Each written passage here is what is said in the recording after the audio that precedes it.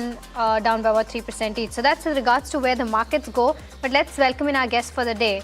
We're joined by Gaurav Sharma, Associate VP and Head of Research at Globe Capital. And we'll shortly be joined by Avinash Gorakshakar, Founder and Head of Research at Avinash Mentor Research Services. Gaurav, a very good morning to you. Your quick view, firstly, with regards to where the markets go. I mean, we have slid well below the 400 levels as well. Right now trading around with cuts of about 170 odd points.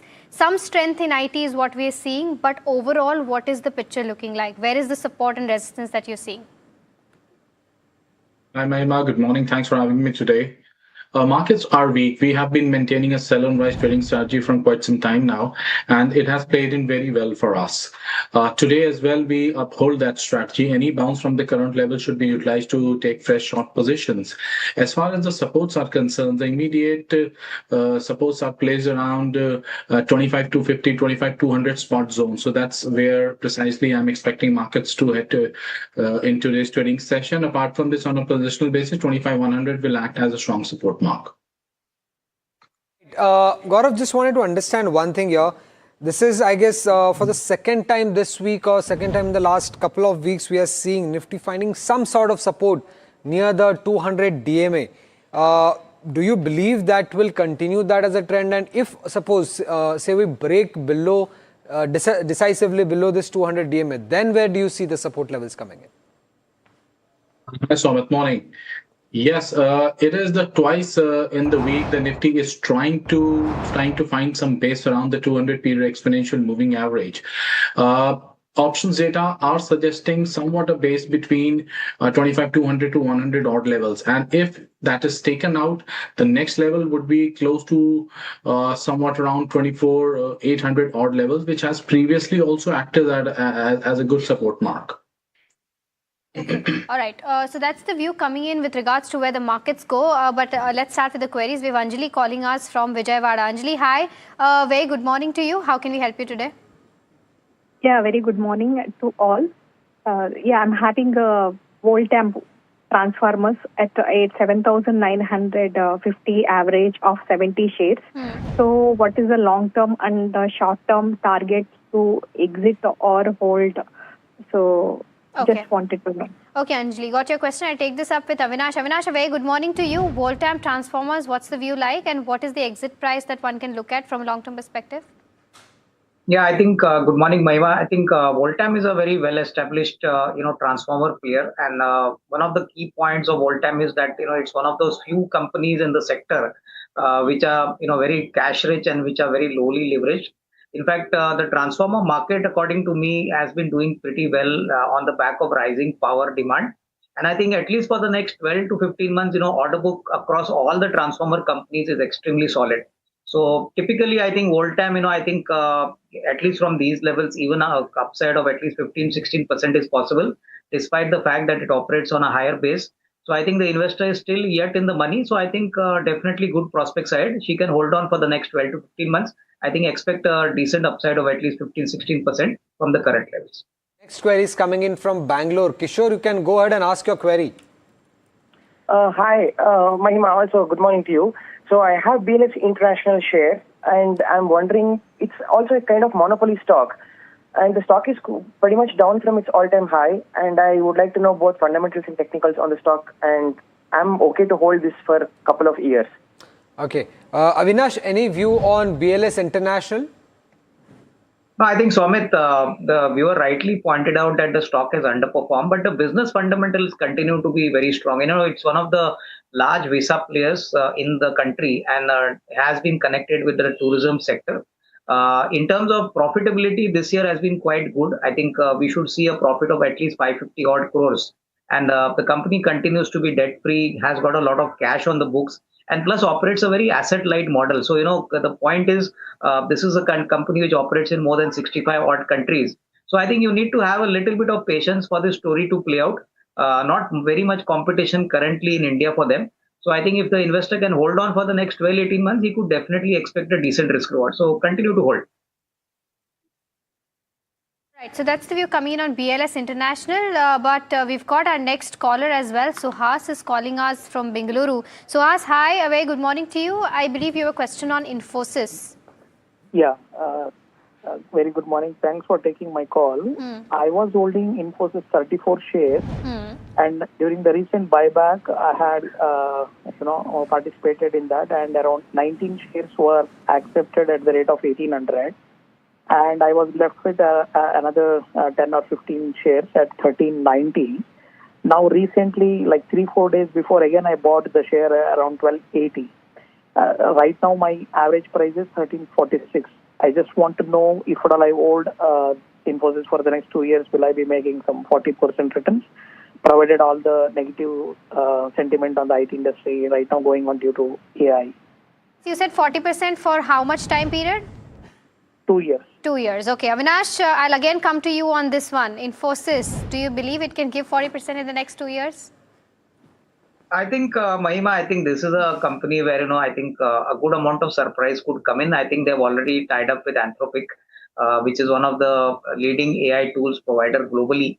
I think rather than giving you a target price or a 40% return commitment, I would say that this company can give another 1 or 2 buybacks, because the kind of cash they are sitting on, that definitely more than recompensates the investor. So I think in that sense, the kind of price the investor has entered is not a very expensive price, but I think he needs to hold on for the next 2 years despite the kind of volatility we are seeing in the IT market. I would presume that FY27 should be significantly better, but considering the buyback and the kind of re-rating possibility, I think he can continue to hold. At least a 25-30% upside looks possible over the next 2 years. Right. The next query is coming in from Mumbai. Nihal is holding 2,200 shares of the Dabur at a price of 509. He wants to know at what price should he exit. Gaurav, any view on Dabur? Well, Dow is consolidating from past many weeks now, and the range is 490 on the downside, 530-35 on the higher side. So stock is currently trading in the middle of the range. Once that range is taken out, that is a break above 535. The stock will quickly rise up to 555, 560 zone. So from a short-term trading standpoint, that should be the strategy. 560 should be the level where the viewer should consider exiting the position. Okay, all right. So that's the view coming in on Dabur. We've got our next caller. Shankar Rao is calling us from Hyderabad. Mr. Rao, hi, a very good morning to you. I believe you have a question on Sai Life Sciences. My question is about Science DLM Limited. Okay. Science DLM Limited and Okay, Science Science Limited. DLM. Okay. What is the view on the next 3 months? I want to understand. Okay, 3 months. Gaurav, I'll come to you on this one. Science DLM is the counter that he's talking about. What are the charts indicating? I'm afraid I won't be able to comment. We don't track the stock. DLM. Mahima, we don't track the stock. Actually, you don't track the stock. Okay, all right. Avinash, then your view, though it's from a very short-term perspective, but any view that you can give on this particular counter from a fundamental perspective? No, I think, my guess is that, if the investor is already holding on the share, it's better that he holds on for the next 1 or 2 quarters. The previous quarter was not very encouraging, but I think longer term, I think it belongs to the Cient kind of parent, which is separately listed. And this was a IPO which was widely, taken by the investors in a big way. So I think maybe in the next 6 to 8 months, I think one needs to hold on and see better numbers coming out. I think they have a very good long-term business opportunity. But in the short term, I think looking at the kind of scenario, it's better to wait and watch. So if he's got the shares, he can hold on. No fresh buying advisable. Next query is coming in from Murli from Rajamundry, and he's holding 250 shares of HBL Engineering bought at a price of 800 rupees. He wants to know the long-term view. Should he continue to hold or sell this counter? Avinash, any view here? Yeah, I think, Somit, this is a company which has moved up from 75 odd levels to almost 1,000 odd levels, and this operates in a very niche space. The safety systems for railways, which is called Kavach. It's one of the key vendors there. In fact, recently they've got large orders from the railways. So my sense is that if the investor has purchased it at a higher level, he could average at the current odd level, bring down his average cost, and stay invested for the next 2 years. The visibility for this business is going to be humongous. It's going to be very significant. But I think the kind of price he has invested, he'll have to give some time for the stock to get again re-rated and obviously make a risk reward over his cost price. Okay, all right. So that's the view coming on HPL engine, but we've got our next caller. Rao is calling us from Andhra Pradesh. Rao, a very good morning to you. What's your query about? Good morning. Regarding IFCI. Okay. Regarding IFCI, Huh? can I enter at the current market price for 1 year term? Okay, Mr. Rao, got your question. Gaurav, IFCI is the counter that he's talking about. Any view with regards to where charts are concerned? Can he enter right now? The stock has retraced pretty much from its recent top. So yes, these are reasonable levels to take a fresh entry. I suggest the viewer to maintain a stop at closing stop at 55, and then take a position. Look for targets close to 70 to 75 for the next couple of months. The next query is coming in from Sonali Mehta, and it's on HDFC Bank. She's holding 44 shares at a price of 908 rupees. She wants to know whether is it a good time to add more shares. Gaurav, any view on charts when it comes to HDFC Bank? Somit, of late, HDFC Bank has witnessed reasonable sell-off from 1,020 odd levels. Currently, it is trading well below 900 marks, excuse me. I don't see much of a downside from these levels. Another 20-30 points cut can be possible towards 860. So one should start accumulating the position around the current zone. Got it. Okay, so that's the view coming in on HDFC Bank. We've got our next question from Gautam, who's writing us from USA, asking about Geo Finance. He's bought at the levels of 293 and 10,000 shares is what he has. He wants to know if he can go ahead and sell this counter and invest into something like an AB Capital or Aditya Birla Sun Life. And he wants a technical view on this one. Gaurav, your view? Okay, I think we seem to have lost. This question is to me. Okay. Go ahead. Yeah. So I think AB Capital is a better choice. The stock is consolidating at higher levels. I don't see any meaningful profit taking coming in anytime soon. Any dip from the current levels towards 330 should be utilized as a fresh entry. Take a stop at closing stop at 320, maintain long position, and add once the stock crosses 370 odd levels.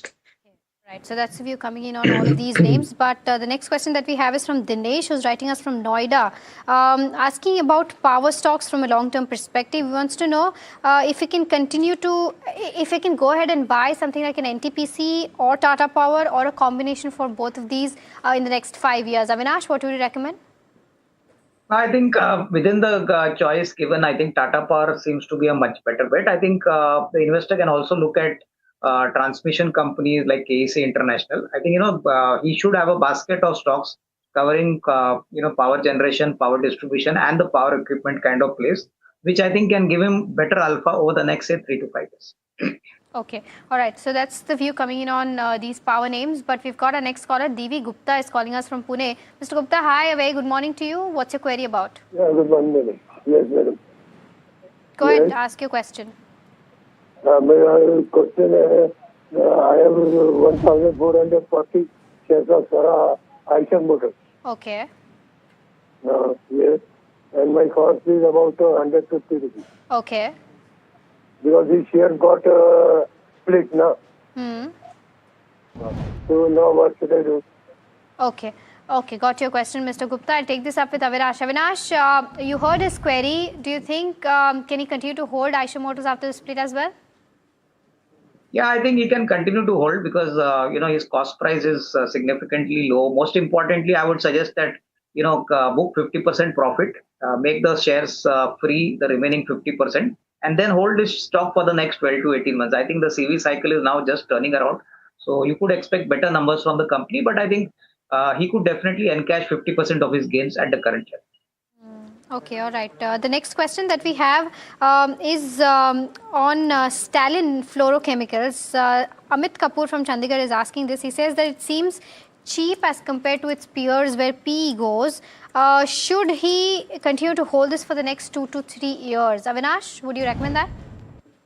Yeah, I think, in the fluorochemical space, there are not many players. And I think this is a recent listed entity.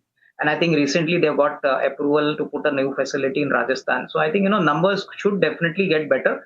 But I think he needs to stay invested for the next 2 years to get the full benefit of this, growth rally which is expected going forward. Okay, all right. So that's we're coming on Stalin India Fluorochem. But the next question that we have is from on NBCC. Venkat Ramani from Bengaluru is holding 600 shares at the levels of 80. She wants to know whether she can buy more, hold or sell for the next 12 months. Gaurav, from a 1 year perspective, what are the charts indicating? No, I won't be suggesting to adding more position at these levels because the stock is not at all giving any signs of meaningful reversal coming in. But yes, he can hold on to his position because somewhat of the supports are placed around 84 odd level. So I don't see it falling below that. My take is that she should hold on to a position with a stop at 84. All right, so that's we're coming on NBCC, but shifting focus, and of course, as always, we try to get you how the FNO setup is looking like, and we have Sharad joining by to give us the cue. Sharad, how are the cues shaping up right now? Mahima, it's a bit turning negative. Earlier, last 2-3 days, we are complaining that the markets are in consolidation, but the key technical average levels for Sensex has been broken, and you see the heavyweights which are there, they are not giving in a good amount of support coming in, be it HDFC Bank, HUL, Ultratech, Cement, ICICI Bank, all of them dragging Sensex down. Remember, slight bit of positivity is definitely there in IT stocks, but is it very convincing? Will it hold up? That's the key question. BankX also, the story remains same, and it's a slightly much more weaker setup now as compared to Sensex. Going ahead, a stock specific also, there isn't so much excitement in all of the 4 calls which I'm going to share because they are in a very narrow range. Petronet, LNG and Eternal are there where there is a long build-up happening. And if you look at the short covering, that's also not that convincing. It's Kalyan Jewellers and Vari Energies. Long unwinding also, don't expect much major trade to happen. But yes, the market is shifting towards shorts. And this has pull up the key shots coming in the capital market theme, CDSL, Angel One, all of them also cracking in the trade, and the NBFCs, of course, on the Bihar MFI news flow, all of them are seeing deep gashes also. Of course, some in the cash markets are also there, but that's the entire action basically happening in the shorts in today's space. Okay, Sharad, thank you so much for giving us those details with regards to where the FNO space goes. But moving on, I think Narendra is calling us from Tamil Nadu. Do we have him, Narendra? Yes, madam. Yes, go ahead, ask your question. Madam, I have holding a Clean Life Science, madam. It is a chemical company. I am holding around 1,500 quantity at the rate of 920, madam. Okay. Shall I exit or continue to hold, madam? Because it is a huge loss in my portfolio. So I am very much affected by only because of this mid-cap stocks, madam. I can understand that, Narendra, and I see that you're sitting on a loss of over 2.9 lakh rupees. Avinash, I'll take this up with you. What should Narendra do right now? Is there any scope of recovering his losses? No, I think, Mahima, this company, ever since it went public, I think, it has never delivered. And I think investors have actually been largely disappointed because of the poor set of numbers. And quite ironically, this company was always traded at a premium. Even now, the valuations seem to be fair to expensive. So I think my sense is that since he has held on for such a long time and his capital is not performing, it's better that he switch over to some other companies. I think maybe, from the banking sector, we continue to like the PSU banks like Bank of Baroda, Canara Bank, or maybe from the data center segment, something like an Anantaraj at 540 could be an interesting bet because, these are all growing sectors, and our sense is that over the next 12 to 15 months, there could be a significant amount of traction in this area compared to clean science. So I think better to switch and, obviously allocate your capital to get a better alpha. Right. The next caller query is coming from Bangalore. Garima, you can go ahead and ask your query. Yeah, my query is that is it good time to enter HDFC Bank for long term, at least 1 year? Okay. Avinash, any view on HDFC Bank from long-term perspective for the next 1 year actually? So I think below 900, Somit, it could be a good buy because, I think most of the negatives are factored in. Although one should remember the fact that last 2 years, the stock has done nothing. So it has underperformed. But I think hopefully if the banking cycle turns around, we have seen great growth now inching over in double digits. And it's one of the larger banks. So I think, yes, I think a small exposure can be taken, but below 900. Okay, all right. So that's if you're coming on HDFC Bank. But with that, Gaurav, thank you so much for taking out the time and helping us answer all those queries. Viewers, time to slip into a very, very short break, but we'll be right back answering your queries on the other side. So do stay tuned.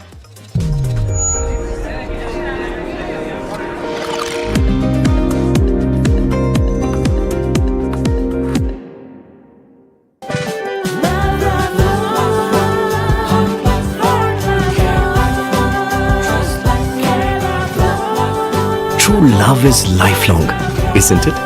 Just like Tata Power Solar Roof, best quality solutions, lifelong service guarantee and unmatched expertise. ये on तो quality lifelong. ये हाथ केवल हल नहीं चलाते, मिट्टी से सोना उगाते हैं। ये हाथ केवल सिलाई नहीं करते, देश को नया रूप देते हैं। ये हाथ लोगों को उनकी मंजिल तक पहुंचाते हैं और इन्हें हम आसानी से लोन देकर अपना फर्ज निभाते हैं। कैप्री लोन्स फर्ज निभाते हैं।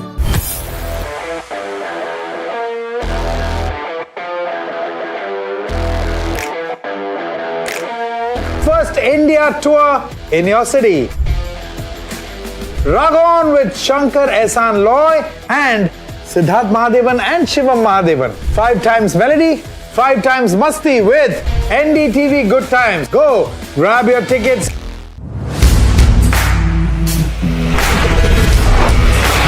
Alright team, our new auto show is ready. Now we need a promo. Something cool, something sharp.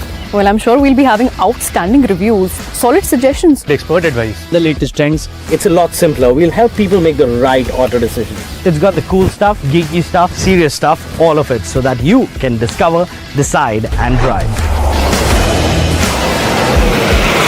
I'm Siddharth Sharma and I am your automate.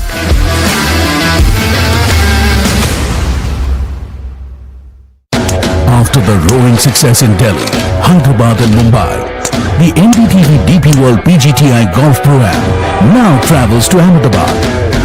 India's finest professionals, the city's most accomplished business leaders. Great golf, great company. NDTV DP World PGTI Golf Pro-Am. The course of champions, the conversation of leaders. 8th March, Kalhar Blues and Greens, Ahmedabad. Sound check हो गया? Visuals ready? Lights okay? Everything is ready? Wait, are you ready? ये सिर्फ एक concert नहीं है. This is my life. This is my story. One night, no repeats. Book your tickets now. Hi, I'm Tamanna Inamdar.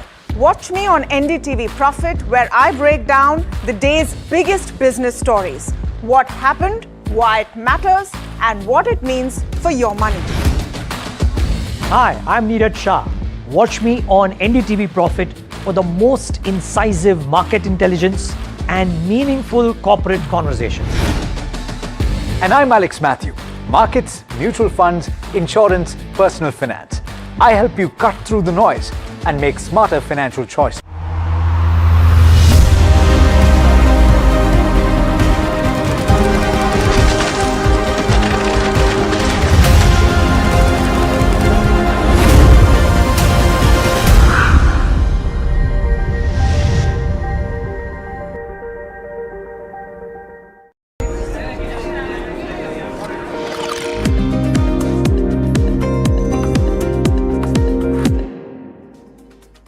Welcome back. You're watching Ask Profit on NDTV Profit. The next caller query is coming in from Bangalore. Vishwanath, you can go ahead and ask your query. Yeah, hi, good morning. Thank you for taking my call.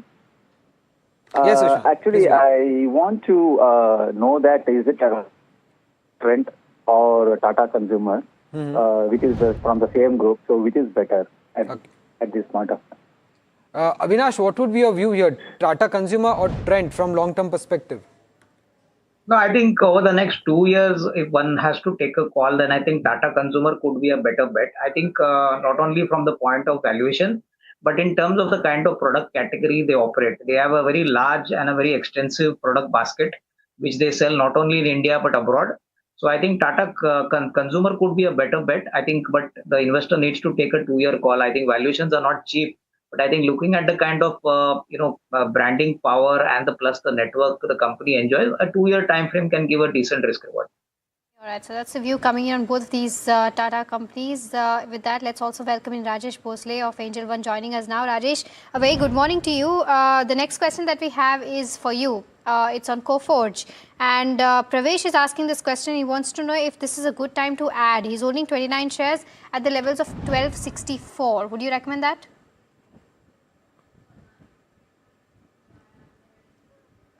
Rajesh, I think you're on mute. Yeah, I hope I'm audible now. Yes, you're Yeah, audible. so IT packs are under pressure, and in fact, if we see well before IT packs came under pressure, this stock had already given a breakdown. So we expect the weakness can extend, and we'll suggest to wait for now. But if it comes around the levels of around 1100, that would be ideal level to average, because in the past during July 24, we saw a rally starting from the levels of 1100 to 2000 levels. So if it dips around 1100, that would be ideal level to add on. But as of now, the stock is under pressure. Avoid catching the falling knife. Right. The next query is coming in from Mahati from Hyderabad. He is holding 3,500 shares of Ola Electric, bought at a price of 42. He wants to know whether should he average at the current level or exit. He's currently sitting on a loss of around 50% he's saying. Avinash, what would be your view on this, Ola Electric? No, I think I wouldn't suggest him to average here, Swamit, because as all of us are aware, the company continues to be on a very slippery kind of wicket. Q3 numbers were extremely bad, and I think fourth quarter is also going to be on similar lines. So I think it's better that he, shifts to some other stock. I think something like an IDFC First Bank or maybe a Federal Bank or a Bank of Maharashtra. These are much better bets in the current scenario compared to Ola Electric. Okay, all right. So that's the view coming in on Ola. But the next caller, Parab, is calling us from Pune. Parab, hi, a very good morning to you. I believe your question on DRL. Yes. Hi. My question is regarding Dr. Reddy. I'm holding Dr. Reddy's 100 shares from last 1 year at the rate of 13.55. And my question to the fundamental analyst, Mr. Avinash Gorakhpur, what future he think about this stock? Okay, fair. Got your question, Parab. Avinash, your view on Dr. Reddy's? No, I think we can continue to hold. See, I think the stock may not have done at least for the last 1 year, but I think current trends clearly point out that the next 8 to 12 months would be promising for Dr. Reddy's. And I think Q3 numbers have also been quite, reasonably good. The commentary has been good. And I think hopefully this year the US market should present a much better and a bigger opportunity for the company. So I think, continue to hold for the next 6 to 12 months. I think you can expect a decent risk reward going forward. The next query is coming in from Tenzuk from Kerala. He's currently holding around 308 shares of Bharti Airtel, bought at an average price of 1,940. He wants to know, let's get in Rajesh here to understand the short-term view on this counter. Rajesh, your view on Bharti Airtel? Yeah, so this stock has been an outperformer, but if you see since November, the short-term momentum has turned negative, and maybe the weakness can persist in the near term. So as of now, short-term view remains negative, but somewhere around 1750 to 1780 levels, there's a strong support of key retracement and long-term moving averages.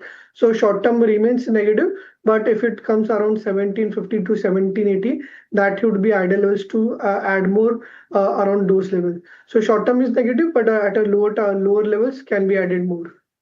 Okay, all right. So that's the view coming on Bharti Airtel. Mohan is calling us from Bengaluru. Mohan, hi, a very good morning to you. What's your query about?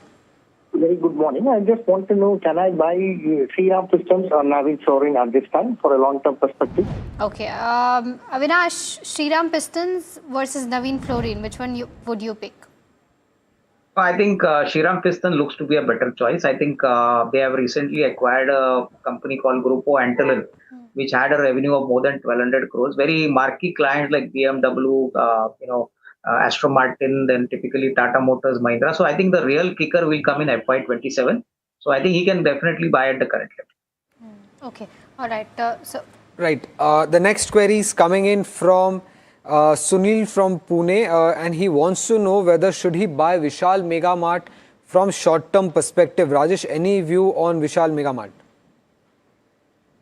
So I would suggest avoid for now. Till yesterday, there was some positive momentum, but there is a strong gap down opening and volume-based activity is also there. So as of now, wait. I mean, the short-term momentum is definitely weak, where every bonds is getting sold into around 89 EMA. So wait for now. I mean, the stock is likely to slip further towards the levels of around 112 to 110 levels. Okay, so that's the view with regards to where Vishal Megamart goes. But the next question that we have is from Mr. GK, who's writing us from Bengaluru, asking about two counters, that is Ashok Leyland and Tata Motors commercial vehicles from a 4 to 5 year time horizon. He's asking as to which one should he invest in. Avinash, yesterday only Puneet did a story on how all of these commercial vehicle stocks have really run up. Valuations are also not looking cheap, but is whether there is growth going ahead or not. And he had laid down factors that yes, there could be possible legs of growth going forward. But between these two, that is Ashok Leyland and Tata Motors, which one would your pick be? No, I think commercial vehicles we would like to bet on Tata Motors. I think although Ashok Leyland has also done pretty well, but in terms of the market share, in terms of the product positioning, I think Tata Motors CV has got a better kind of runway ahead. And I think the investor needs to keep a 12 to 18 month horizon because the CV cycle has just started looking up, and hopefully if GDP numbers are good, if the economy grows, I would not be surprised that the CV cycle could give a better run rate for a player like Tata Motors. Of course, Ashok Leyland would also grow, but relative to that, Tata Motors CV definitely should do better. All right. In fact, we've got our next question from Vinay, who's writing us from Hyderabad, asking about AGI Green. He's got 100 shares at the levels of 700, sitting on a loss of over 15,000 rupees. Rajesh, your view on the charts on this particular counter? No, I mean, the stock remains under pressure, and I mean, in last few weeks, we have seen a volume-based sell-off. So, expecting further downside in the near term. Possibly, the stock can slip towards the levels of around 510 levels and further lower in the near term. So, use any bounce towards 600 as an exit opportunity. We expect the underperformance to continue in the near term. Next query is coming in from Ramcharan from Hyderabad. He's holding a few shares. In fact, 616 shares of NHPC bought at a price of 89 rupees. He wants to know whether should he average more or continue to hold this count. Avinash, your view on NHPC? No, I think you can continue to hold and maybe average more, but this stock has always moved in a very slow kind of pattern, Somit. So, I think if the investor has got a 12 to 18 month time frame only, then he should average and stay invested. Okay, all right. So that's the view coming on NHPC. We've got our next caller. Ravi is calling us from Bengaluru. Ravi, hi. A very good morning to you. What's your query about? Yeah, I just want to know whether I can accumulate spice jets at the current price, because it went up to 12 rupees. Then because there is no much of competition in that field, other than Indigo. So is it the right time to bet on spice jet, or it's not worth investing? I would like to know the advice. Okay, Ravi, got your question. Avinash, I know fundamentally you would prefer Interglobe Aviation, but your view? No, I think, currently at this level, if the investor has got the stomach to face the volatile market trend and be prepared for a little bit of volatility, he could definitely take a position at 15, 16 rupees. But please understand that the company still continues to be on a weak wicket as far as its financials are concerned. So I think the aviation space is growing. You'll have to be very watchful on the company's performance and the kind of commentary and the traction it shows. So maybe at around 15 rupees, a small exposure can be taken, but I think with the caveat that in case the company does not perform well on the financial side, then obviously it could turn out to be a loser. The next caller query is coming in again from Hyderabad. Nagarjun, you can go ahead and ask your query. Sir, good morning, sir. Yes, good morning. I bought 100 shares in the Network Technologies at the levels of 3,100 rupees. Can I hold or exit, sir? And can you hold it for long term? Not for long term, sir. Not truly for long term. It may be, I thought that in 3 years, it's around like 9,000 rupees or 10,000 rupees. After 3 years, I thought that. 3 years. Technologies okay. the company are working on AI structures. Okay. But Got it. short-term purpose I am asking you, sir. Got it, Nagajan. Avinash, any view on Netweb Tech for the next 2 to 3 years? Yeah, I think the investor can definitely hold on. I think this is a stock which has always been fancied by the market, and I think the AI tool facilitator is definitely going to help benefit companies like NetWeb.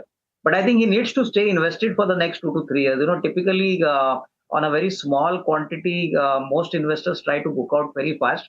So I think keep a time frame of 2 years and stay invested. You could definitely expect a decent price reward. Okay. Brainbees is the next one. We've got Shiva Kumar who's asking as to what is the view on this particular counter. Rajesh, enough data on the charts to give a perspective? Can you repeat the symbol? Brainbees. So that's first cry. I'll get you the symbol. It is first cry only. Yeah, so I mean, in the last 2 weeks, the stock has seen a vertical fall from the levels of around 290, and definitely the momentum remains weak. So we'll suggest. Yesterday there was a bullish engulfing, so some kind of base formation is definitely there, but we expect this stock to underperform in the near term. So use any bounce towards 20 EMA, that is around 235 to 240 levels, to exit long positions. Next caller query coming in from Mumbai. Nishad, you can go ahead and ask your query. Yeah, I want to know about transformers and rectifiers, and I also bought skipper. I just bought them today. I have a long-term view. I bought them because I was bullish on the theme electrification. So is it right? Should I buy more? Okay, quickly, Avinash, your view on transformers and rectifiers. Should he continue to hold? Yeah, he can continue to hold because the price is corrected also quite significantly, and within the transformer space, we feel that this is a company which is sitting on a very healthy order book, and I think the traction in this segment is going to grow. So continue to hold. I think keep a time frame of at least 12 to 15 months going forward. Alright, so that's the view coming in on Trill. But viewers, time to slip into a very short break, but we'll be right back on the other side, so do stay tuned.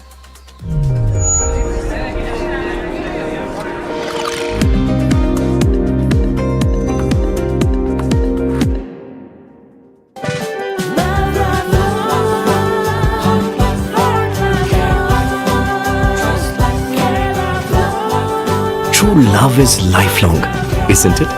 Just like Tata Power Solar Roof, best quality solutions, lifelong service guarantee and unmatched expertise. ये on the quality lifelong. हाथ, ये हाथ केवल हल नहीं चलाते, मिट्टी से सोना उगाते हैं। ये हाथ केवल सिलाई नहीं करते, देश को नया रूप देते हैं। ये हाथ लोगों को उनकी मंजिल तक पहुंचाते हैं और इन्हें हम आसानी से लोन देकर अपना फर्ज निभाते हैं। कैप्री लोन्स फर्ज निभाते हैं। साउंड चेक हो गया? Visuals ready? Lights okay? Everything is ready?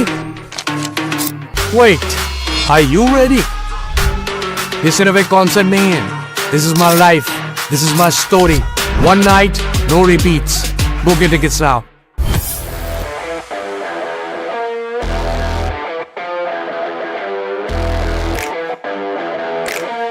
First India tour in your city.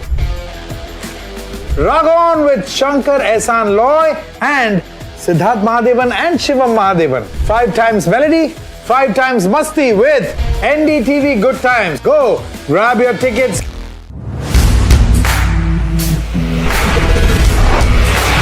Alright team, our new order show is ready. Now we need a promo. Something cool, something sharp. Well, I'm sure we'll be having outstanding reviews, solid suggestions, Expert advice, the latest trends. It's a lot simpler. We'll help people make the right auto decision. It's got the cool stuff, geeky stuff, serious stuff, all of it, so that you can discover, decide and drive. I'm Siddharth Sharma and I am your Automate.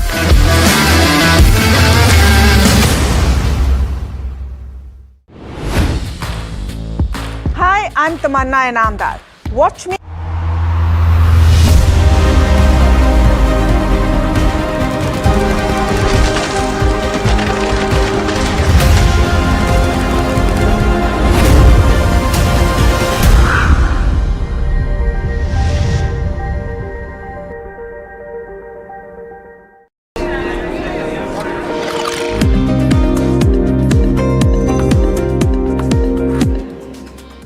Welcome back. You're watching Ask Profit here at NDTV Profit. Just a quick look as to how the markets are doing at the moment. The Nifty 50 still, in terms of where the numbers go, it's still down by about 0.6%, around 160 points of a downtick is what we're seeing. Off from, of course, the day's high point. And with regards to where some of the names goes, IT pack is doing fairly well. Eternal also, topping that chart.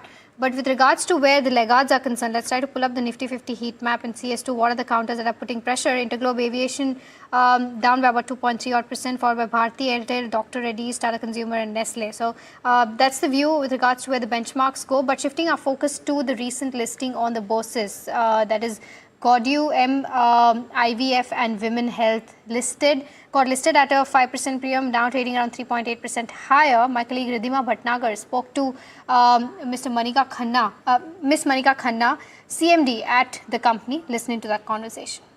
By asking you that, the companies just got listed and saw strong retail participation, what's your message to the investors on the key priorities for the companies going forward? Great. So, my message to the investors, Ridhima, is that we are here for the long haul. We are here to create a legacy. We are going to aggressively make 19 hubs and equivalent spokes across the country. We already have a pan-India presence with 7 hubs and 28 spokes. So we understand, all 4 corners of the country quite well, because in infertility that matters. Like tuberculosis in Bihar could be more rampant and become the reason. Aging eggs or PCOD in Punjab could be a reason. So, we understand the entire country. And we work, we are a completely SOP driven organization. So to our investors, I would like to say that we are on a roller coaster and we plan to build these 19 hubs, make a lot of money for us and everybody. Could you specify any, particular cities you're looking at for expansion? Yes. And also 2-3 quick allocations which will be done with the IPO proceeds. Yeah. So as far as the cities are concerned, the whole list is mentioned in the RHP. We are going across. So there are 4 or 5 centers in the north part of the country, 2 or 3 in the west, 2 or 3 in the east, 4 or 5 in the south. These have not been randomly chosen. These have been chosen according to their birth rates, the affordability of the population, the sale of infertility drugs in that population. So that is how these centers have been chosen, and they are diverse. So they will have major metros like Chennai and Kolkata, whereas they will have smaller cities like Vizag and all these places as well. Tier 2 is also our focus because it's a myth that infertility is confined to the metros. There's significant infertility tier 2, tier 3 down to the villages, and that is why the hub and spoke model that we follow works beautifully. Could you give us a little bit of visibility as of how will you manage your margins and profitability for the investors in the next few quarters? What can be the expectations? Yeah. So, we spent a lot of time creating a foundation. 16 years of hard work, 16 years of journey has been in making these SOPs and making this asset-light model, attracting medical tourism. So what we've done is that we've reached these sustainable EBITDAs and PATs despite opening 7 hubs and 26 spokes because, we are asset-light. Spokes invite zero infrastructure costs. Second, we are 97% B2C driven in an industry which is largely B2B driven. So we are not paying any heavy professional fees to doctors. We are not star doctor dependent, so all our doctors are employed people. So since the base model is going to remain same and the foundation is strong, so we do not see much changing, and historically we have shown that in the last 3 years when we were expanding, the EBITDAs and PATs have sustained. So talent availability as per your RHP also says that is an issue. Going forward, how will you manage while you scale to get good doctors and also maintain the success rates? Excellent question. So, what Guardian does is that we train our own team. So, we do look at a set of, for example, let's say I'm going to a city of Pune. So, I'll look for a good gynecologist there, qualified, who has the minimum qualifications required by the 2022 ART bill law, and an embryologist or a nurse accordingly. But we do not depend on somebody having 15 years of experience, because then they're less flexible to be trained on our SOPs. Our SOPs are giving a clinically high consistent success rate of 58%. We want it to be that high always. And so to maintain that, all our doctors, embryologists, nurses have to undergo a mandatory training at the head office. They have to give an exit exam. Only if they pass the exam, they are posted. Otherwise, we say a bye-bye to them. So the talent pool is something we keep creating along with us. And that is also one of the reasons, the doctors stick to us, because not only do they get annual salary increments, they also get performance incentive if one has outperformed the other. And the most important thing to a doctor, not just money matters, professional satisfaction matters, and they get the freedom to use their medical skills, but within the guidance of the SOP framework. So for example, my doctor in Ludhiana is the same from day one. My doctor in Srinagar is the same. So that's how we retain the best pool. Alright, so that's the conversation coming here on the recent listing, but shifting focus and moving on with the Ask Profit show. Chetan is calling us from Bengaluru. Chetan, hi, very good morning to you. I believe you have a question on Apollo Microsystems. Yeah, good morning everyone. I have a Apollo Microsystem 250 shares. I bought it 119. So I wanted to know long-term view on that. Okay, I can hold Avinash. it for 5 to 10 years. Sure, Avinash, 5 to 10 years is the horizon that Chetan is looking at for Apollo Microsystems, already sitting on profits of around 30,000 rupees. Would you recommend a hold on this one? Yeah, I think he can continue to hold for the next 2 years. See, I think defense companies' premature nature is that the more you hold, I think value can be compounded. And I think the company in which the investor has invested is already in the money. But I think looking at the next 2 years, the kind of order book visibility, the kind of scalability this company would grow, I think definitely he should hold on for the next 2 years to get a better alpha. Right. The next query is coming in from Somashekar from Bangalore, and he wants a short-term view on Tata Steel. He has around 100 shares bought at a price of 181. Rajesh, your view when it comes to Tata Steel?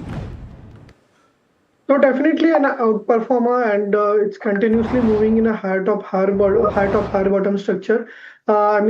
I'll suggest him to continue to hold on to it. We are expecting a move towards the levels of around 225 to 240 levels. On the downside, he can keep a trailing stop loss below 204, which is its 20 EMA, which is getting, every dip towards it is getting bought into. So keep a stop loss of 204, and on the high side, keep a targets of around 225 to 230 levels.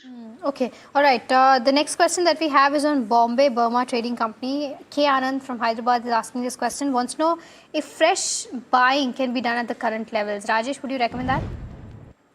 So I would suggest him to avoid. We are seeing that bounces are getting sold into around 200 DMA, and overall the structure remains negative. But if in case it dips towards the levels of around 1550 to 1500, there we see a strong support of 200 weekly moving average, and also the last year's swing low. So as of now, wait. But if it dips towards 1550 to 1500 levels, that would be the ideal levels to enter longs. Next query is coming on, is a caller query coming in from Pavitra. Pavitra, you can go ahead and ask your query.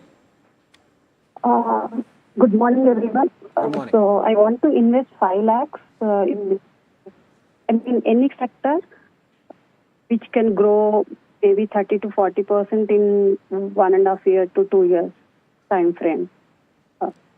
So can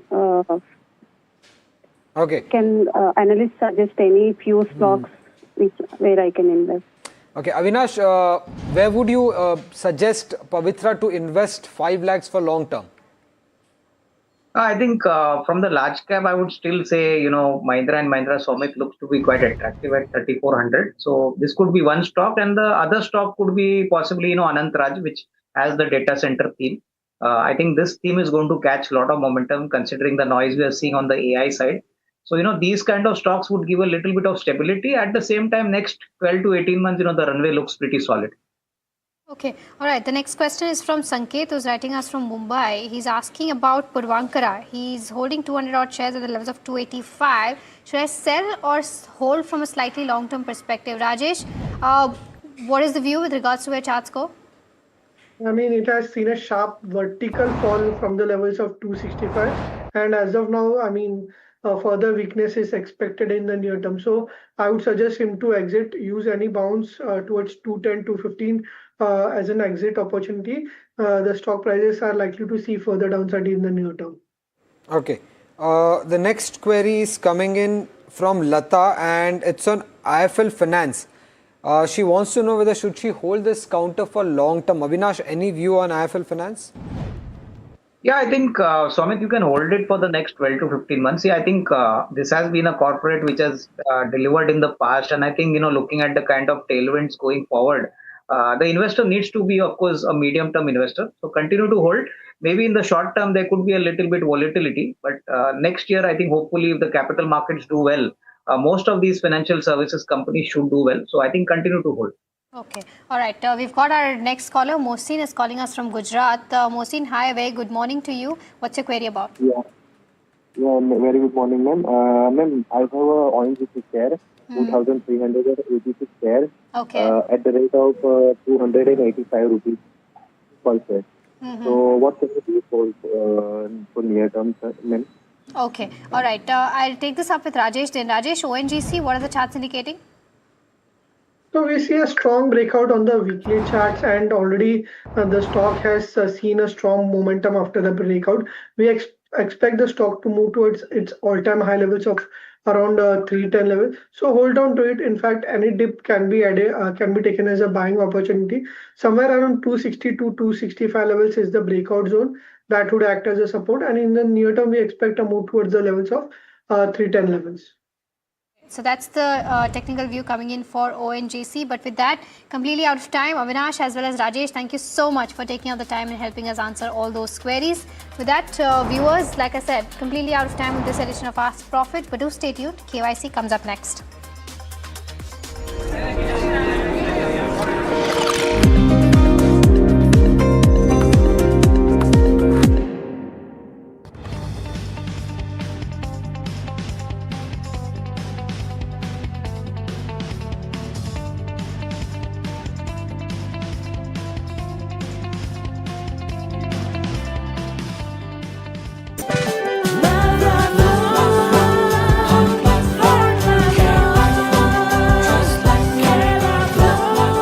True love is lifelong, isn't it?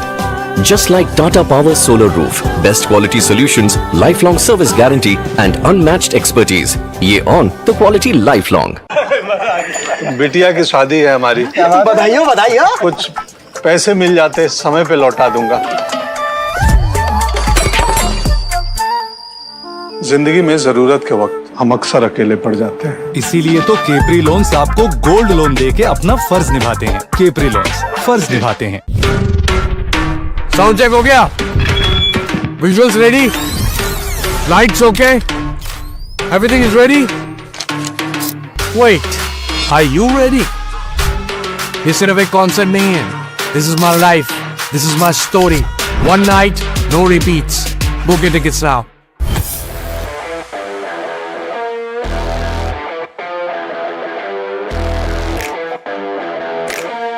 First India tour in your city. Rock on with Shankar Ehsan Loy and Siddharth Mahadevan and Shivam Mahadevan. 5 times melody, 5 times masti with NDTV Good Times. Go grab your tickets. After the roaring success in Delhi, Hyderabad and Mumbai, the NDTV DP World PGTI Golf Pro-Am now travels to Ahmedabad. India's finest professionals, the city's most accomplished business leaders. Great golf, great company. NDTV DP World PGTI Golf Pro Am. The course of champions, the conversation of leaders. 8th March, Kalhar Blues and Greens, Ahmedabad.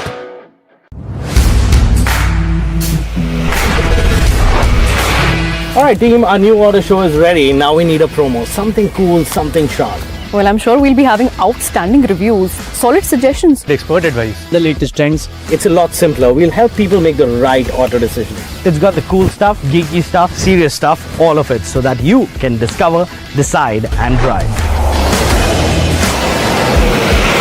I'm Siddharth Sharma and I am your Automate.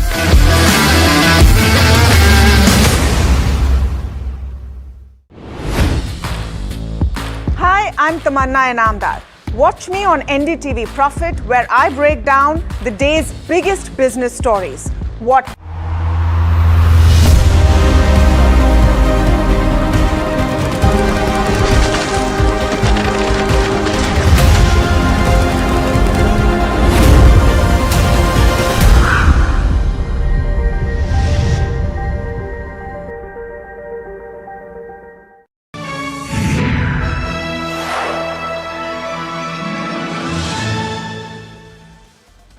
Hello and welcome to KYC. I am Sharad Dubey, your host and dost, and let's start the show. Very interesting company I have got for you in KYC. It's recently listed, but I'll give you some hints. Try to guess it.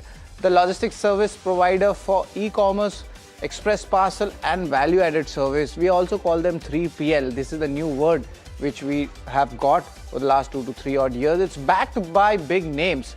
Flipkart, 8 Road Adventures. You must be getting the vibe of a VEPC. Yes, it is largely funded on that. Promoter stake is on the lower side. We'll get you on that. And the other important thing is it's recently listed in January 28, a very limited period where we are getting this company. But a lot of interest coming in this stock. And currently, the stock is trading below its IPO price of 124 rupees per share. Well, it'll be very interesting to know which company this is. And I don't want to keep you in the shadow. This time I'm going to give you the answer a bit early. The company's name is Shadowfax. Let's get them on screen. Think ahead. That's the tagline. Pretty much interesting. But why are we calling this company? Of course, there's a lot of interest. A lot of you have written to me for KYC to get in new listed companies as well. But remember, the history would be a bit less and I will tweak the ratings as well. But let's get on the key questions. Why are we actually getting this company here?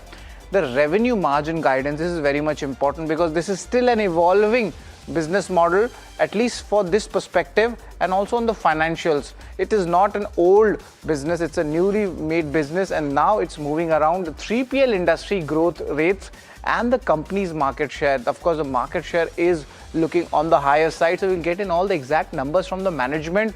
Another important reason to call this company on our show in KYC is that any acquisitions plan, generally these companies have a bigger war chest for cash and they might look at some inorganic way of moving ahead as well. Apart from this, also the demand inquiry trends, especially for the B2B clients. Remember, if a CVF cycle starts, which is already therein, it starts benefiting logistics companies. And if you talk about logistics, that's why Shadowfax is over here. What's the growth looking like for both the express segment? Is it actually outpacing the hyper local segment? That's what we will try to understand. There are these two business segments which the company is looking at. FY27 capex plans, there's already a little bit of moderation in FY26. So that'll be pretty much interesting to talk about this company.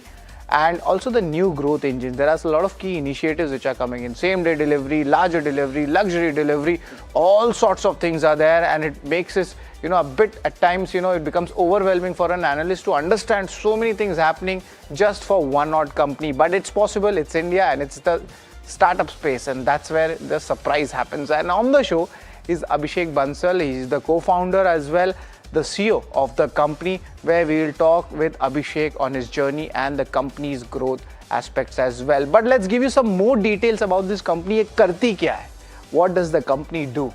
Of course, about the company, we had mentioned you that it's a tech-led third-party logistics, 3PL, that's the full form. Every time this PL word will be coming, so it's not profit and loss. at least for a logistics company, it's 3PL, it's third-party logistics company in India. Another important fact about this company, it's focused on enabling the digital aspect of this commerce, especially in express logistics. Also, we focus on the asset light model. That's pretty much interesting. It's operating across 15,166 pin codes, and that's a large exposure area. But nevertheless, there is a big scope to grow. Also, India is a big country. 23% market share they have for India's e-commerce parcel shipments. That's a good market share coming in from the base which they have grown in the last 3 to 4 years. Express forward parcel delivery is for the e-commerce and the D2C brands as well. So whatever you're ordering from phone, a lot of back-end work is being done by Shadowfax, and that's why it's actually in the shadows, but it's very much prevalent. And look at the big names. I'm sure you must have shopped from all these larger brands, and the people behind it is of course Shadowfax. Also, looking at these clients, it just keeps on going, and these are a part of our everyday life. So this company also technically becomes a good player in that. The reverse logistics, reverse pickup market leader by volume. These are the other products which the company is focusing on. Quick commerce also, it's there. The hyper local, as we call it in these terms, they might look a bit difficult, but to be honest, this is the startup parlance. So I'll try to explain you slowly what actually this is all about. Same day and next day delivery service. This is where everybody wants. I want something in 10 minutes. Maybe you want something in just a day. That is where Shadowfax comes in. Also, apart from this, these are the hand-in-hand exchange deliveries as well. So these are the nitty-gritties, of what things are happening behind the screens, and that's what I'm explaining you. The revenue model, paisa kaise aata hai? This is called fee per shipment, order delivery. That is how these metrics work. That's why I just wanted to give you that, but I'll show you the revenue. That will be more simple for you, and that's what I'm talking about. The revenue, the top line numbers go up in these type of companies because they are still in their growth phase. That means the growth hasn't stopped. That's why maybe the markets are giving a very high valuations, but we'll come to that. Also, apart from this revenue model, we'll talk about the forward express parcel, how the numbers have changed. This is the growth coming in 8%, and now it's at around 23%. It'll be very much interesting to see whether they can touch the 25 or 30% mark in a month or a quarter. There is market share picture, of course, is the largest 3PL company for reverse pickup shipments. That's one thing. Apart from that, there are 3-4 other important points. This is the largest 3PL company for same day delivery, and this segment we are seeing something much more happening in the entire market. And largest 3PL quick commerce for quick commerce deliveries also, 10 minute, 15 minute, 20 minute, that's what you call. Also is the operational performance. This is the number, the Q3 numbers I'm talking about. Express is doing better than hyperlocal, but you never know. These models keep changing, the companies keep pivoting, the mindset is startups. So it's a bit difficult for a public player analyst to understand these models, and that's why maybe the markets are not giving the premium which the company might get. This is a very important news coming in. One NCR is the largest automated sortation facility to date. We'll ask more details about it. It's a very recent announcement coming in from the company. The facility is now fully operational. Roughly a 50 crore investment you could talk about, and this is roughly a 2.1 lakh square feet facility in the NCR region. So this is the recent news coming in when it comes to Shadowfax. So पूरा detail आपको तो बता दिया company का, but I'll explain you the ratings, how we go about it in KYC, what are the rating parameters, and remember, to be fair and one of the loved KYC shows we will change some parameters for a company like this, because it's not fair to judge one company with all the same parameters. Of course, the basic things remain there. This is the holy grail. I won't change that ever. But the operational parameters I'm getting, because return ratios is not fair to actually get these numbers right now. Let the company mature in the business model. Shareholding street cat, this is very much important. But remember, it's a very small time period. So you won't get anything on a time basis, time series analysis. So we have to be very neutral on that aspect. Valuations, yes, we'll focus on that. Outlook, this is very much important on the future and the industry. So we'll get you all those details. But right now, let's go into the first rating parameter, and that is the income statement. Income statement, largely, you see the companies like that, the growth comes on the top line. The focus is always on the top line, and they are doing what they are told. The way the model is set up, the PVC funding is there, and that's the growth coming in. Also, if you're looking at the bottom line, so you must be wondering, Sharad, why the profits are not going up? Because company is in a big expansion phase, and just getting path to profitability that the company has achieved, but How much more will it go up? That is something which we'll talk about. But if you're working at scale and the benefit starts coming in, that is where some amount of good upflows can start coming in, and that's a little bit of that hint has already started coming in. This is just the Q3 numbers, so I would just like to give you the longer picture. Definitely the path to profitability has to go up more, but look at the moves which are happening in Q3. So that is something which is showing us that the story of Shadowfax is intact, and that margin jump also we saw. Whether this will hold up that 6% margin, that's what we'll be asking Abhishek. But as of now, the story, the movement from Q3, from the lower numbers, at least in the profitability and margins, has gone up. So that is something which I liked. But long-term company needs to prove more, and that's how it's evolving. So let's give it time and give a neutral rating when it comes to the income statement. Balance sheet is also very much important, and largely balance sheet is really well funded, to be honest. And you see the borrowings has also come down. The IPO listing was there a month ago, so not much there. The balance sheet strength is very strong, and even there's 191 crore cash as well. So some acquisition or treasury management is always there. So to be honest, balance sheet is very strong. So I'm going to give a thumbs up when it comes to the balance sheet. But cash flows is very much important also. Logistics industries, at times the cash flows get lumpy, and there is some seasonality impact also. There's a festive season where you get more orders, and let's just see how that has panned out. And I've just taken data till FY25, and largely the data is kind of showing some positive moves here. But remember, this cash flow segment is a bit lumpy. Just to give a benefit of doubt for both the long-term investors and even the short-term traders, at least the cash flow segment is something, even if you could say that you could skip this is fine. It's a neutral rating coming in, not much happening. But nevertheless, FY25 numbers are decent. Let's talk about the operational parameters. You must be wondering, Sharad, where are the return ratios? Return ratios I have not taken. The model is a bit different. So let's focus on the operational part, and that is where my interest is there. Express and Hyperlocal doing really well, and that is something which you should be looking at least for this stage of the business cycle of the company. Let's move ahead. Any other important operational parameters are there?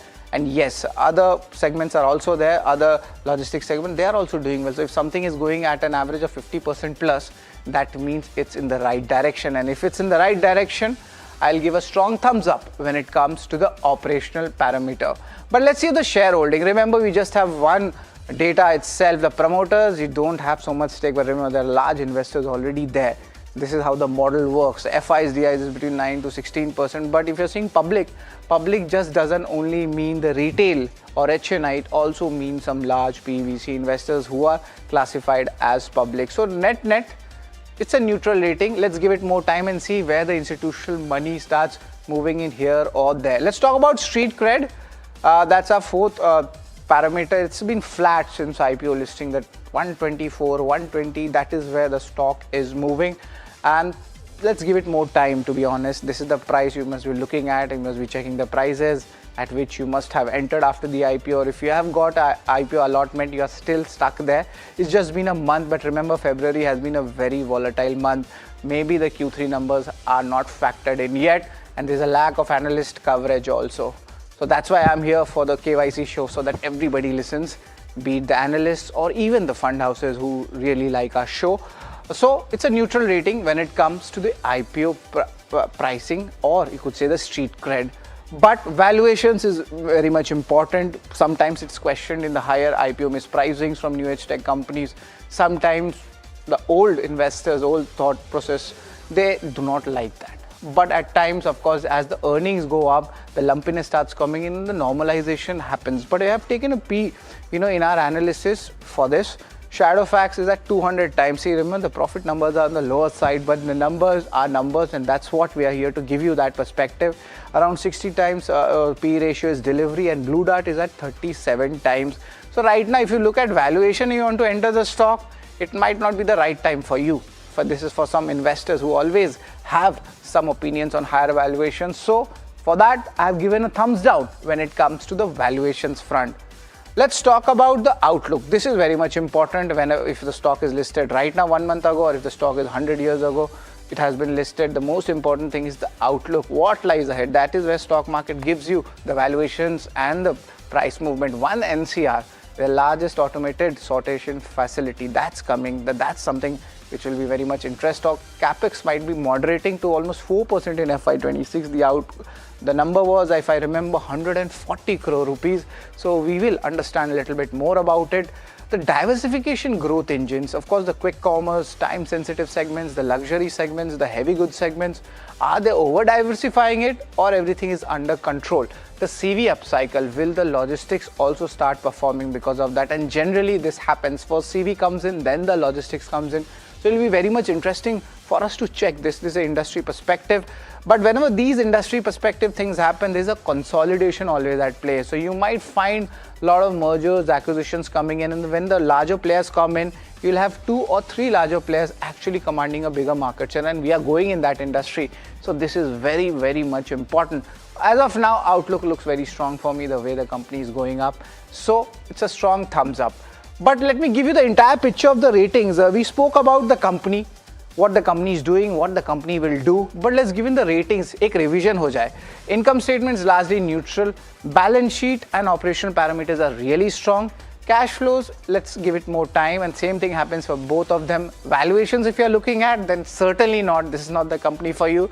But outlook, the future, that is also very strong. So all in all, on the higher side of the KYC ratings which we give at an average, it's 5 out of 8 when it comes to Shadowfax Technologies. But to give us more perspective, we'll be joined by Abhishek Bansal. He's the co-founder and CEO at Shadowfax Tech. An interesting trivia about him: he's an education from IIT Delhi, and also he has worked with Hay Group as a business consultant. So Abhishek would be joining us, and Abhishek, it's always a pleasure to talk with you. Good afternoon, and a very strong Q3 numbers also has come in. Just want to ask you on your new announcement first before we get into the other details for KYC. Is One NCR, what is this automation center all about, and how does it change a lot? Because in your presentation I've written there's an inflection point also. Now just give us the example, or maybe what does this inflection point mean? One NCR's automation center which has come in. Yeah, thank you, Sharad. So One NCR is an automated center. We have been building it for the last 18 odd months. It's the largest sortation center today that we have set up. Today, Shadowfax runs close to about 55 sortation centers pan-India.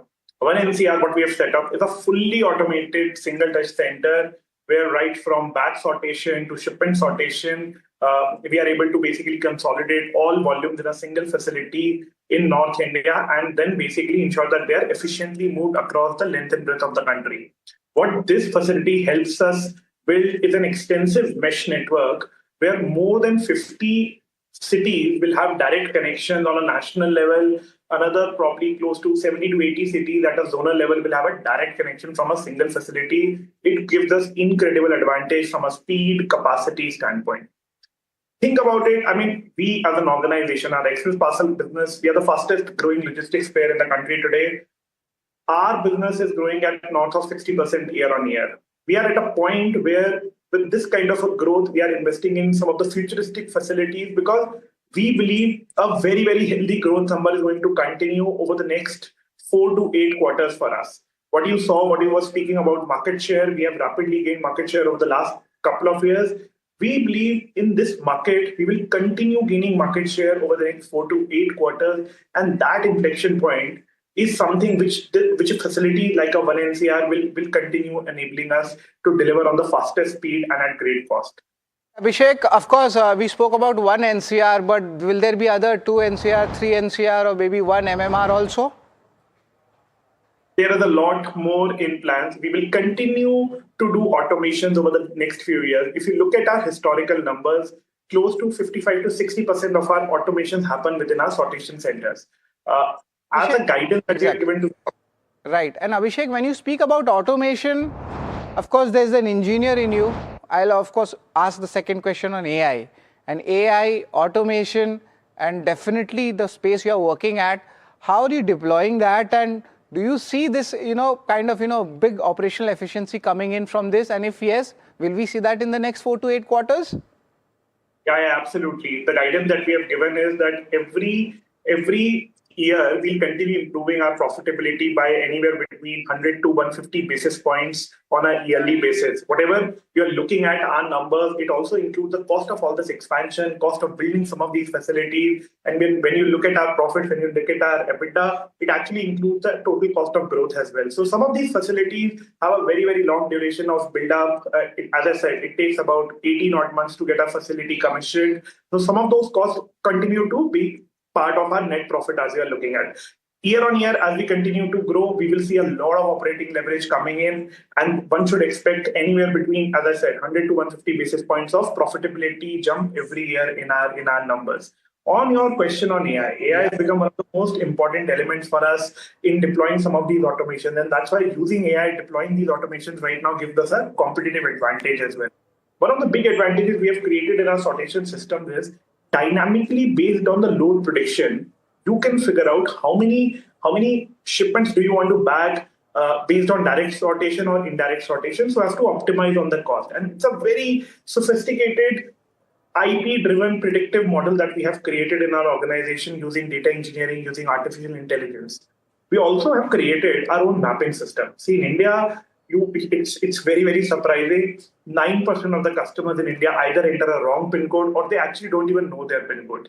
Looking at address and sending them to the right location using our PIN code fix engine, using our own mapping engine, is a huge competitive advantage that we have built over a period of time. It helps us give us a great cost advantage. It gives us a customer experience advantage.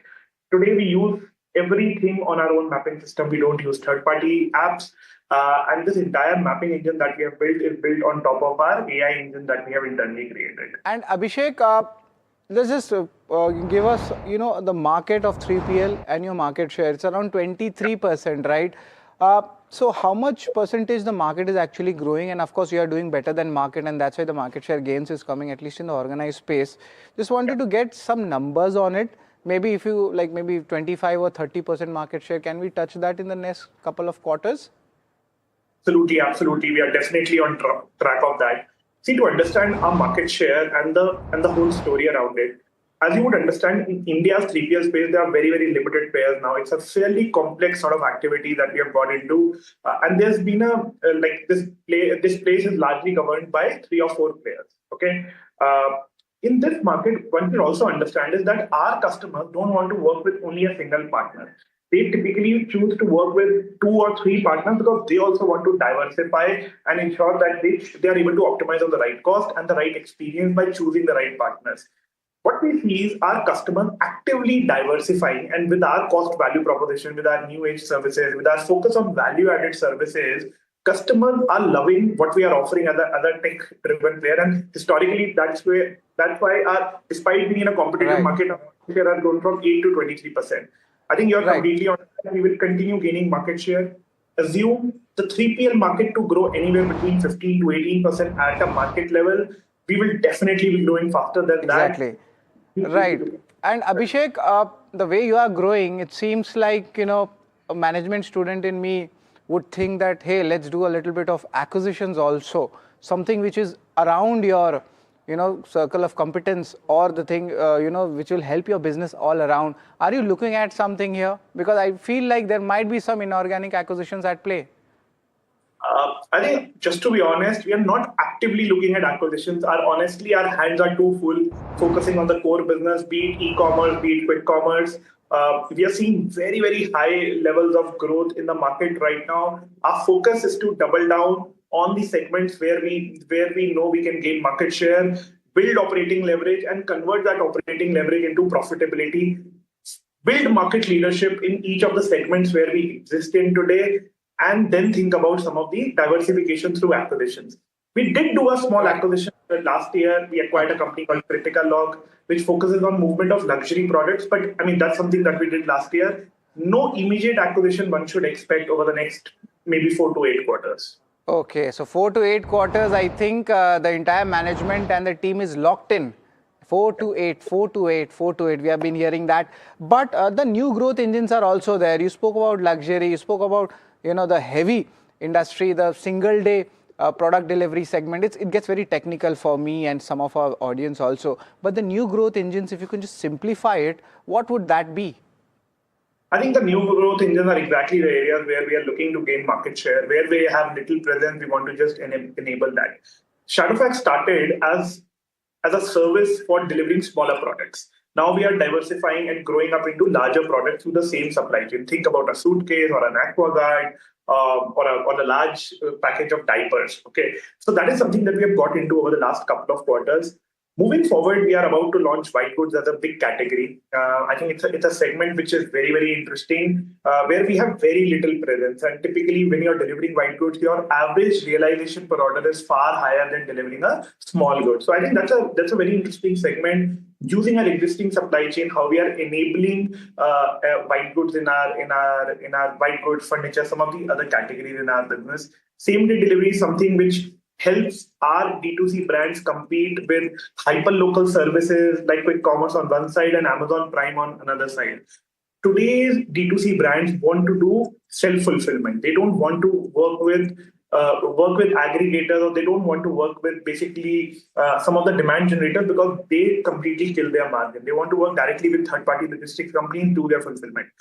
With our same-day delivery service, it is today the fastest growing service we have. It is a big differentiator that D2C brands basically get from us. In very, very simple ways, let's say you go to a brand.com website, you're sitting in Mumbai, you're placing an order by 12 o'clock. What we essentially promise is delivery of that by end of day, okay, in your same city. If it is a different city, we'll fly that shipment overnight, deliver it to you next morning. Today, this service is applicable in more than 30 cities. We are the market leaders in doing same-day delivery. So Abhishek, we spoke a lot about your business, but there's this one question I get asked by a lot of my Gen Z folks. They keep writing to me and they want to put a question to you. The question is, someone who is 24-year-old right now looking at you in our KYC show, they want an advice as an entrepreneurship, and if they want to break into your industry, what they should know about.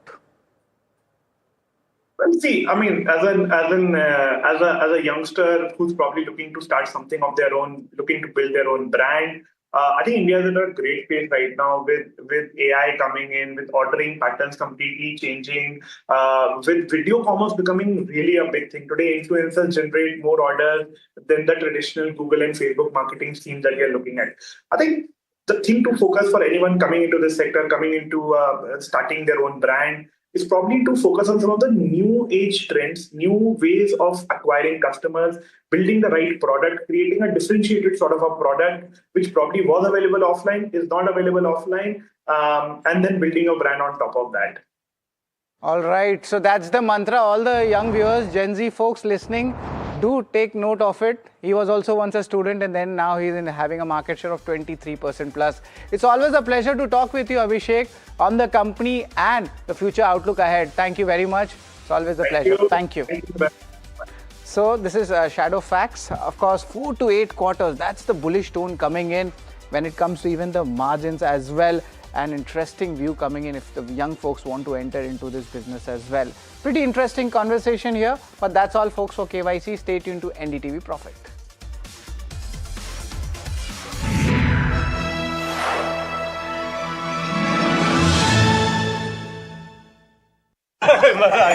बिटिया की शादी है हमारी। बधाई हो बधाई हो। कुछ पैसे मिल जाते समय पे लौटा दूंगा। जिंदगी में जरूरत के वक्त हम अक्सर अकेले पड़ जाते हैं। इसीलिए तो केपरी लोन्स आपको गोल्ड लोन देके अपना फर्ज निभाते हैं। केपरी लोन्स फर्ज निभाते हैं। After the roaring success in Delhi, Hyderabad and Mumbai, the NDTV DP World PGTI Golf Pro-Am now travels to Ahmedabad. India's finest professionals, the city's most accomplished business leaders. Great golf, great company. NDTV DP World PGTI Golf Pro-Am. The course of champions, the conversation of leaders. 8th March, Kalhar Blues and Greens, Ahmedabad.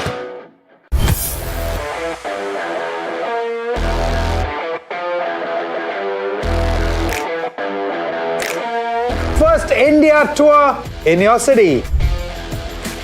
Rag on with Shankar Ehsan Loy and Siddharth Mahadevan and Shivam Mahadevan. 5 times melody, 5 times masti with NDTV Good Times. Go grab your tickets. Sound check हो गया? Visuals ready? Lights okay? Everything is ready? Wait, are you ready? ये सिर्फ एक concert नहीं है. This is my life. This is my story. One night, no repeats. Book your tickets now.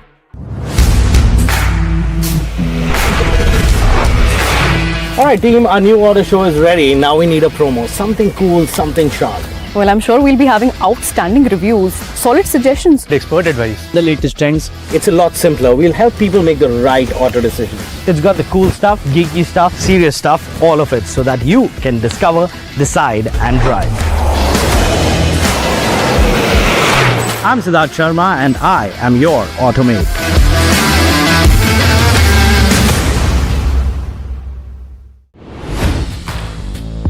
Hi, I'm Tamanna Inamdar. Watch me on NDTV Profit, where I break down the day's biggest business stories. What happened, why it matters, and what it means for your money. Hi, I'm Neeraj Shah. Watch me on NDTV Profit for the most incisive market intelligence and meaningful corporate conversations. And I'm Alex Matthew. Markets, mutual funds, insurance, personal finance. I help you cut through the noise and make smarter financial choices. And here's where you can watch us.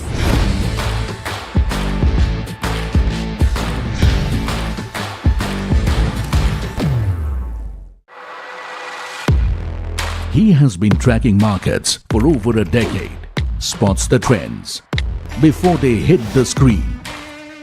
And he is now bringing his analysis to the show that the market watches.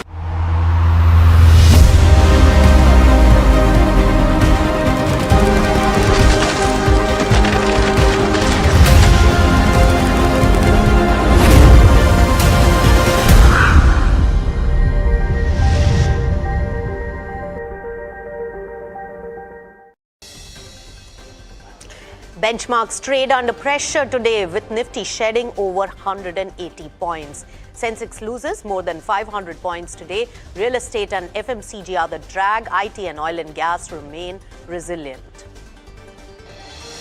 Setback for Amara Raja in Exide. Zimbabwe announces ban on all raw mineral exports and lithium reserves. Africa's top lithium producer wants more local processing and cites malpractices as the reason for the ban. India is set to adopt a new GDP series with 2022-23 as the base year, replacing the decade-old 2011-12 series. The Ministry of Statistics and Program Implementation is scheduled to release the national accounts data based on the new series. That's today. In a major relief to Aam Aadmi Party's leadership, Arvind Kejriwal and Manish Sisodia have been cleared of all the charges in liquor policy case by a Delhi court. Adds CBI's charge sheet lacked evidence. Major escalation in Pakistan-Afghanistan conflict in our neighborhood. Pakistan bombs major cities, which puts the neighbors at open war after months of tit-for-tat clashes.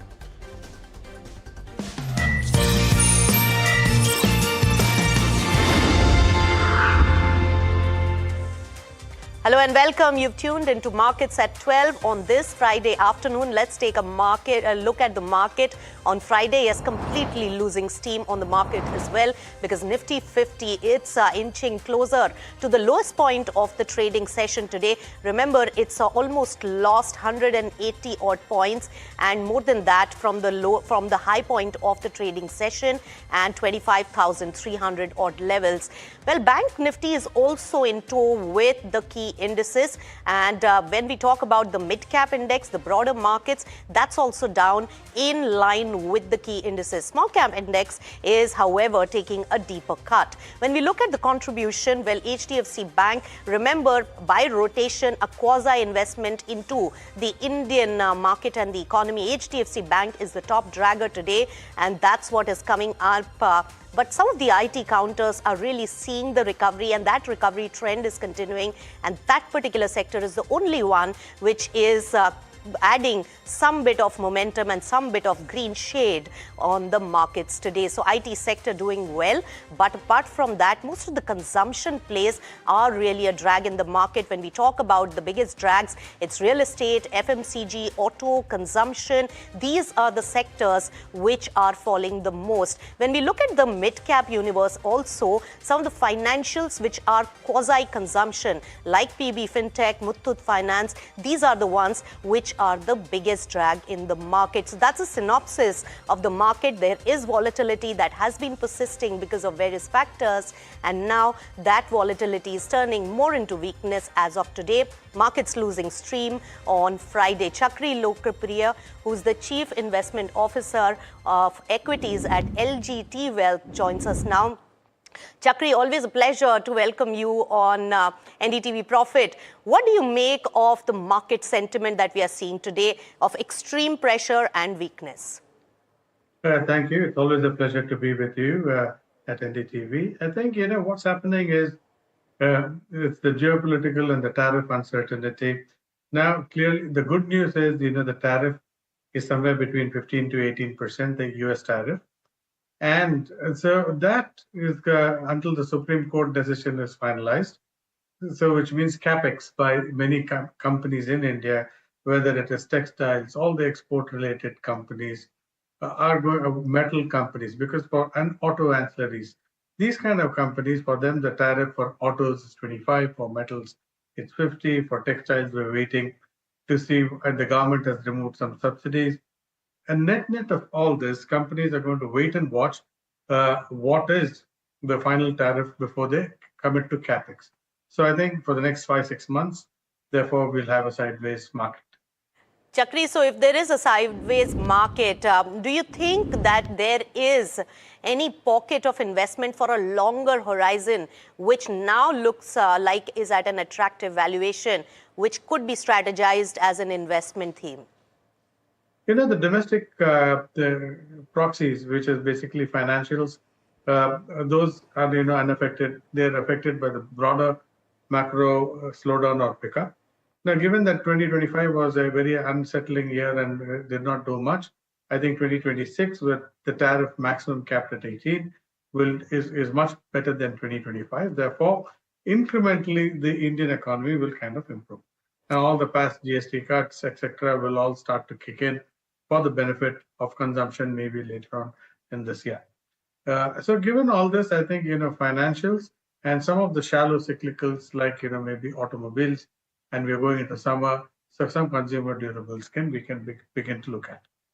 Right, but good you mentioned consumption, Chakri, because this is the sector which demands the utmost importance or attention in today's market, because the biggest drags are really coming in from banks and financials, which are also sometimes the quasi investments for the economy, like HDFC Bank falls on a day of weakness the most sometimes. So apart from these drags, auto, real estate, as well as other consumption, FMCG, these are the ones, and even financial services which are quasi-consumption like insurance as well as gold loan, etc. So these are the ones which have fallen the most and showing utmost amount of weakness. What is the trend and what is the sense we are getting from this kind of a play in the market? If you divide it into 2 or 3 segments, so basically one is financials. Within financials, PSU banks clearly will benefit the most versus the private banks, because whatever capex which is done by the government will first flow to the PSU banks. For the private capex to pick up, which will again go to the PSU banks, and some of it to the private banks, therefore, again, private banks lag. And third is because the consumer is not yet fully recovered and will yet to enjoy the benefits of the GST, etc. cuts. Consumer spending, credit card spending, those kind of spending which benefit the private banks is likely to be back-ended. On the other hand, in the case of pure consumption, autos have done very well, so there is some amount of profit booking. And in the case of consumer staples, I think it's an incremental volume game. There's no pricing power for those companies largely as a sector. So against that backdrop, therefore, that sector is unlikely to recover anytime soon. Right. So, Chakri, at this point, what would you advise in terms of an investment strategy for medium to long-term play? And if this volatility you're saying or market is going to remain sideways with many of the factors beyond our control in the global arena also having their fair bit of impact on Indian markets, putting all that into perspective, what will be your investment advice? The markets, are they a falling knife gradually? And should it be wait and watch, or should pickup be done, or judicious investments be done at this particular point? It's clearly the moving away from being a trading market. You might get these opportunities, obviously, when channels like yours come and point out individual opportunities. They're always buying opportunities. Now, for the longer term investor, clearly it is a wait and watch game. And since it's the US Supreme Court, tariff, Trump coming in, FTAs between various governments, these are all way beyond our control. And they can also change on a dime. Now, tomorrow, if Supreme Court or the Congress in the US reaches an agreement and the tariff comes up at a particular number, it's all final. Those things can happen very suddenly. So therefore, it's good to be invested gradually. There's no point. I think one can also do a sip across stocks and funds. Right. Thank you so much, Chakri, for joining us. It's always a pleasure to take your insights on the market. So as we talk right now, 25,300 level that has been lost. Nifty 50 is down more than 200 points and is closer to the lowest point of the trading session at the particular moment. So keep an eye out on the market, but a lot of our market pressure is also because of the global factors. Let's join in Peter Cardillo with his expert take. He's the chief market economist at Spartan Capital Securities and joins us from the US. Peter, always a pleasure to welcome you on NDTV Profit. You heard that Indian markets on shaky ground, also a lot of global factors at play. What is your outlook on the various uncertainties globally? There is trade war, where the uncertainty persists even after the Supreme Court judgment, and the US-Iran tension, and there is some middle ground being sought right now. How do you see this situation impacting global economy and the markets? Well, domestically, I think we're going to grow somewhere between 2 and 2.25% this year. On a global scale, I think it'll be somewhere between maybe 1.75% to 2.5%. And that, of course, includes China, Europe, and Asia as well, the southeast part of Asia as well. And so I think growth will continue. Of course, there could be some headwinds, and those headwinds could be geopolitical, perhaps interest rates, and of course, perhaps a relocation of assets. That's right, Peter. In fact, one important development is also how the Federal Reserve in the US now goes forward under new leadership. How do you see the strategy and the vision of the new chief coming in? Well, if you look back at Kevin Walsh's history, he's been a hawkish, very hawkish. And his concentration has been mostly on inflation. So I kind of think, unless the inflation numbers come down rather quickly, that he's going to take his time in lowering interest rates. He will lower interest rates this year, and that's because I think that the U.S. economy, the labor market, is going to permit that to happen. I don't see the labor market falling off a cliff, but I do see jobs getting. I see people having a harder time in finding jobs, and I think the impact is most likely going to come from AI. It's going to be a very big challenge for the labor market.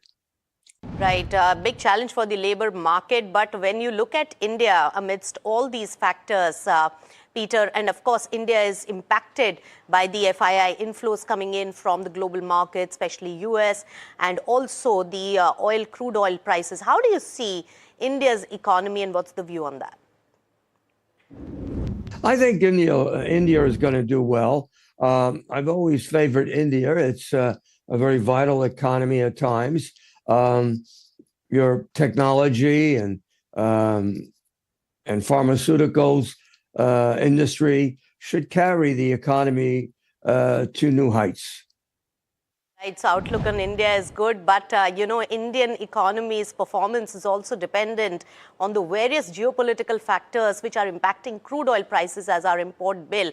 How do you see the near-term US-Iran, developments really impacting the global economy and other factors? Well, we've had a spike in oil prices, not because the fundamentals warrant it, but because of the Iran-U.S.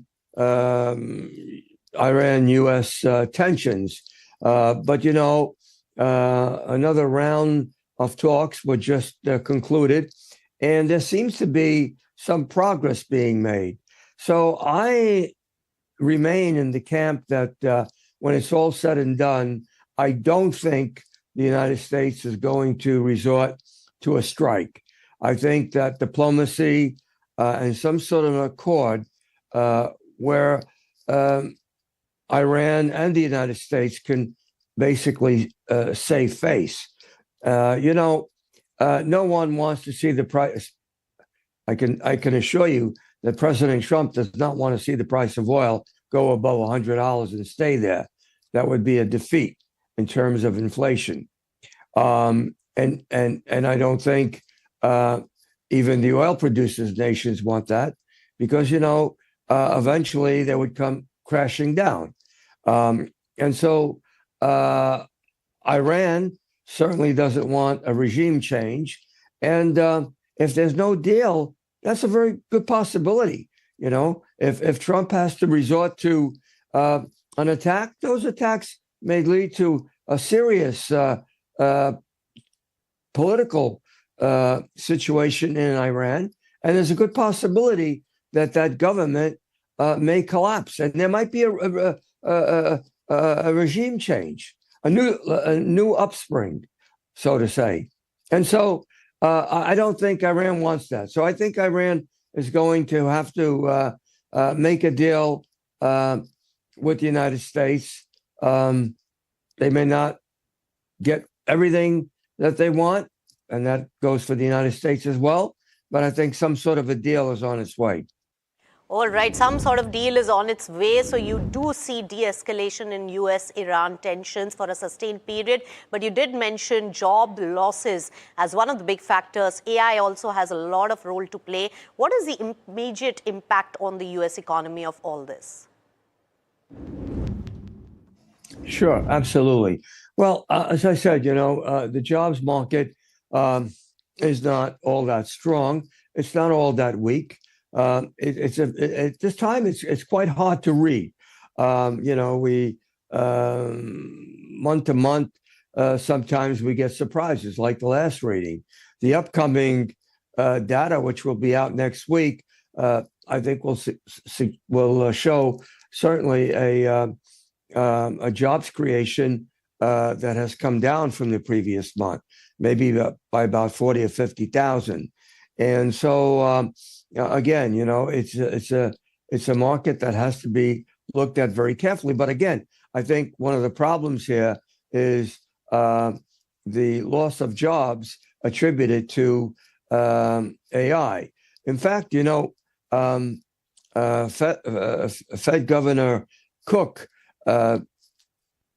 recently talked about the implications of AI, and she basically said, it's good, but we have to really be careful and study and see what the impacts would be on the dual mandate of the Federal Reserve, which we all know is the labor market and inflation. And so,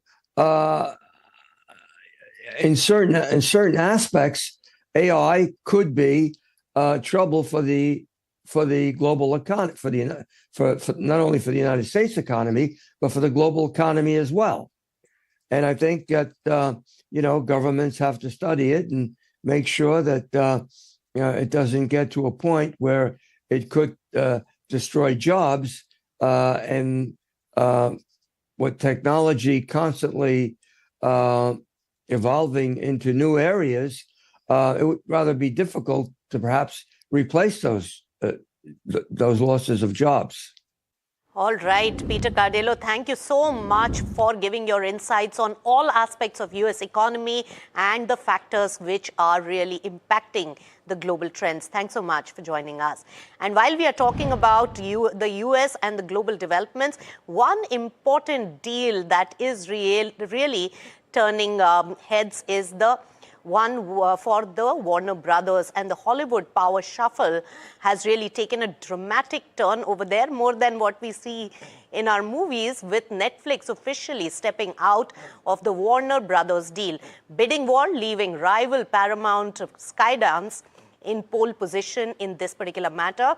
After months of high-stake talks and also regulatory lobbying, Netflix says that the price tag simply stopped making sense, especially after Paramount raised its all-cash offer to a level Warner's board deemed superior to that of Netflix. With Netflix walking away, the stage is set now for a tectonic merger that could really reshape the entertainment landscape, from HBO to CNN to iconic films franchises. So this is the largest deal that is really taking place, and it affects us also directly. At least I'm a fan of Warner Brothers movies and also a regular watcher of Netflix.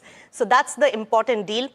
But while we are talking about the deals, a large deal in terms of government disinvestment taking shape in India, Fairfax is emerging as a frontrunner for IDBI Bank's majority stake, potentially also reshaping the lender's future through fresh capital and also strategic partnership and possible CSB Bank merger.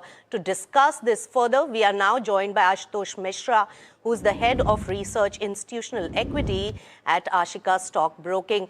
Ashutosh, good to have you on NDTV Profit. Because of this, Thank you. This news now, the stock of IDBI Bank is over 1.5% up in an otherwise absolutely weak market. What's your sense on this particular transaction? This transaction was going from a long time, and I think this is the right step.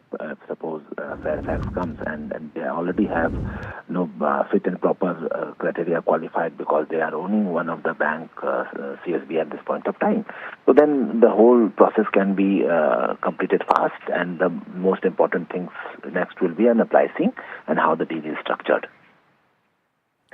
When we talk about this spate of foreign investments coming in and fueling the Indian, banking as well as financial services system, Ashutosh, considering that IDBI Bank has a huge PSU, holding government as well as LIC, how do you see IDBI Bank's shareholders really benefiting from a foreign investor really coming into this? What lies ahead for the shareholders, and in how much time can they really benefit from their investment?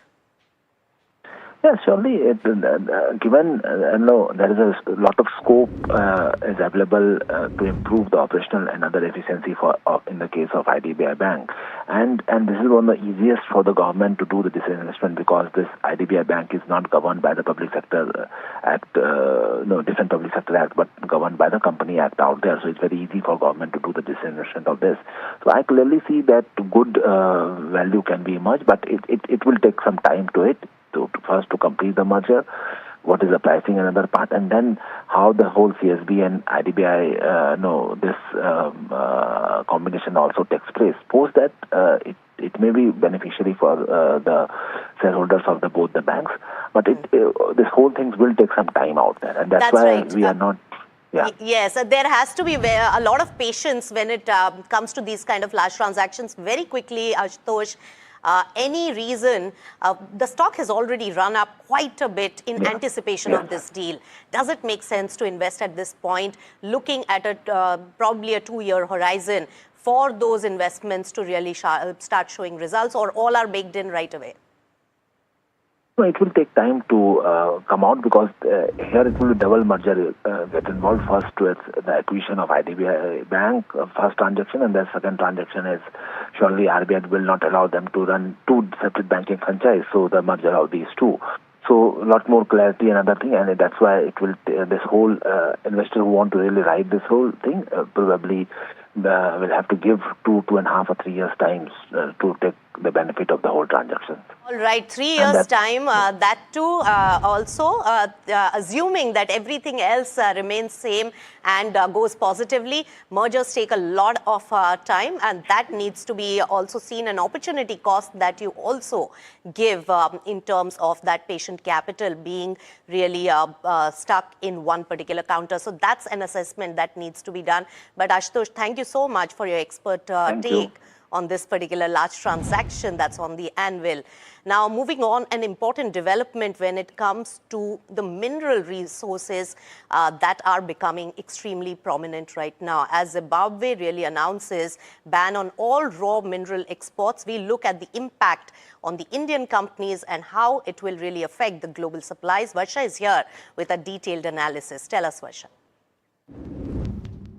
Well, the important point is why we are talking about this, how this is going to impact India. Number one is Zimbabwe exports raw material to China, and China exports processed lithium to India, and hence we have an indirect impact on India. Now, Zimbabwe is Africa's largest lithium reserve holder, exports 1.128 million tons of spodumene in 2025, mostly to China, and the lithium prices jumped globally after the ban announcement due to supply fears. Now, ban applies even to cargo already in transit, and ban remains in force until further notice. Now, which are the companies and which are the sectors that will get impacted when it comes to India?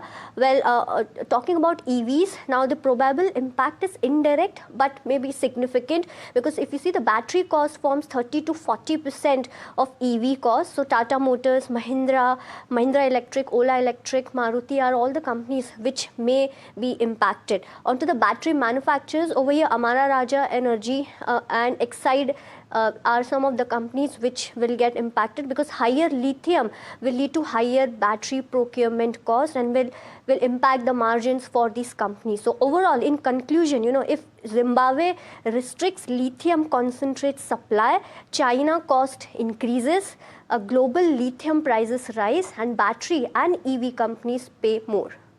Right, so that's the impact really coming in, and lithium is an important mineral, remember, for the electric vehicle batteries, and that is a critical thing to watch out for. At the moment, Nifty 50 at the lowest level in trading sessions. Keep an eye out on that, more than 200 points lost, and there is weakness in the market. But out of time on this edition of Markets at 12, but do keep it with NDTV Profit. Thanks so much.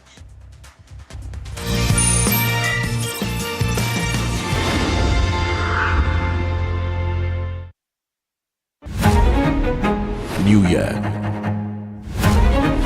new power panel, India market open, now in its boldest lineup. This is where the trends get tested and stocks get conviction. I'll recommend a buy call on a stock only when I'm fully convinced on the stock, with a table-thumping buy. And when the street wants the levels, he brings the chart. Charts speak the truth, and I deliver the levels with no frills. Parag Thakkar and Kush Bohra are now part of the morning crew with Tamanna, Neeraj and Alex. Same show, sharper voices. Every morning on India Market Open, your favorite market show just got better. On NDTV Profit, for your profit. After the roaring success in Delhi, Hyderabad and Mumbai, the NDTV DP World PGTI Golf Pro-Am now travels to Ahmedabad. India's finest professionals, the city's most accomplished business leaders. Great golf, great company. NDTV DP World PGTI Golf Pro Am. The course of champions, the conversation of leaders. 8th March, Kalhar Blues and Greens, Ahmedabad. Sound check हो गया? Visuals ready? Lights okay? Everything is ready? Wait, are you ready? ये सिर्फ एक concert नहीं है. This is my life. This is my story. One night, no repeats. Book your tickets now.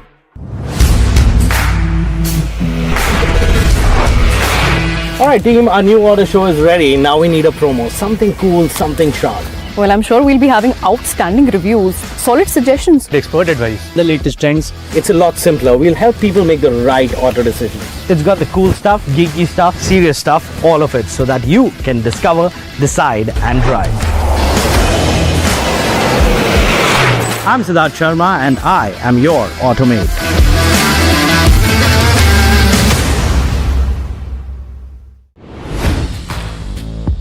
Hi, I'm Tamanna Inamdar. Watch me on NDTV Profit, where I break down the day's biggest business stories. What happened, why it matters, and what it means for your money. Hi, I'm Neeraj Shah. Watch me on NDTV Profit for the most incisive market intelligence and meaningful corporate conversations.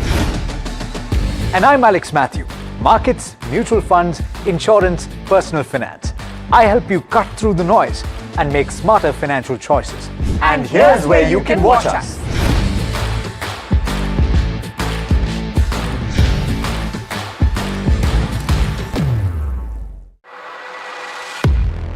He has been tracking markets for over a decade, spots the trends before they hit the screen. And he is now bringing his analysis to the show that the market watches.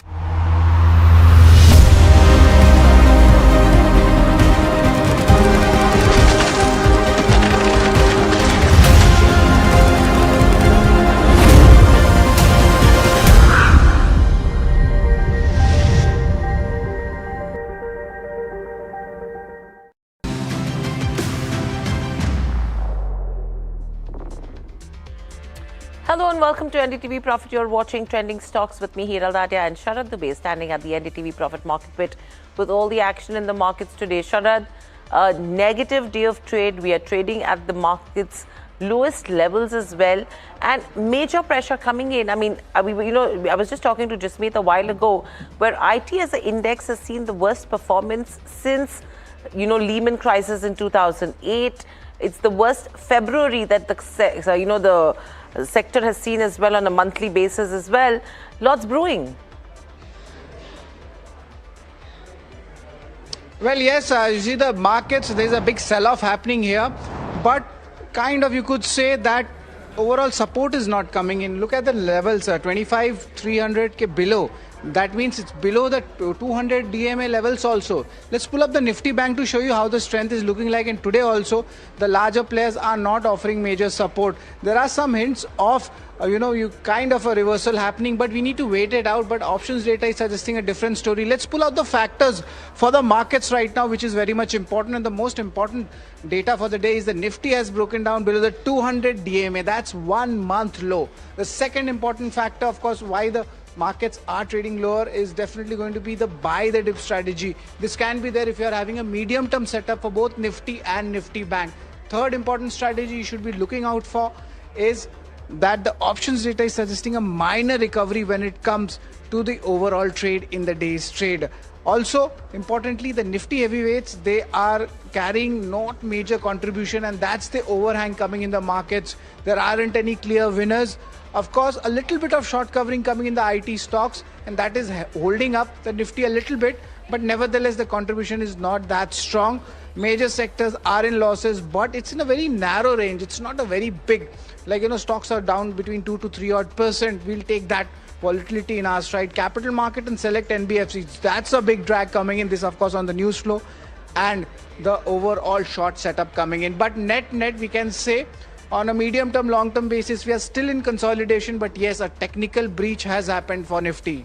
Technical breaches happened in terms of Nifty and major sectors seeing that kind of selling pressure. Thank you, Sharad, for that. But let's quickly go through the watch list.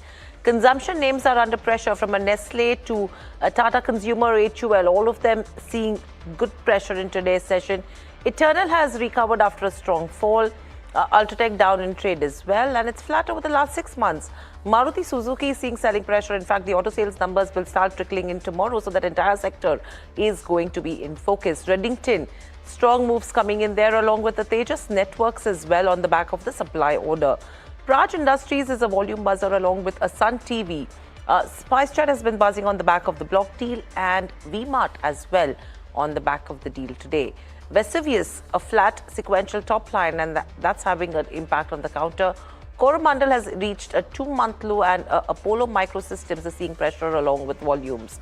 Your Bihar-based microfinance companies on the MFI bill are in focus as well in today's session. So that's what the watch list is looking like. But Sharad, over to you to take the rapid fire forward with Ajit Mishra of Religare Broking.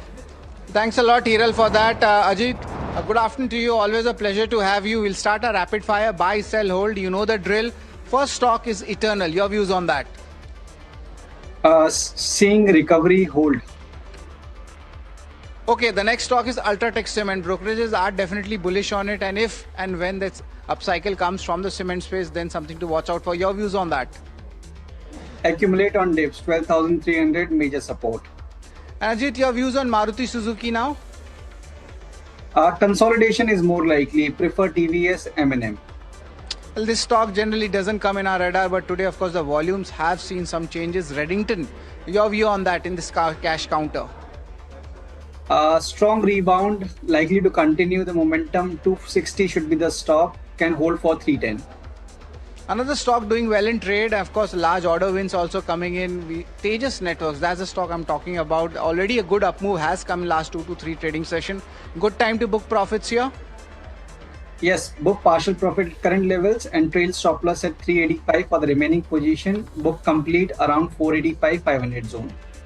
Your views on Praj Industries already last 4 to 8 quarters. If you talk about it, the company has been giving dismal numbers, and the way the US exposure impact is there, that's what we saw in the Q3 numbers. Your view on the technicals?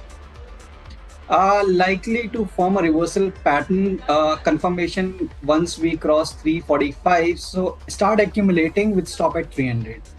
The stock is in consolidation phase. I'm talking about Sun TV network. Some movement here. Your views on that?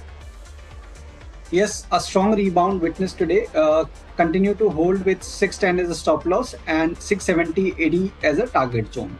Ajit, another counter, Vesuvius India. There's of course a CFO appointment also at play, but your views on the stock now? Looks like consolidation to continue here also. Not much to comment upon. Means it's likely to languish in this range of 500 to 550. Ajit, another seasonal play, Coromandel International. Your views on that? Coromandel looks still in consolidation. Confirmation above 2400 would trigger the next uptick. So hold with the stop at 2200. All right, and of course, defense and component play, Apollo Microsystems. That stock is also buzzing in trade. Your initial thoughts on this? What are the key levels to watch out for? Trying to form a base. Consolidation range breakout will get confirmed above 260 to 65. So hold is the recommendation with stop at 225. All right, these are the views coming in the rapid fire segment. Over to you, Hiral. Okay, thank you so much for that. You know, these are interesting names. But very quickly, let's take the Google trend stocks with Ajit Mishra as well, because lots could be in focus on the back of the trends that we are looking at. Angel One, now, broking companies have been seeing pressure since yesterday's day of close post, the commentary that came in from Ashish Chauhan when it comes to the F&O segment. Tejas, we've spoken about, SpiceJet, we've spoken about, and Bharat Forge is the new one that we're looking at. Ajit, any views when it comes to Angel One, and if you have to look at any of the other broking businesses along with the Bharat Forge? So Hiral, Angel One, we are seeing consolidation continuing. It's been almost like 1.5 years now that broadly consolidation in this range of 200 to 340 post this split is what it's trading in. I believe that this kind of sideways scenario might continue until we break 280 decisively on the higher side. So for a short-term point of view, one should refrain from any fresh position. In case if you have any existing bets, 225 should be your stop loss, and use any recovery towards 280 to reduce your position. Other stocks from this space, they're largely again trading with a sideways bias. JM Financials, we saw an uptick of late, but here also we are seeing that selling pressure emerging at higher end, and same hold true for Motilal Oswal as well. So for a time being now, it's prudent to avoid them and let them consolidate and form a base. Bharat Forge, on the other hand, we are seeing steady traction. The stock is at the record highs, but since the last move has been almost like vertical, fresh entry is something that you should avoid at current levels. Wait for some consolidation or a dip towards 1850 to re-enter. Okay, so that's with regards to where the stocks on Google Trends go. But thank you, Ajit, so much for joining in. Always a pleasure to speak to you as well. But moving on. Capacity Infra, that's one stock that is in focus as well on the back of the order wins that they have been seeing lately. The slew of orders that are coming in have been pretty strong. The stock, though, at the day's lowest levels, and this is in consonance to what markets are doing. Subir Malhotra, whole-time director at Capacity Infra, joins in. Welcome to the show, Subir, and always a pleasure to speak to you. My question coming to you is, with that 537 crore Thane project recently that has been awarded as an LOI, what is the expected timeline, for this one and the Noida project to actually convert into definitive work orders and begin contributing to revenues? So, frankly, this is not the first package that we are doing. I think we have been consistently performing and getting packages from Raymond Realty in that package of land. For all the buildings that they have constructed till date. So I think we should have constructed all the projects that have come up in the Thane region and now even in the Bandra region for Raymond Realty. So this is a formality of an LOI.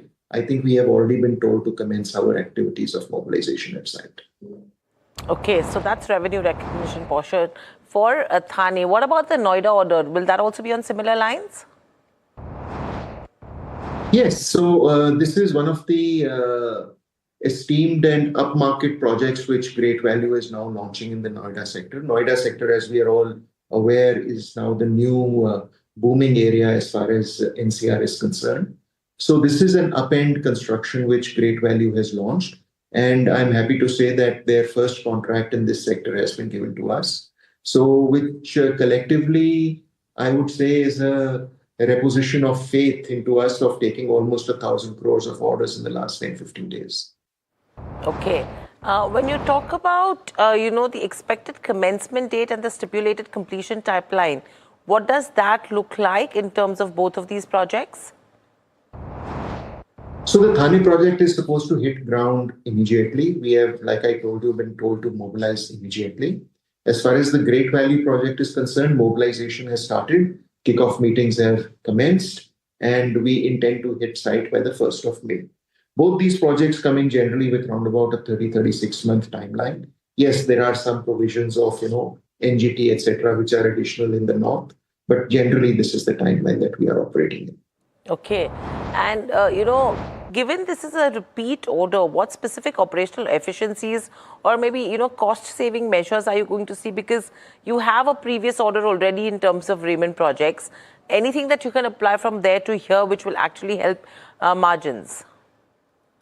So that is our biggest advantage of working in a place like Thane, and especially for a client like Raymond's, where we would like to say that there is a complete match of the expectation levels of timelines and quality and safety standards that the client is expecting from us. And so for us, it is just a repetition of the works that we have been doing in the past. And also, as you say, there are operational efficiencies that we will obviously bring into the system. Okay. And overall, how will the company manage the mixed-use nature of residential retail of this project to ensure that there is specialized resource allocation also going ahead? No, for us, it's just a simple construction project of an RCC building. And that is not really demanding a lot of additional capabilities as one may ask for. Okay. And Sabir, how does this 537 crore order win impact the current revenue guidance for FY26? Because the order book already is very strong from here on now. So, no, it will not impact the guidance for 26 because we only have a month left. And by the time revenue start hitting, it is actually month 2 or month 3 into the project that revenue start coming in. So, yes, I will say they will definitely have an impact on the Q1 targets of the next year. Okay, so Q1 targets of next year is something that could see an upward revision. Anything else that you want to add when it comes to the outlook going ahead? I would just say we are going in the general direction that we have been talking about decent CAGR that we've been earlier talking about.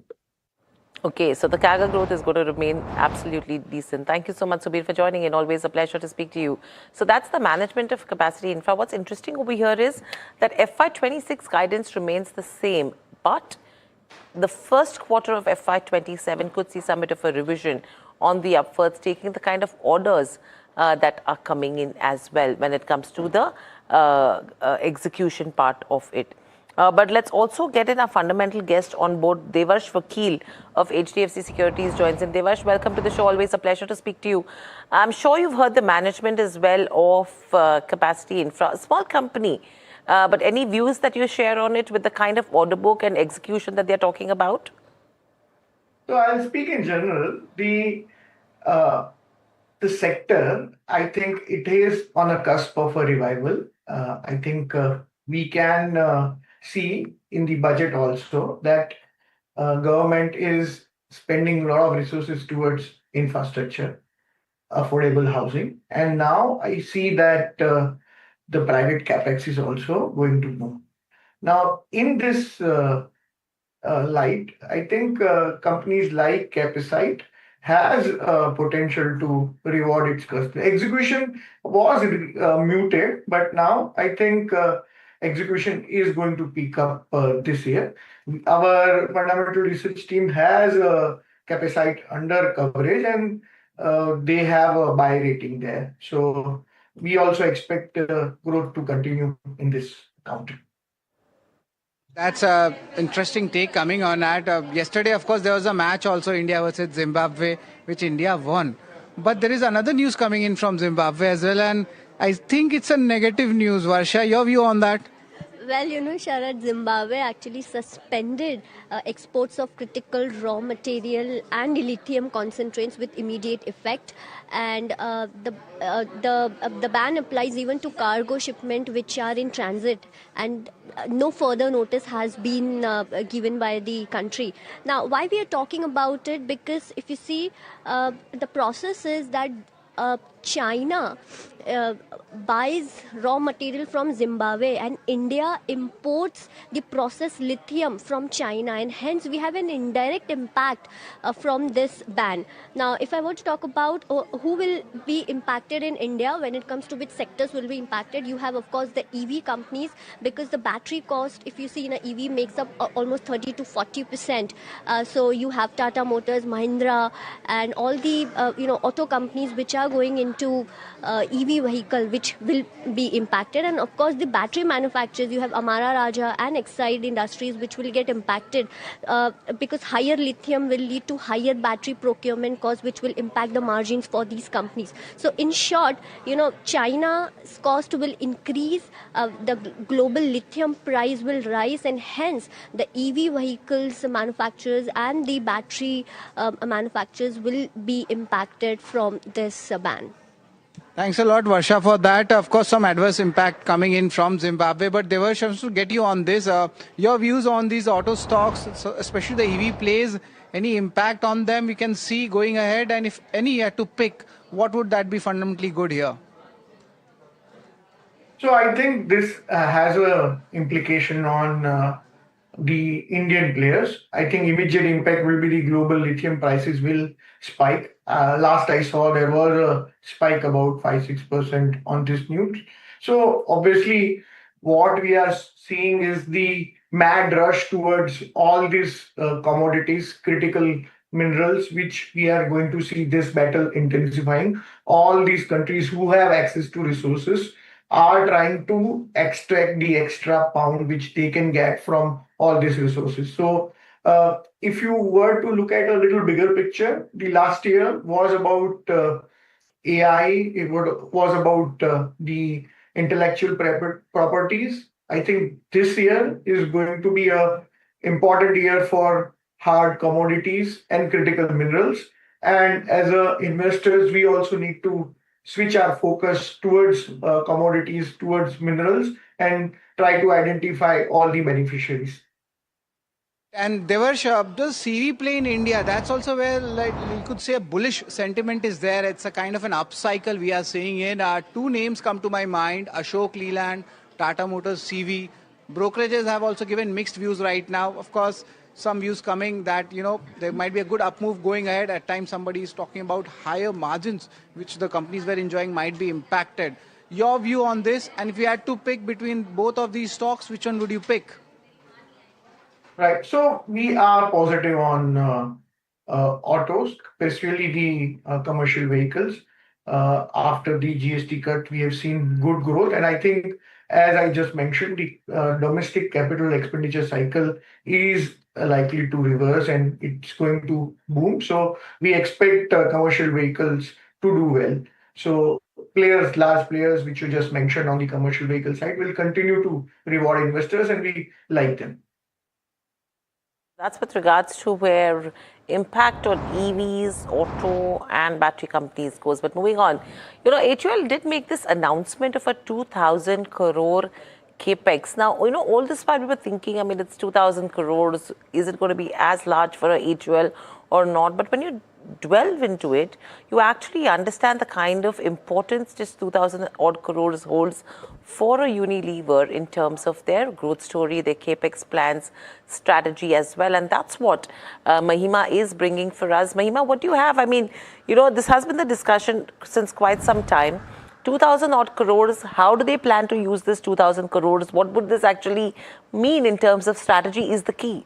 Right. So, as you rightly mentioned, it's not a very big number, but the importance here is that 2,000 crore is a very focused capex that they're going to do, focused investment that they're going to do in the beauty and personal care. Now, what this means is, like I said, it's going to be an investment in a specific segment, that is beauty and personal care. And this is going to be, spread in the next 2 years to boost premiumization. They're going to focus on two things, that is the segment and the premiumization of that segment. And this is, one of the most aggressive capacity expansion in one particular segment that HUL is going to do. So this is what it means basically. Now, in terms of how capex has been over the years, not a focused one, but an overall generic capex, it's been usually in that range of 1.5 to 2% as a percentage of its revenue.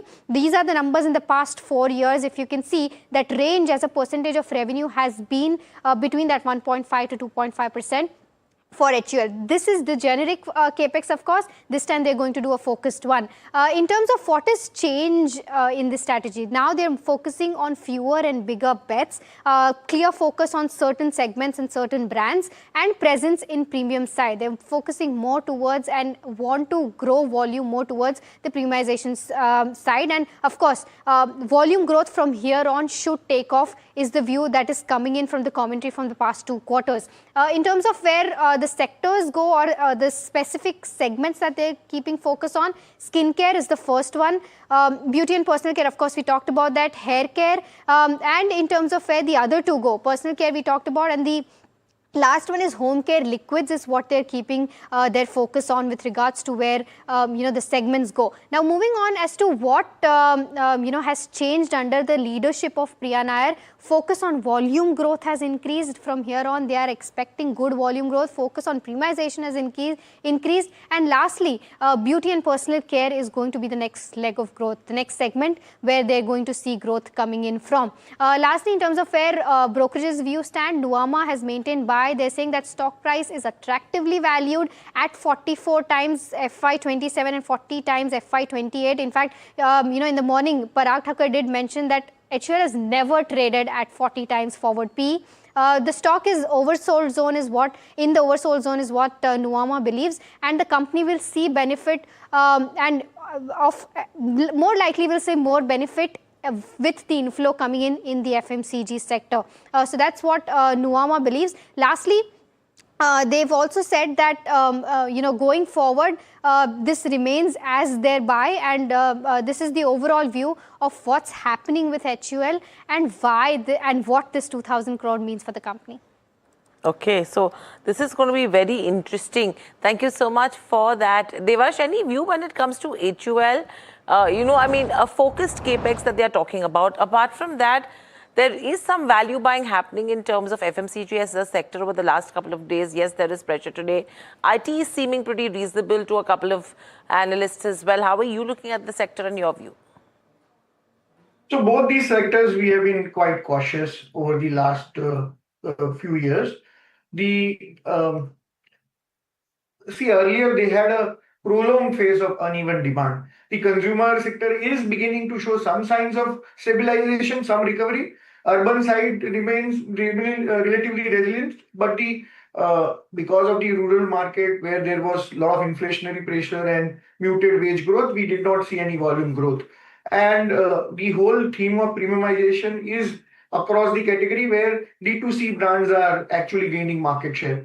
For particularly this quarter, the price of key commodities like the oils, copra, cocoa, coffee, all these things have come down, and that will have positive margin improvement for some of the FMCG categories. But personal care and other categories are continue to struggle unless they have an improved revenue mix. They have higher share in the premium brands, some innovation. Will remain cautious here.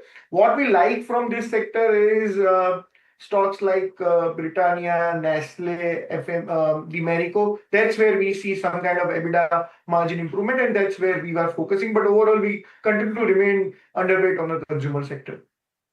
So that's with regards to FMCG as a sector. But thank you, Devash, so much for joining in.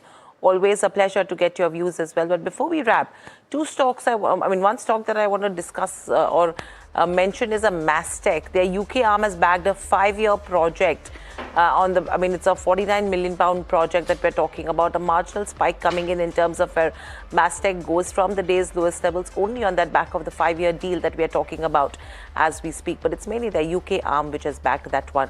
And very quickly, if you can just get the lines back in terms of Anil Ambani and the summons that he had. He skipped appearing at the Delhi ED office today. That's the latest that we're picking up in terms of the summons that he'd received from the Enforcement Directorate. Anil Ambani has skipped appearing there. What's the ramification? What's the next update is something that we will watch out for as well. But that is a quick update that we're giving you with regards to where Anil Ambani goes. But completely out of time with that, it's a wrap on this edition of Trending Stocks from Sharad, the team that put the show together, and myself. Lots more lined up on the other side. Please stay tuned to NDTV Profit.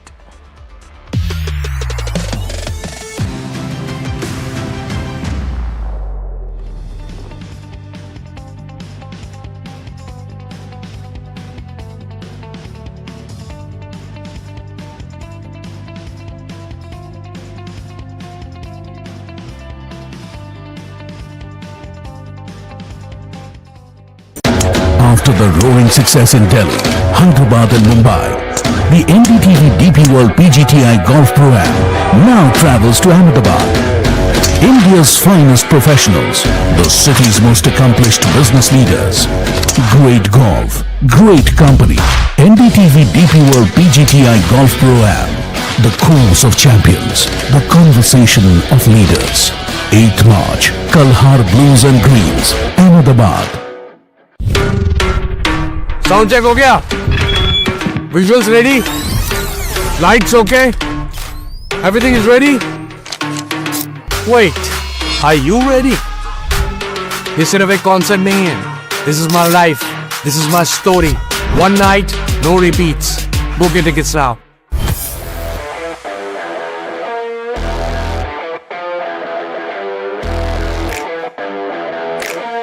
First India tour in your city. Rock on with Shankar Ehsaan Loy and Siddharth Mahadevan and Shivam Mahadevan. 5 times melody, 5 times masti with NDTV Good Times. Go grab your tickets.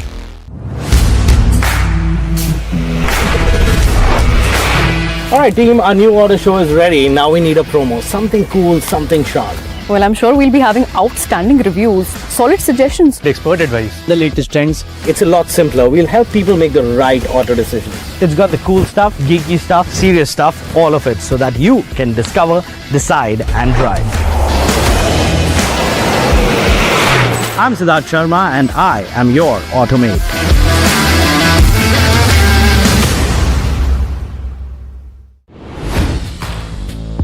Hi, I'm Tamanna Inamdar. Watch me on NDTV Profit, where I break down the day's biggest business stories. What happened, why it matters, and what it means for your money. Hi, I'm Neeraj Shah. Watch me on NDTV Profit for the most incisive market intelligence and meaningful corporate conversations. And I'm Alex Matthew. Markets, mutual funds, insurance, personal finance. I help you cut through the noise and make smarter financial choices. And here's where you can watch us.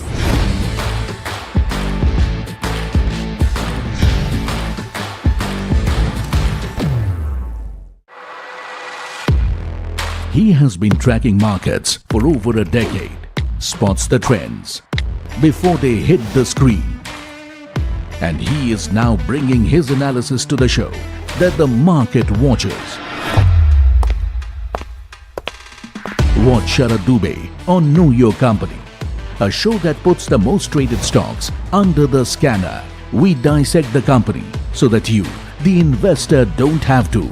Get the management to answer questions relevant to you.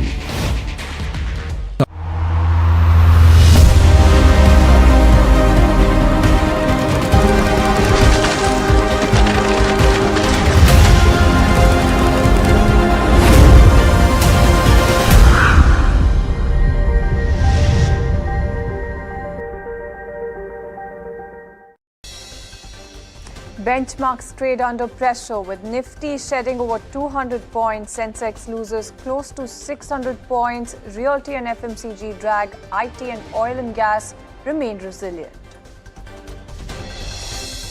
And setback for Amara Raja and Exide as well. Zimbabwe announces ban on all raw mineral exports and lithium reserves. Africa's top lithium producer wants more local processing and cites malpractices as the reason for the ban.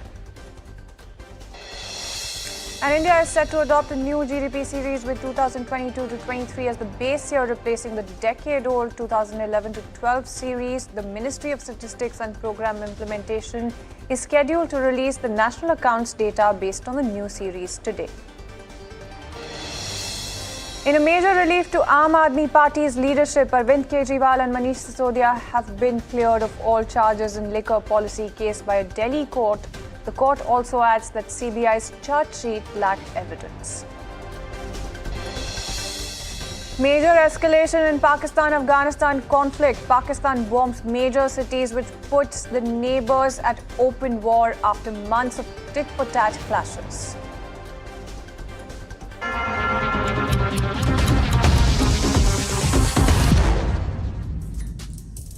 Good afternoon, you're watching Lunchtime Trades with me, Shreyansi Singh, and this is the show that gets you a roundup of everything that is happening in the world of commodities, news and updates on the top buzzers at this hour, all while you grab lunch. Let's kickstart the show, but before we do that, let's quickly take a look at the markets because it's actually looking like a bad day coming in as far as the Nifty is concerned, with that about 200 point knock coming in, Nifty hovering very close to the day's low levels as well. When you talk about Sensex as well, you're not looking at a better picture by any means, because it's also the Sensex that has lost over 600 odd points.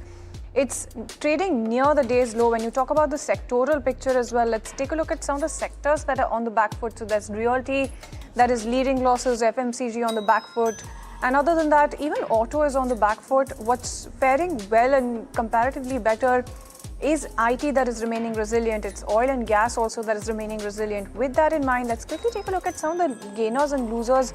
When you talk about the entire Nifty 50 pack, you in fact have something like a Bharti Airtel that is trading with a cut of about 3%, Dr. Reddy's, HDFC Life, Interglobe Aviations, after that DGCA and notice also coming in as far as this particular account is concerned, Shriram Finance, SBI Life, Nestle India, some of the other losers from within the Nifty 50 pack.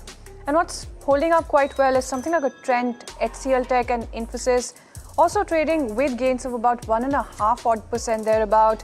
When you talk about something like an Apollo Hospital, that's also holding up quite well. So is something like an Eternal and some of the other counters from within the Nifty 50 pack in terms of your IT majors. So Tech Mahindra and Wipro also trading in the green, albeit a little bit on the back foot. So that's largely the kind of picture that you have as far as some of these stocks are also concerned. But with that in mind, let's take a look at commodities in terms of the week gone by and get your check going as far as some of the movements when you talk about gold and silver are concerned.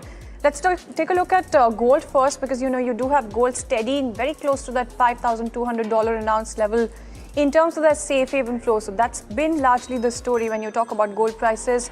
Yes, volatility has been the name of the game when you talk about gold and silver. But still, despite the mild pullbacks, you do have prices emerging strongly in terms of that weekly gain coming in. So that's largely the kind of picture that you have when it comes to gold. When you talk about silver as well, it's holding firm around that $88 to $90 range thereabout. Prices are stabilizing after the January rout as well, and that's something that you're looking at when you talk about silver as well. But when you talk about this volatility, largely that's also still persisting when you talk about the silver market. So largely that's the kind of move that you have coming in as far as some of your top commodities are concerned. With that in mind, let's also connect with our guest this afternoon. Dinesh Samani, founder of Pro IntelliTrade Services, joins us on the show. Mr. Samani, a very good afternoon to you, and thank you so much for taking time out and joining us. First things first, it's been quite the volatile week. When do you see the dust settling when you talk about gold and silver? Because you do have mild pullbacks that you've seen. Largely the kind of movement that we've seen is that every time that prices sort of move forward and in good stead, there's a pullback that you see. Yes, definitely. We have seen a good and a decent pullback in the prices of gold and silver. We've seen the low of 43.80. From there, it is almost trading around $5,200. As far as COMEX is concerned, since last 4 weeks, COMEX gold is showing a weekly gain. So that's also a good sign. Overall, in last 8 to 10 days, what I could see is it is trading in a very narrow range of 51.30 on the downside, where it's acting as a support, whereas 52.20, it is acting as a resistance. If I look at silver, $85 was holding for quite a long time. After it crossed 85, it went up to 91.30. It's steadily trading around $90. So overall, I see a broader picture. If I look, prices of gold are more or less in a very narrow range of say $100 to $110. While silver, I look at it from $85 to $92. Unless and until prices move past that $92 mark, I don't see a major up move in silver as far as the COMEX silver is concerned. Absolutely, but what kind of levels are you exactly looking at when you talk about the next 3 months? Is there any level that you're looking at as the key support level when you talk about silver? Yeah, definitely prices have bounced back from the 74 level marks quite a bit time, but it is wrestling around $94 to $95.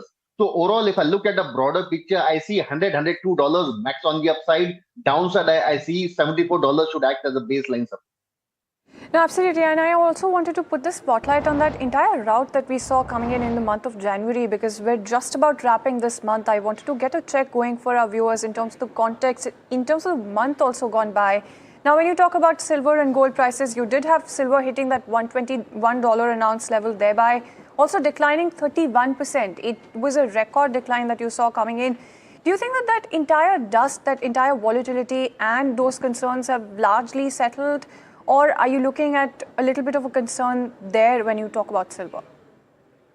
I see more of a consolidation now. The major rally has been already passed out. If I look at January 2025, from there, in Indian terms, the prices were trading around 86,000. From there, it moved up to 4,20,000, almost 4 times in a year time.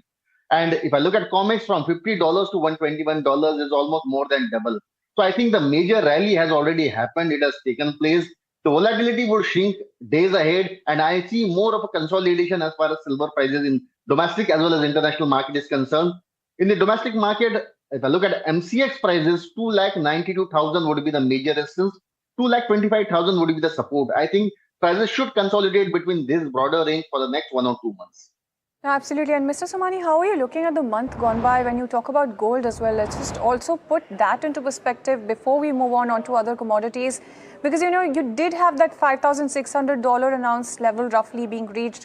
After that, you did have quite some decline coming in as far as gold is concerned. Now, of course, gold is a much bigger asset in terms of market cap. So the route that you saw was a little bit limited when compared to silver, but just the fact that there was such a rout when you talk about gold is quite the concern for traders as well. Do you think that that concern, that worry on the trader front has really settled in when you talk about gold as well?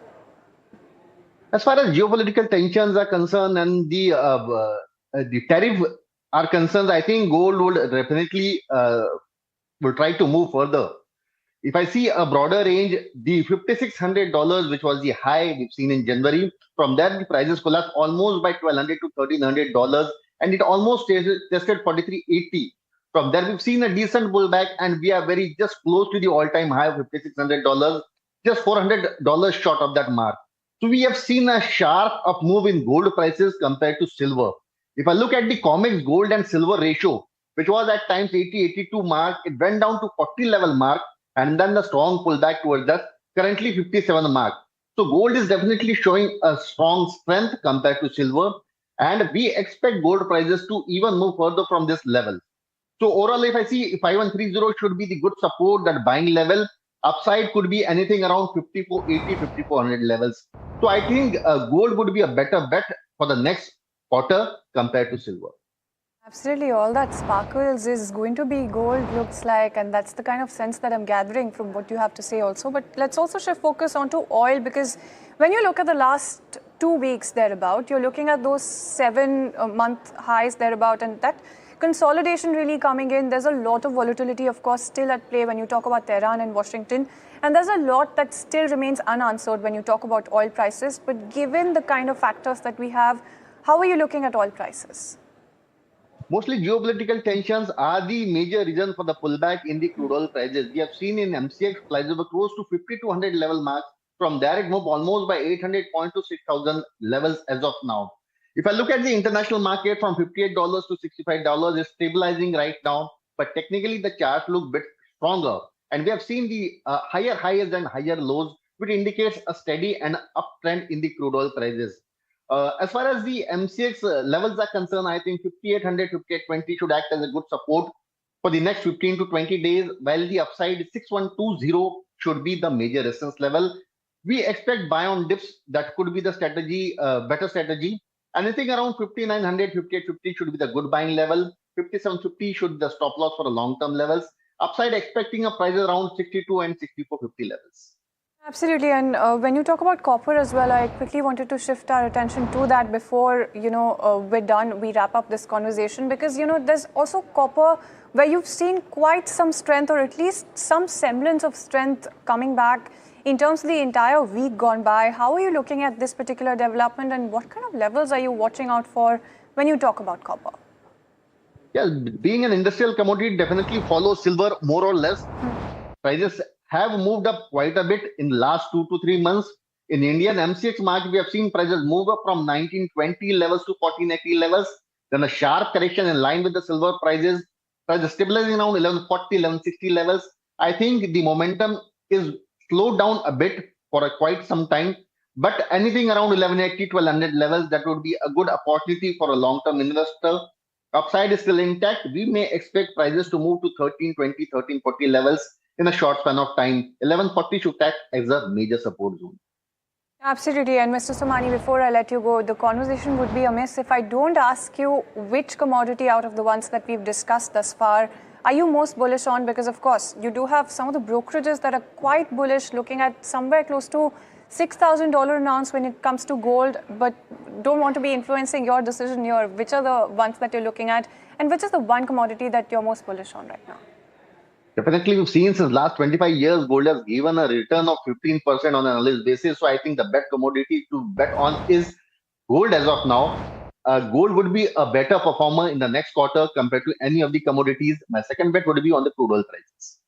All right then, thank you so much for taking time out and joining us this afternoon. So there you go, all that sparkles is gold, and that is also the word coming in from Mr. Somani in terms of the outlook going forward as well. Thank you so much for taking time out and joining us. With that in mind, let's quickly take a look at the crypto tracker for this week, because in terms of the week gone by, you do have the Bitcoin rebounding sharply towards that $70,000 zone as well.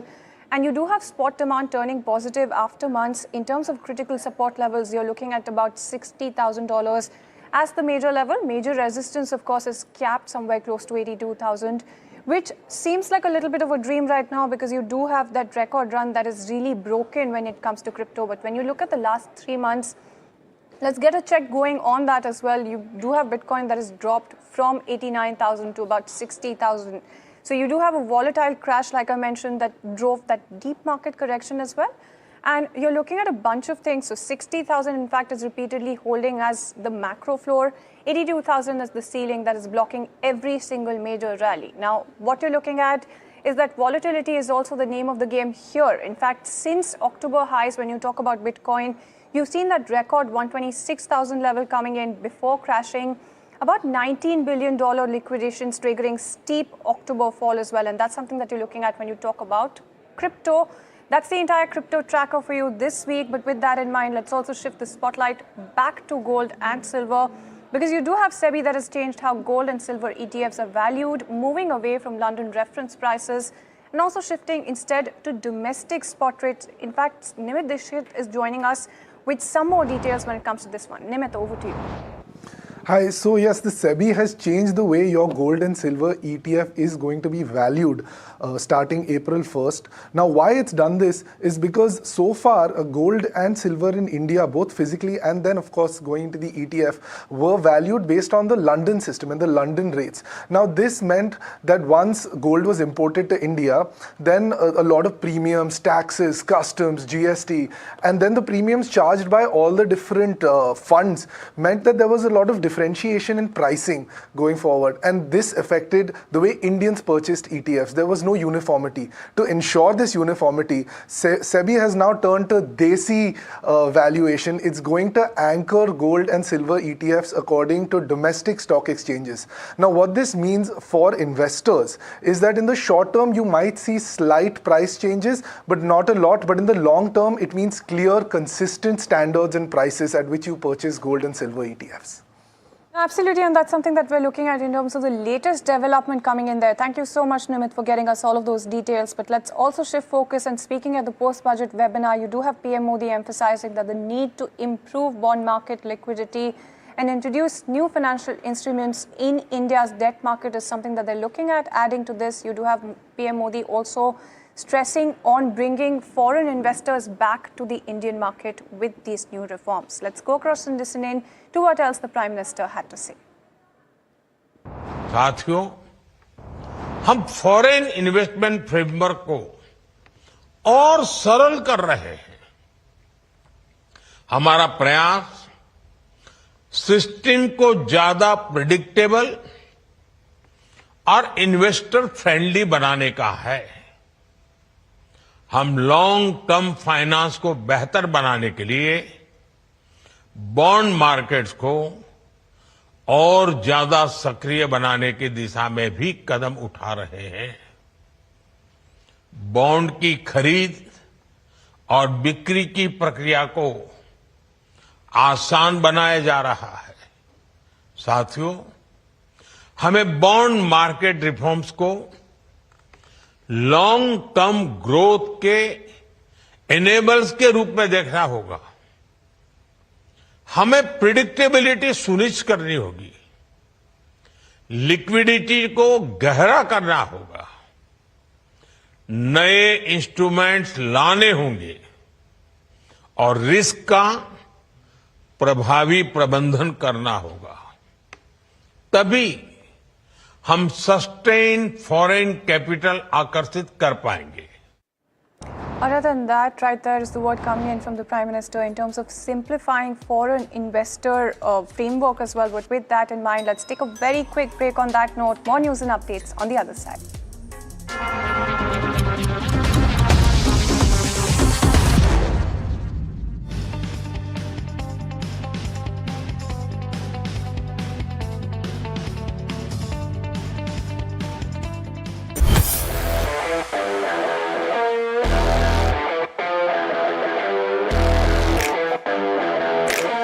first India tour in your city. Rag on with Shankar Ehsan Loy and Siddharth Mahadevan and Shivam Mahadevan. 5 times melody, 5 times masti with NDTV Good Times. Go, grab your tickets. After the roaring success in Delhi, Hyderabad and Mumbai, the NDTV DP World PGTI Golf Pro-Am now travels to Ahmedabad. India's finest professionals, the city's most accomplished business leaders. Great golf, great company. NDTV DP World PGTI Golf Pro-Am. The course of champions, the conversation of leaders. 8th March, Kalhar Blues and Greens, Ahmedabad.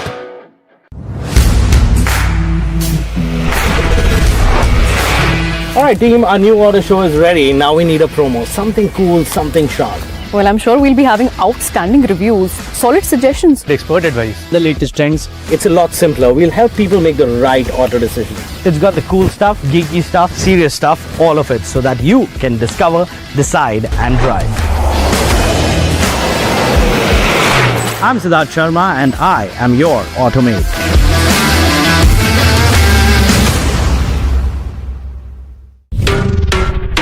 Sound check हो गया? Visuals ready? Lights okay?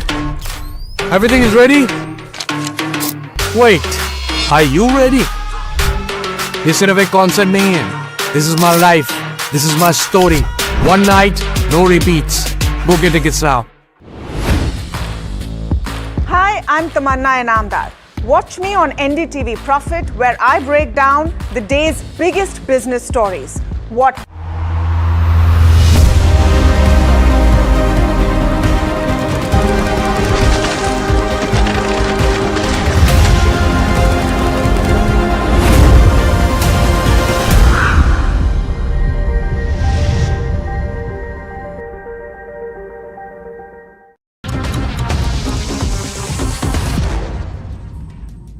Welcome back. Thank you so much for staying tuned into Lunchtime Trades. It's time now to get you some analysis. Then this quarter's earnings season shows a clear divergence when you talk about companies accelerating on revenue and profit growth and those seeing multi-quarter deceleration as well. Domestic-focused businesses continue to hold firm while export-linked sectors. Now, those are the ones that are feeling the impact of weak global demand, tariff-related disruptions, and even margin compression. In fact, Jasmeet is standing by with all of those details. Well, thank you for that. If you look at the overall Q3 as a picture, it was one of the best quarters in last 12 quarters, and that's what the performance showed of most of the companies.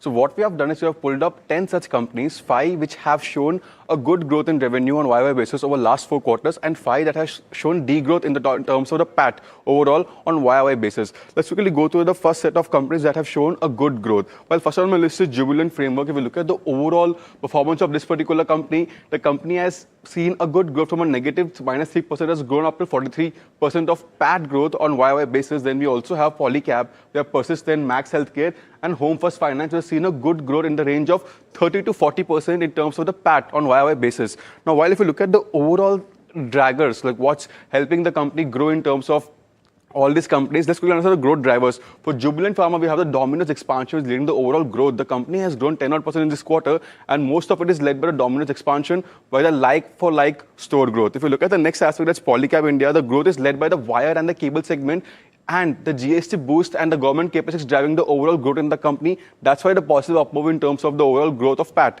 Well, thirdly, it's Persistent Systems. The company is investing heavily into AI, and the overall AI growth is something that's helping the powering the momentum of this particular stock. While third one is Max Healthcare, while the company is seeing a growth momentum in terms of the overall unit and the brownfield ramp up, which is boosting the profitability of the company. And lastly, I have Home First Financials. For this particular company, we do see a strong disbursement and continued capex, which is helping the company grow. Now, let's quickly understand the valuations. Where does this company stand in terms of the valuation as the return potential? The Jubilant Food stands at 108 times its overall PE valuations, while the return potential 26%. And the highest among the top 5 is Persistent, while IT has seen a huge downturn in the month of February, down about 20% and that's why we see the return potential Persistent standing at 40% Now, in terms of the overall valuations of Home First, it stands at 4.2. This is book to price ratio of the company. Now, let's quickly understand the next set of 5 companies which seen a degrowth in terms of overall PAT performance. We have Concord, which has grown negatively in this particular quarter, while we have Concord Biotech, Kotak Mahindra, Croptom and as well Axis Bank, which has seen a negative growth. So they have moved in from a positive up move in PAT to a negative in the current quarter. Now, what has led to the impact in terms of profitability and where the company is facing the issue? Let's quickly understand that. For something like a Concord, the overall export-import softness and the global uncertainty is something that's dragging the company's PAT down, and even the high depreciation cost is impacting the company. While secondly, if you look at the other company, we also have, which is Concord Biotech, while the US tariff has hit all the healthcare and the IT companies, and that's what dragging this particular company as well. The EU supply issues and as well as the overall tender delays in terms of the trade ramp up. Well, thirdly, we also have our next company, that's Kotak Mahindra Bank. What we see is here the low-cost deposit pressure and the liquidity volatility is something that's dragging the company's performance. While we also have the next company, which speaks about the overall Croptom Greaves. What we see is the overall commodity price inflation, where the margins are reducing and even the PAT is getting impacted. While lastly, we also have one more banking company, that's Axis Bank, where we see the overall wholesale lead is taking the mix, and over the CASA ratio is impacting the PAT. And that's why we see a downtick. Now, lastly, let's quickly understand the valuations of these companies and what's the return potential of all of them. If you look at the return potential, the highest in the company is Croptom Greaves, where it's 27.8%. These are the companies which have seen a negative growth in the PAT over the last 4 quarters. While in terms of valuations, they all stand at mid-20 to mid-30 valuations. And for bank, we have taken price to book, where the Axis stands at 2.9, which is very cheap compared to the Kotak Mahindra at 11.48%. So all in all, we do see a mixed set of numbers here, but Q3 was a strong upbeat for all the companies.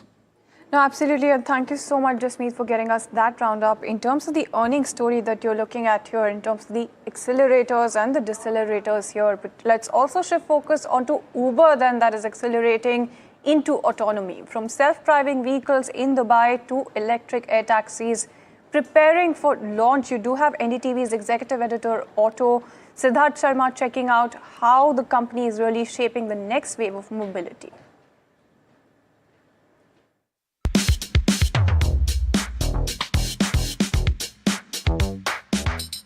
What we witnessed here in Dubai was a test flight of that. That is a vertical takeoff aircraft that will be used as an air taxi in Dubai to cut down commute times that take hours into just mere minutes.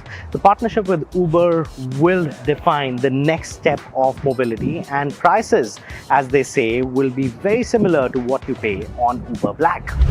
Dubai will be among the first global markets expected to see a commercial rollout of Joby's air taxi in partnership with Uber. Joby Aviation is a California-based aviation company that has built this. This is a vertical takeoff aircraft that's beginning passenger operations later in the year 2026. Joby's aircraft can carry 4 passengers and a pilot, travel up to 160 kilometers and reach speeds up to 322 kilometers per hour. Flown by a certified commercial pilot, it offers a remarkable way to travel above the city and experience the next generation of flight. Joby's aircraft uses 6 tilting propellers to take off vertically before transitioning into a forward flight. In 2021, Joby acquired Uber's Elevate division, and in 2025, Joby acquired Blade's passenger businesses, which flew more than 50,000 passengers in the year 2024.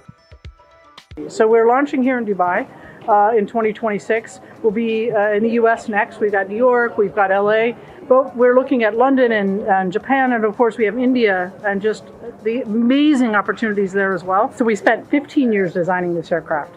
A lot of it is the very first principles around safety. You'll notice that it's got 6 different propulsion units. If you compare that to a helicopter, you know it's got 1 rotor, right? So this has a lot of redundancy, far more than others, so that when we launch later this year, people can be assured it's safe. Being an all-electric aviation vehicle, the rotors on this one are also engineered to be super duper silent. So this is very non-invasive. The decibel levels are also super low, and when they fly all over the city in the future, you will not hear them that loud in the skies. Uber and Joby plan to integrate air taxi mobility services directly into the Uber app, allowing users to book electric air taxi rides seamlessly in the future. As EV mobility expands from roads to the sky, the Uber model is also evolving and having those multiple layers when it comes to mobility and transportation in the future. All right, and that's all that we could pack for you on this edition of Lunchtime Trades. From me, Shreyanshi Singh, as well as the entire team that put this show together. Thank you so much for tuning in.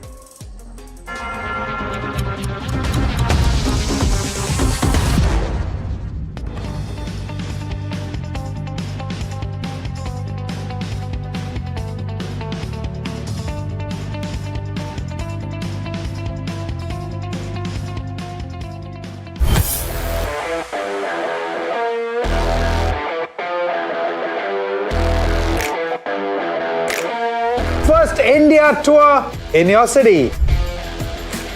Rag on with Shankar Ehsan Loy and Siddharth Mahadevan and Shivam Mahadevan. 5 times melody, 5 times masti with NDTV Good Times. Go, grab your tickets.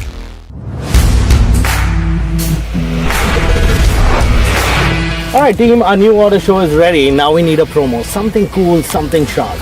Well, I'm sure we'll be having outstanding reviews, solid suggestions, Expert advice. The latest trends. It's a lot simpler. We'll help people make the right auto decision. It's got the cool stuff, geeky stuff, serious stuff, all of it, so that you can discover, decide and drive. I'm Siddharth Sharma and I am your Automate.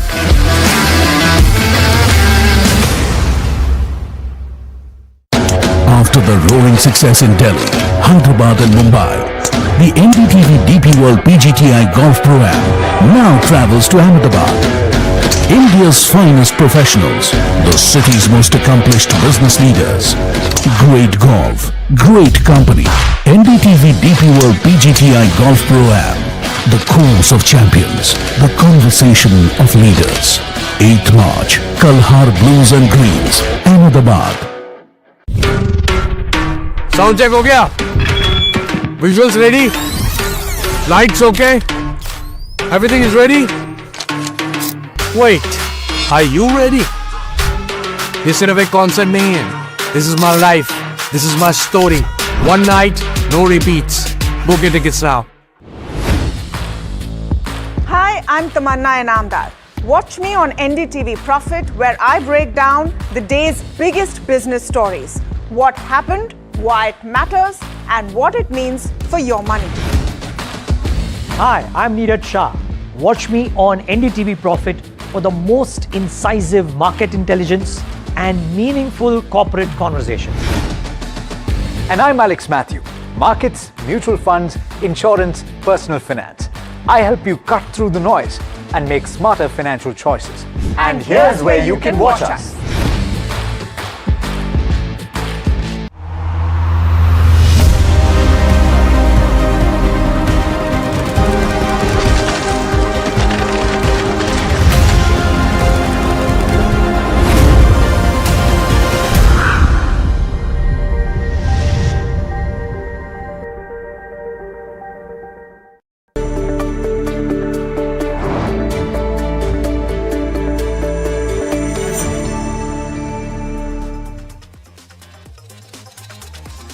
Good afternoon. You're watching Small Cap Bazaars on NDTV Profit with me, Somit Sarkar, and my co-anchor Mahima. In the next half an hour, we'll take you through the most important small cap stocks that have been buzzing in trade. So what's on the show today? Firstly, we'll be speaking with the management of Artemis Hospital. Now, the company plans to scale up their capacity by nearly 3.5 times over the next 4 to 5 years. So what's the plan here? How are they planning to do this? And what will be the growth that we could see going forward is something that we'll be discussing with the management on the show today.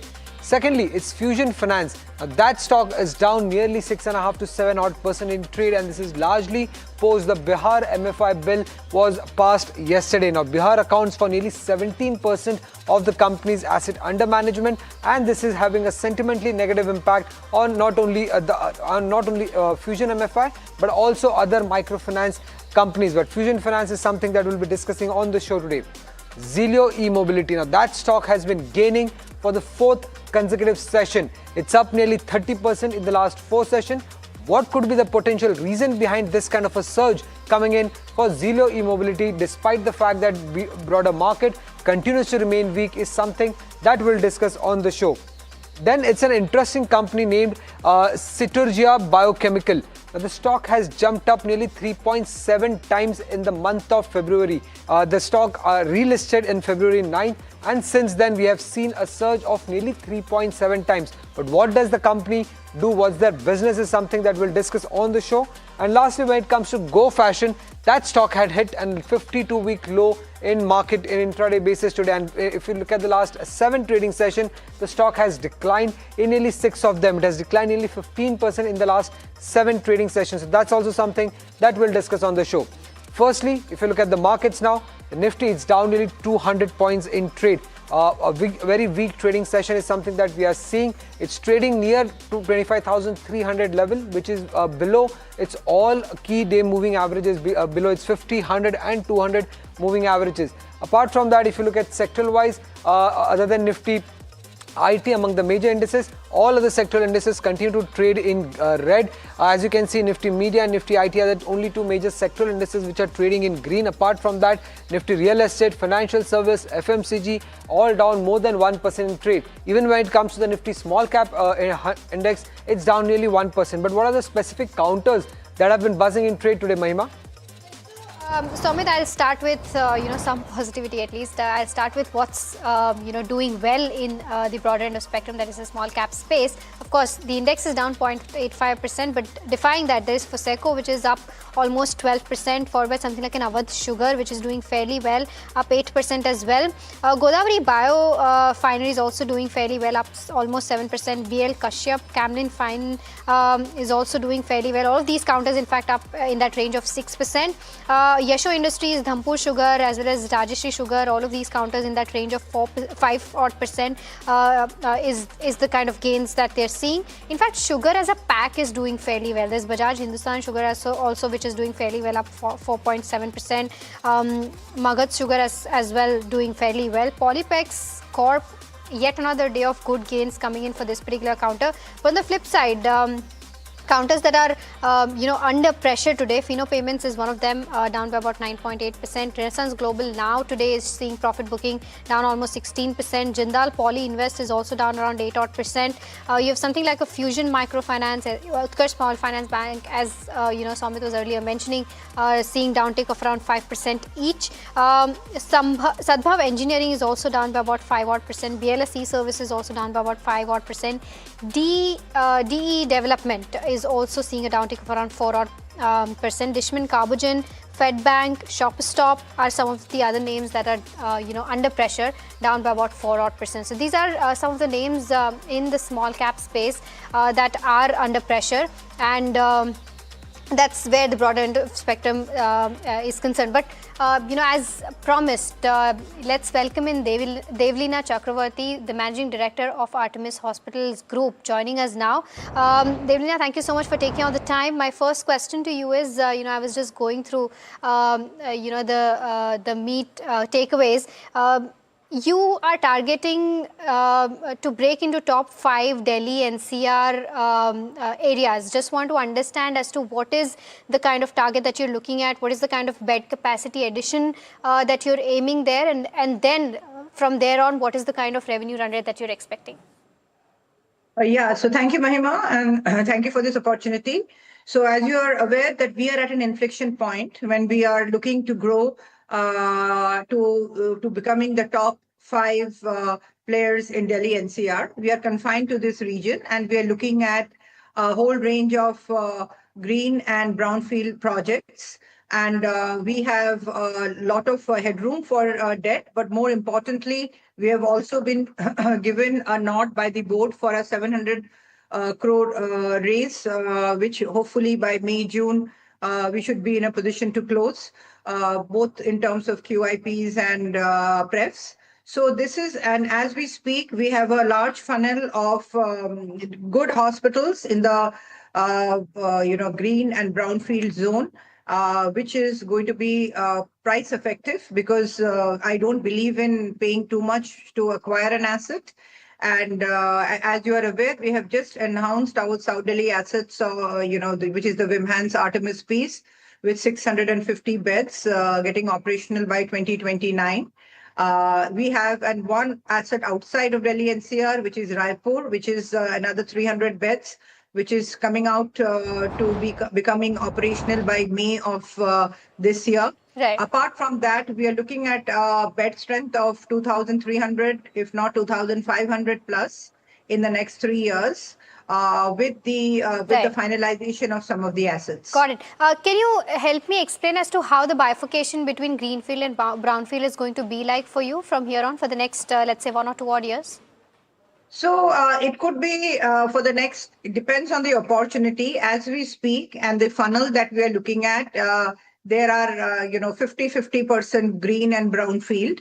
So we will come back to you with more details. Definitely, we are more inclined towards a good brownfield asset, which is cost effective. But then there are very promising greenfield projects where the price of land is actually a steal in areas where there are no big players in Delhi NCR.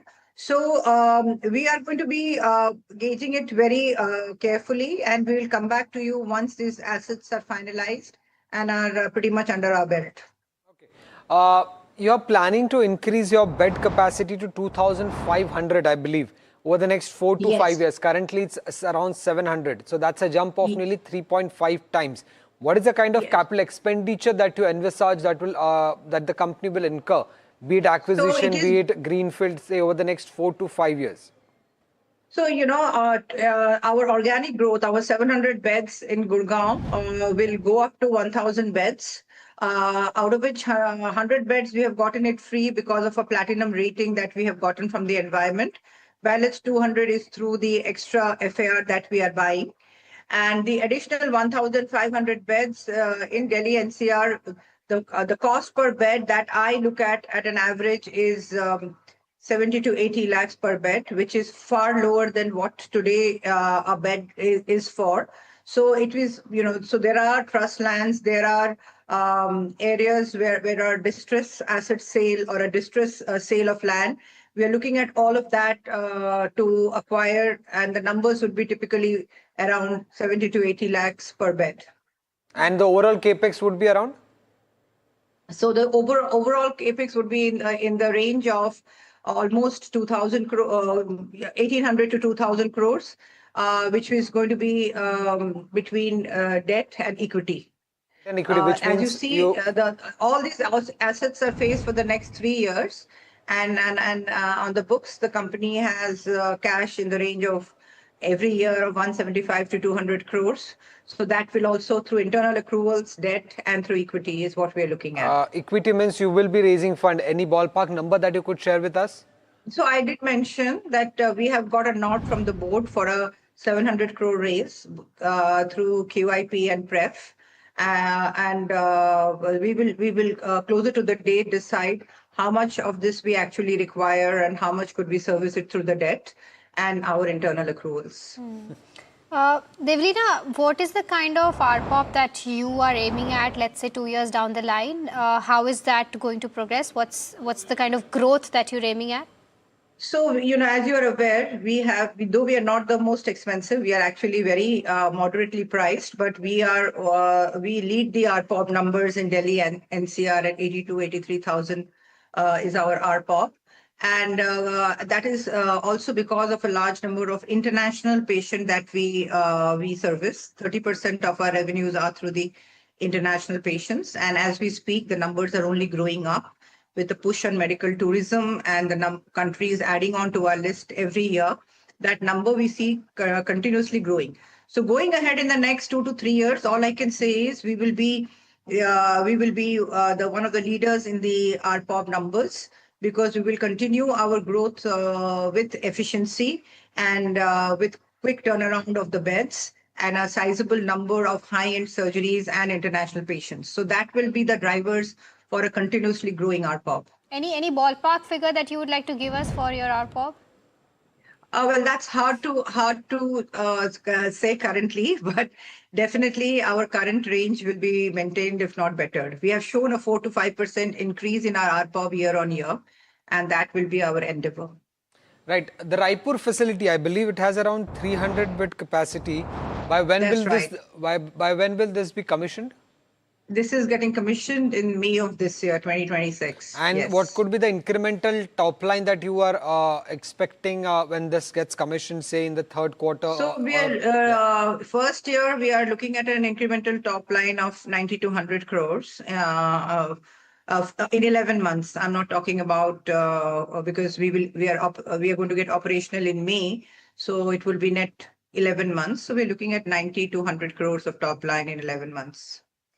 Devrina, you are, for your new hospitals, you're targeting an ROC of around 18 to 20%. What is the occupancy going to look like? See, currently, of course, our occupancy here is close to 70%, but we are looking at a very realistic to a slight pessimistic occupancy of around 62 to 63% when we talk about the ROC, but internally we would like to better it. Just now, on a broader picture, we have got all the minor details given the fact that you're looking to increase your beds, you're expecting RPOP to be on the better side.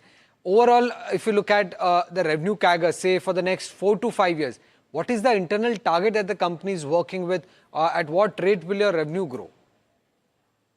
So the revenue year on year, what we have shown is a growth of between 15 to 18% a year on year growth on the revenue. And it will only with acquisition of brownfield and when the top line just get merged. So we are hopeful to move in that direction and better it in the next 3 years. So at least 15% is minimum, and depending on the closure of assets, it would go anywhere between 15 to 18% on a year-on-year basis. Okay, all right. Devlina, thank you so much for helping us, answer all those queries and, of course, taking out the time. We look forward to speaking to you once the Q4 numbers are out. Thank you. All right. Thank you. All right. So that was the management of Artemis, of course. With that, let's also welcome in Gaurang Shah, Senior Vice President at Geojit Investments, joining us now. Gaurang, a very good afternoon to you. Your quick view on Artemis and, of course, the entire hospital space. Thank you so much for having me on the show, Mahima. A small disclosure that all recommendations that I'll be sharing with you this afternoon on your show, they are part of our fundamental research team recommendations from a long-term point of view. Our company, Geojit or I, we do not have any kind of personal investments, no financial interest, no conflict of interest, but we give advice to our clients on similar lines. They might have their investment interest. So we don't have coverage standalone on Artemis, but we are positive on the sector. There are 3 names that we are positive on in this healthcare. And let me stretch this a little bit forward. In this budget, the Honorable Finance Minister spoke about medical tourism. Last year in the budget as well, Honorable Finance Minister Srimati Nirmala Sitharamanji did refer to medical tourism. Most of the frontline or strong companies with strong balance sheets in the healthcare sector are going through a lot of capex. Either they are expanding their existing facilities or they are taking over smaller players with weak balance sheet. So, and as you were talking to the management of Artemis and the verbatim that the management has given, the future looks very, very strong in terms of scalability and service. We are positive on Apollo Hospital, we are positive on Fortis Healthcare and Max Healthcare. These are the 3 names that we are positive on. And my sense is that not only in India, but I think people traveling from abroad for medical treatment in India is going to go up significantly, and that is going to open up a lot of opportunity for healthcare sector. Right. Shifting focus to the FNO market, the overall market continues to remain on the weaker side, but let's get in Sharat to understand how is the FNO setup looking like. All right. Since the last time we had come at 1045, the technicals which were there below those key moving averages, that still holds a little bit of respite for Infosys and Trend, but largely it's a sea of red coming in. There's no major support coming in from banks or even Reliance, and also putting the pressure on the Sensex. Let's look at BankX, and the story remains the same. There's no major contribution happening. All 3 major banks are in the red. Stock specific moves, let's see what's there. Long build up, Dixon Tech and Oil India. That's a good move coming in, but Dixon Tech, interestingly, above the 10,500 mark. Let's look at the short covering candidates, and this includes Kalyan Jewellers and KEI Industries. Small spurts, narrow range, and long unwinding also the story remains the same. But short build-up, of course, the story is on the important side. Bandhan Bank, that's down 3.5%. The Bihar MFI impact is definitely coming in this angle also. And the capital market plays, that's what we had stated in the morning also. Angel One also down almost 4%. So, of course, more shorts actions are there, but largely the sentiment is negative in the FNO space. Rightly said that the Bihar MFI has been impacting multiple banks and NBFCs, and one counter that stands to get impacted is Fusion Microfinance. The stock is down, or was at least down nearly 6 to 7% in trade. So what has happened here is that Bihar Microfinance Institutional Bill 2026 has been passed by the Bihar Assembly. Now, legislation specifically targets individuals, partnership firms, companies, societies, trusts which are actively involved in providing micro loans and small loans within the state of Bihar. Now, to avoid excessive over-leveraging, it states that not more than 2 MFI shall lend to the same borrower. And do remember that Bihar is one of the largest, or is the largest state when it comes to the MFI industry. The total Bihar AUM stands at close to 45,500 crore rupees. Now, this was as per the second quarter of FY26 data, which is the latest data which is available, and that constituted nearly 16% of the overall MFI AUM. So, one of the largest state when it comes to the MFI industry, and hence this impact that is coming in. Now, if you look at companies that have, or banks and NBFCs that have exposure to Bihar, Utkarsh Small Finance Bank has the largest exposure.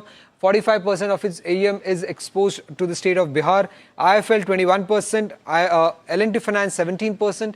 Fusion MFI has an exposure of 16.7%. Asirvad Microfinance, which is a subsidiary of Manappuram, that has an exposure of 13%. Ujjivan Small Finance Bank, 11% exposure.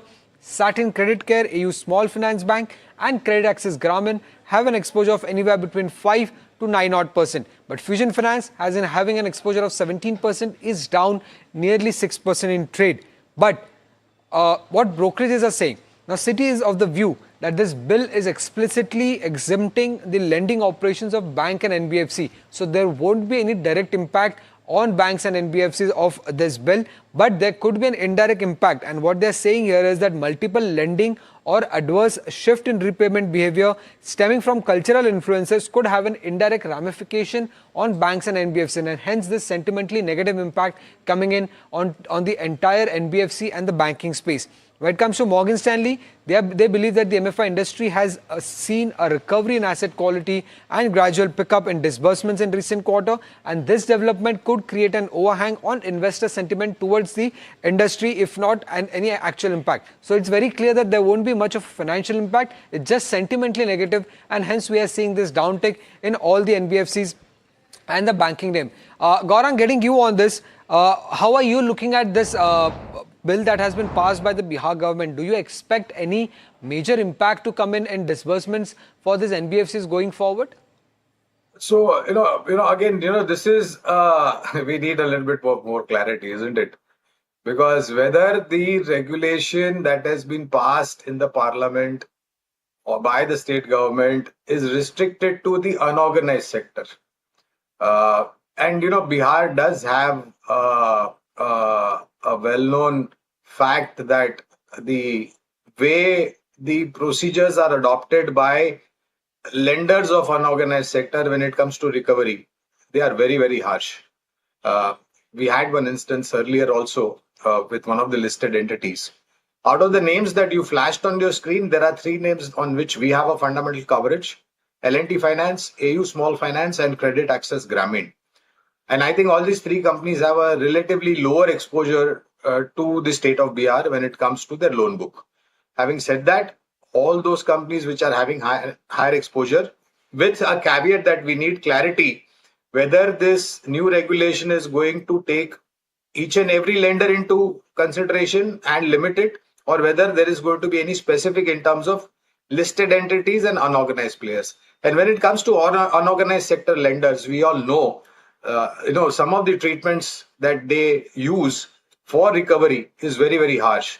There are cases of, suicide, etc., etc. We've read about such reports in various media. So I think it was an appropriate step. My only thing is we need clarity whether organized players and unorganized players, which one does it have an impact on? All right, Gaurang, thank you so much for that view, of course. But the other stock that we're putting spotlight on is Zelio e-mobility. Now, the stock has continuously gained in the past 4 sessions and has gained almost 30%. We have Jasmeet joining us to give us more details as to, of course, what the company does and what is going on. Jasmeet? Well, Mahima, thank you for that. As rightly it is, the stock is in focus on the back of the recent manufacturing unit news. Now, let's quickly understand about the company's stock performance. If we look at the stock got listed in October last year at a premium of 11%, while since then the stock has surged nearly 89%, and currently the stock is down 45% from its 52-week high. So we see a lot of volatility coming in the stock performance. Now, in terms of the last four session, as rightly said, it's up 30% in trade, and today also it's at 10% high. Now, in terms of the company does, well, company operates in the business of manufacturing and assembling of the EV vehicles. They produce two-wheeler and three-wheeler EV vehicles. And among the market players of Ola and Ather, this is the only company that's a profit-making so far. Now, in terms of the other outliners, we see that the company has achieved 3 times its growth when you look at the 25 figures, reaching at roughly a compounded growth of 84 times. Now, talking about the recent news, well, the company announced a two-wheeler and three-wheeler manufacturing facility in Odisha, given the demand they see in Odisha market. While the company also remains positive about the expansion in West Bengal region, given the new facility will help them cater in the eastern part of India. Now, in terms of what this facility will help the company to, it will reduce the logistical cost, also increase the span and improve the supply chain efficiency. Lastly, if we look at the margin profile of the company has seen a good expansion of margin. In 23-22, they had a margin of 8% and in the recent year, the margin moved up to 12%. So we see a margin jump of 400 basis points over last 2.5-3 years, and the company is well profitable as well. Okay, all right. So that's Jasmeet, of course. Thank you so much for that. Gaurang, any view on this particular counter? Well, Mahima, we don't cover it, but a word of caution that when it moves circuit to circuit, one needs to be a little bit careful in terms of what the delivery is and what the valuations are. Gaurang, you would be quite amused about the next counter that we'll be discussing today. And the company name is Citurgia Biochemical. I believe that the company got relisted back on February 9th on the stock exchange. It's only BSE listed company. And since then, the share prices have moved 3.7 times. Now we have Varsha joining us. In fact, she was the one who pointed out that the company has actually no business, and despite that, it has moved up 3.7 times. Let's get in Varsha with all the details. Well, you know, in the last 12 years, the company has no revenue but expenses, and hence have shown losses in the last 12 years. And there's a reason for that, and also there's a reason why you're seeing that buzz in the stock. Well, starting with, this company manufactures citric acid, which are used in your food, drugs, and soft drinks. Now, the key observation, because this is where the important is, one is the company is listed and active, but operational revenue, if you see, is nil. Even the company is in losses since last 12 years. Market cap is disproportionately high versus the operational activity. Now, historically, this company has been a citric acid producer, but recent filings shows almost the operating losses that the company has been through. So, zero revenue in the last 12 years, negative EBITDA, and losses in the last 12 years. Now, even for Q3 FY26 numbers also, you see company has zero revenue. Now, why? Because the operations continued to be suspended throughout the year for one of their facilities, and there was a lockout declared at Rishikesh factory with effect from September 2003. I mean, since then, the company has not done any business, and hence no revenue and only losses that the company is going through. Now, still, why the stock is in focus now? Because if you see, the most shares, almost 99% of the holding is by promoter, which leaves very few shares for the public shareholding, hence no free float, and hence you are seeing there's a huge demand and no supply, and hence the stock is up. Now, the low float stocks, if you see, easily hit upper circuit. So the kind of rally that you're seeing is not because of fundamentals, but because of the no free float available, and hence the stock is up. But there's no business into this company since 2003, which has been stated in the annual reports since last many years. I'm pretty sure you must not be tracking this company, but what would be your advice to investors in such situation? Quickly, if you could give us your view. Well, I would not even touch the balance sheet, honestly, to be very honest with you.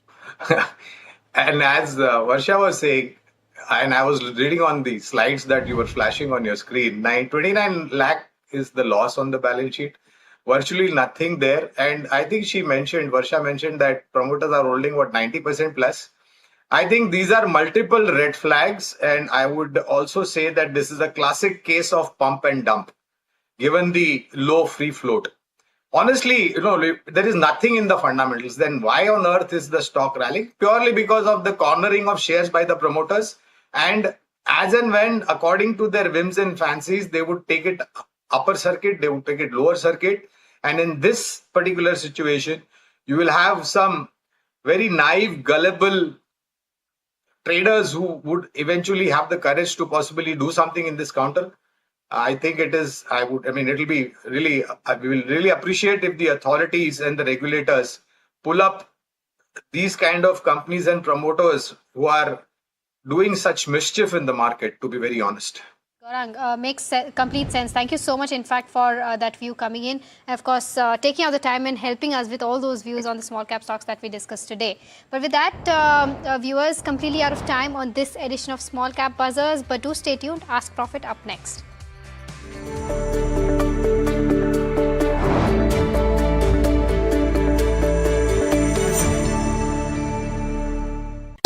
After the roaring success in Delhi, Hyderabad and Mumbai, the NDTV DP World PGTI Golf Pro-Am now travels to Ahmedabad. India's finest professionals, the city's most accomplished business leaders. Great golf, great company. NDTV DP World PGTI Golf Pro-Am. The course of champions, the conversation of leaders. 8th March, Kalhar Blues and Greens, Ahmedabad.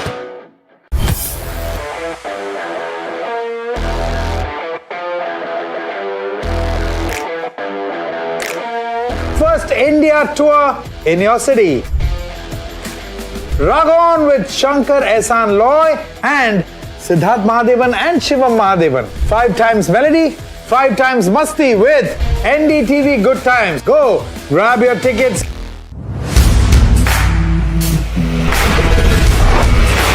Alright team, our new order show is ready. Now we need a promo. Something cool, something sharp. Well, I'm sure we'll be having outstanding reviews, solid suggestions, Expert advice, the latest trends. It's a lot simpler. We'll help people make the right auto decision. It's got the cool stuff, geeky stuff, serious stuff, all of it, so that you can discover, decide and drive. I'm Siddharth Sharma and I am your automate.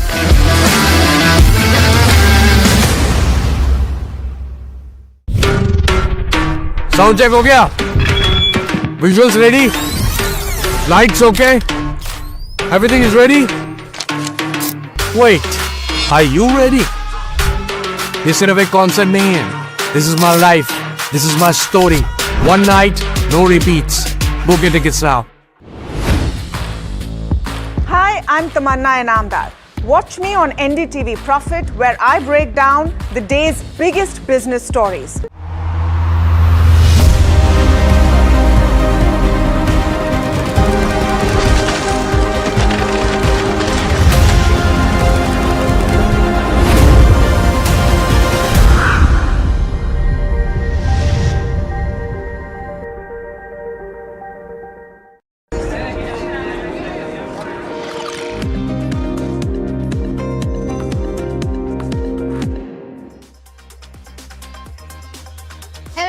You're watching Ask Profit, the afternoon edition here at NDTV Profit. I'm Mahima Vachajani and with me is Somit Sarkar. But before we move on to all the queries that you have for us on the show today, let's take a quick look as to how the markets are doing. The Nifty 50 is down by about 0.6 odd percent, 150 points of a downtick is what we're seeing. Since we started, the small cap buzzers, it was down by about 200 odd points, so 50 points of recovery is what we're seeing on the Nifty. The Bank Nifty also trading around 0.5 odd percent lower at that 60,800 odd levels. Let's try to pull up the heat map to see as to what are the counters that are buzzing in trade. You have HDFC Life now losing the most ground, 2.5% of a downtick. Bharti Airtel, followed by Bharti Airtel, down 2.5% as well. And Interglobe Aviation and Dr. Reddy's are the other two counters that are down by about 2% each. Something like a Shriram Finance, SBI Life, Bajaj Finserv, Kotak Mahindra Bank, Nestle, Tata Consumer are also under pressure, down by about 1% each. But on the flip side, Infosys now is topping that chart, up almost 2%, followed by Trent, HCL Tech, Apollo Hospitals, Eternal, Geo Finance. So IT names as well as something like a Trent and Eternal are doing fairly well. That's as far as the Nifty 50 is concerned. Let's try to pull up the sectoral heat map. Largely, except for the Nifty IT and Nifty Media, now I think we're seeing Nifty Consumer Durable as well as in the green. But energy has also picked up 0.3 odd %, and PSU banks almost flat, but those are the counters in the green. But realty is losing ground for sure, down 1.6%, followed by FMCG, which is also down by about 1%. Defense seeing profit booking, and Nifty Auto also down by about 1 odd %. Let's quickly pull up the mid cap 150 and the small cap 250. The broad end of spectrum also equally under pressure. The mid cap 50 right now is down by about 0.5 odd %. The small cap 250 down by about 0.6 odd %. So that's with regards to where the markets go. With that, let's also welcome in our guest for the day. We're joined by Mr. Chokkalingam, who is the founder and MD of Economics Research, and we'll also shortly be joined by Ruchit Jain, who's the Vice President, Equity Technical Research Wealth Management at Motilal Oswal. Mr. Chokkalingam, the first question that we have is from Anuj, who is writing us from New Delhi, asking about Afcons. He's bought 395 odd shares at the levels of 380. He wants to know your view on this one. Yeah. After a massive fall, one can consider, but however, I want to caution that, these kind of businesses are going through a difficult time in the stock market, but fundamentally quite decent. With a P is only around 18 and stock also corrected a lot. So considering its a recent track record, one can buy for medium to long term. Next query is coming in from Sriram Raghuraman from Chennai. He's holding 90 shares of Max Healthcare at an average price of 38 rupees. He wants to know what's the view for the next 1 year on this counter. I doubt whether 38 rupees would be right, or he's, I guess he means Max India. I'm not sure about the price, but he wants to know the next 1 year outlook when it comes to stock Max Healthcare. Mr. Chokkalingam, what would be your view on Max Health? See, Max Health, whether you take a P ratio or you take a enterprise value per bed, it is extraordinarily overvalued, but then it leads in the pack. It has got a good momentum, and most important fundamental development is that they have got a very aggressive plan to double the number of beds. So with a little risk, I would say it's a hold for medium to long term. Okay, all right. So that's the view coming in. We've got the next question, which is coming in from Madesh, who's writing us from Tamil Nadu, wants to know if this is the right time to buy Wipro. Ruchit, hi, a very good afternoon to you. Would you recommend that? Yeah, hi, very good afternoon. Well, I would still recommend to keep a wait and watch approach. First of all, the IT sector as a whole has not shown any signs of bottoming. And within the sector also, Wipro has been one of the stock which had shown underperformance recently. So I think still no signs of bottoming out. So avoid bottom fishing over here.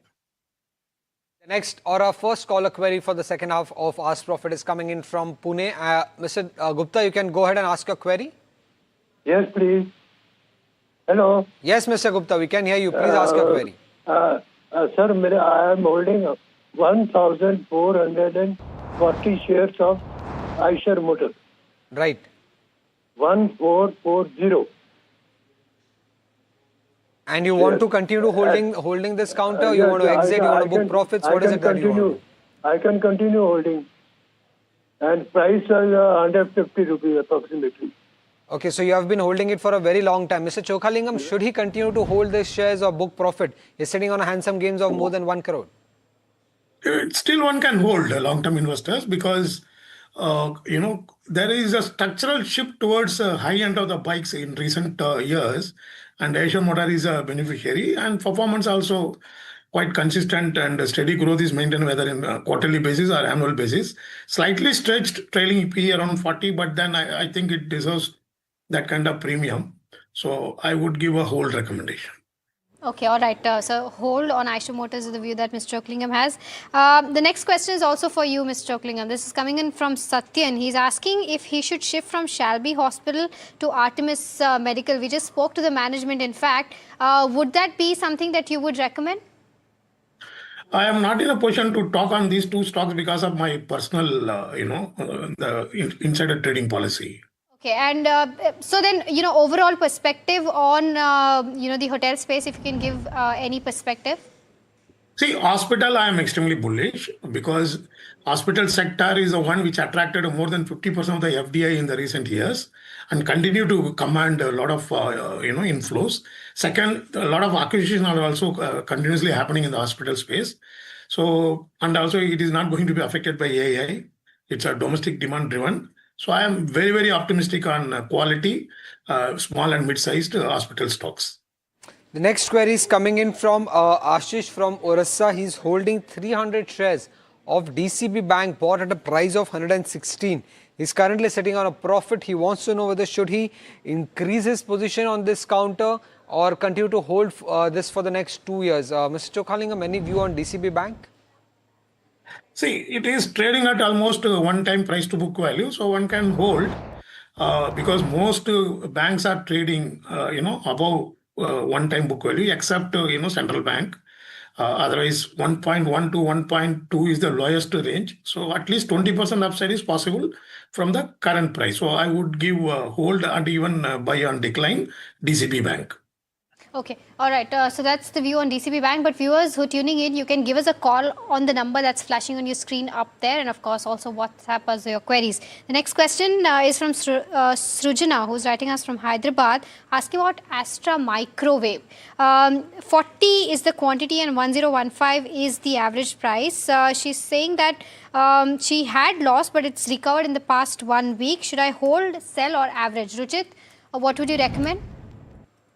I would recommend to continue to hold on the existing positions. In the recent correction, the stock has formed a good support base around 860 to 880 zone. And till that is intact, the downside now seems to be very limited from here on. So hold your existing positions and wait for a breakout above 1020. If once that is taken out, then you can expect a good short-term momentum in the stock. The next query is coming in from Afreen from Hyderabad. She wants to know whether is it a good time to buy Rupa clothing for the next for long term. Mr. Chokhalingam, any view on this? One can hold periodically. It gives a decent return. So current price, one can hold it for medium to long term. Okay, all right. So that's the view on Rupa & Co. The next question that we have is on Maharashtra Bank. Manul from Delhi is asking this question. He wants to know if there is any chance that this will go to around 66 in a month, and current buying price, does it make sense? Ruchit, your view? Well, the overall trend for the stock looks quite positive for Bank of Maharashtra. Of late, we have seen good volume started picking up in the stock. Now, the 20-day MA is around 69 rupees. So there's a major support on any kind of dips that should act now. So I think if you have existing long positions, you should hold on your and continue to ride this trend. The next query is coming in from Sridhar, and he wants to know which stock is best to buy, MCX or Karur Vysya Bank. Mr. Chokhalingam, fundamentally, which one would be better, MCX or Karur Vysya Bank? Which is the first bank you mentioned? MCX. It's MCX or a bank, that is Karur Vysya Bank. Oh, a very unique comparison, commodity exchange with the bank. I would prefer Punjab National Bank if somebody wants to make money in the banking space. Commodity exchange at this price, I am not very comfortable. So Punjab National Bank is giving me a lot of confidence. All right, we've got our next caller. Meghna is calling us from Bengaluru. Meghna, hi, a very good afternoon to you. What's your query about? Good afternoon.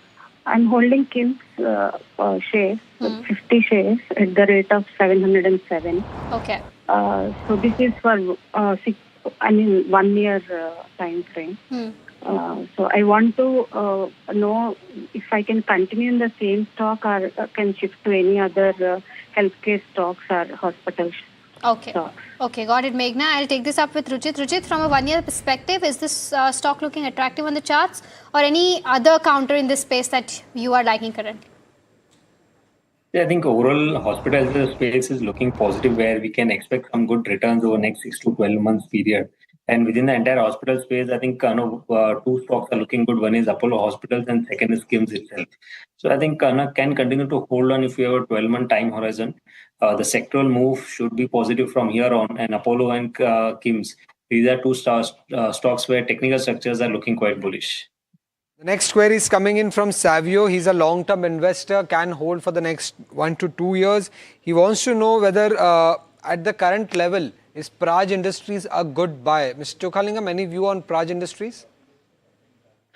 Tactically, yes. Fundamentally, even after the crash, it's slightly stretched in valuation. And I also have a extraordinary belief that once some resolution found for political conflict in Iran, possibly in Ukraine also, the oil price will crash in a very big way.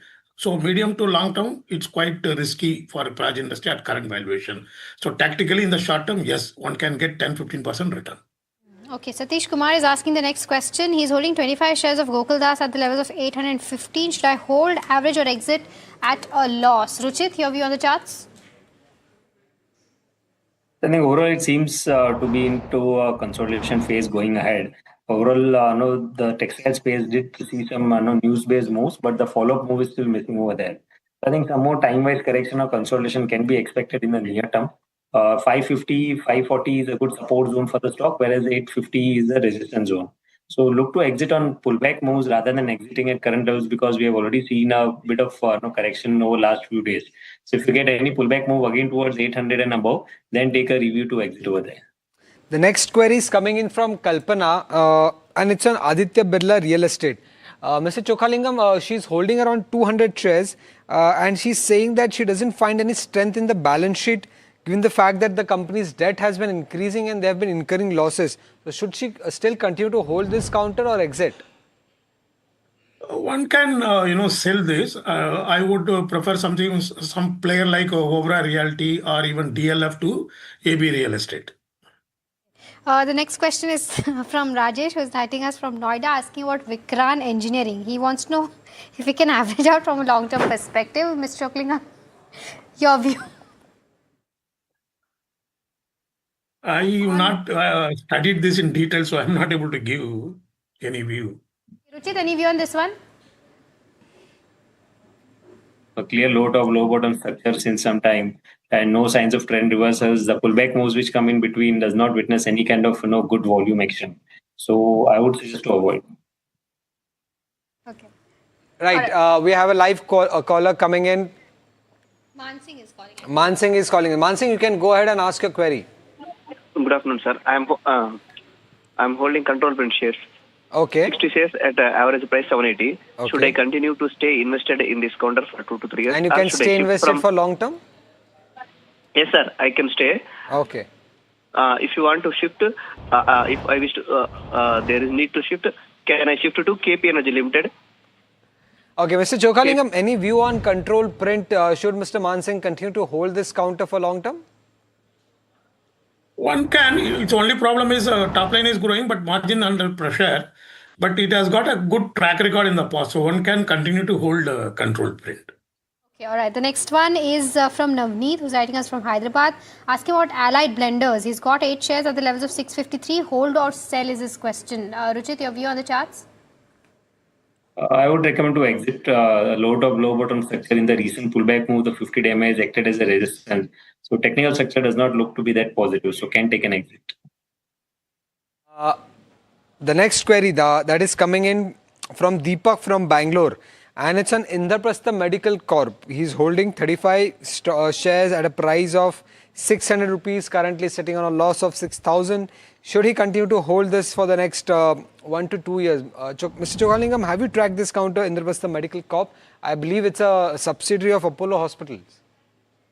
Yeah, I have tracked it for more than 1 or 2 decades. Apollo has some significant stake in it, joint venture with the government. One can hold, particularly after the massive fall, because it's continuously a growth stock and PE also very comfortable now. As I mentioned, positive on hospital stock, so one can hold Indraprastha Medical. Okay. All right. The next question is from Umesh, who's writing us from Delhi. He says he's bought Bharti Airtel at the levels of 1934. Is it a good hold for the next 1 year? Ruchit, on the charts? Recently, we have seen some correction. So it seems that stock would go into some sort of consolidation phase or time-based correction.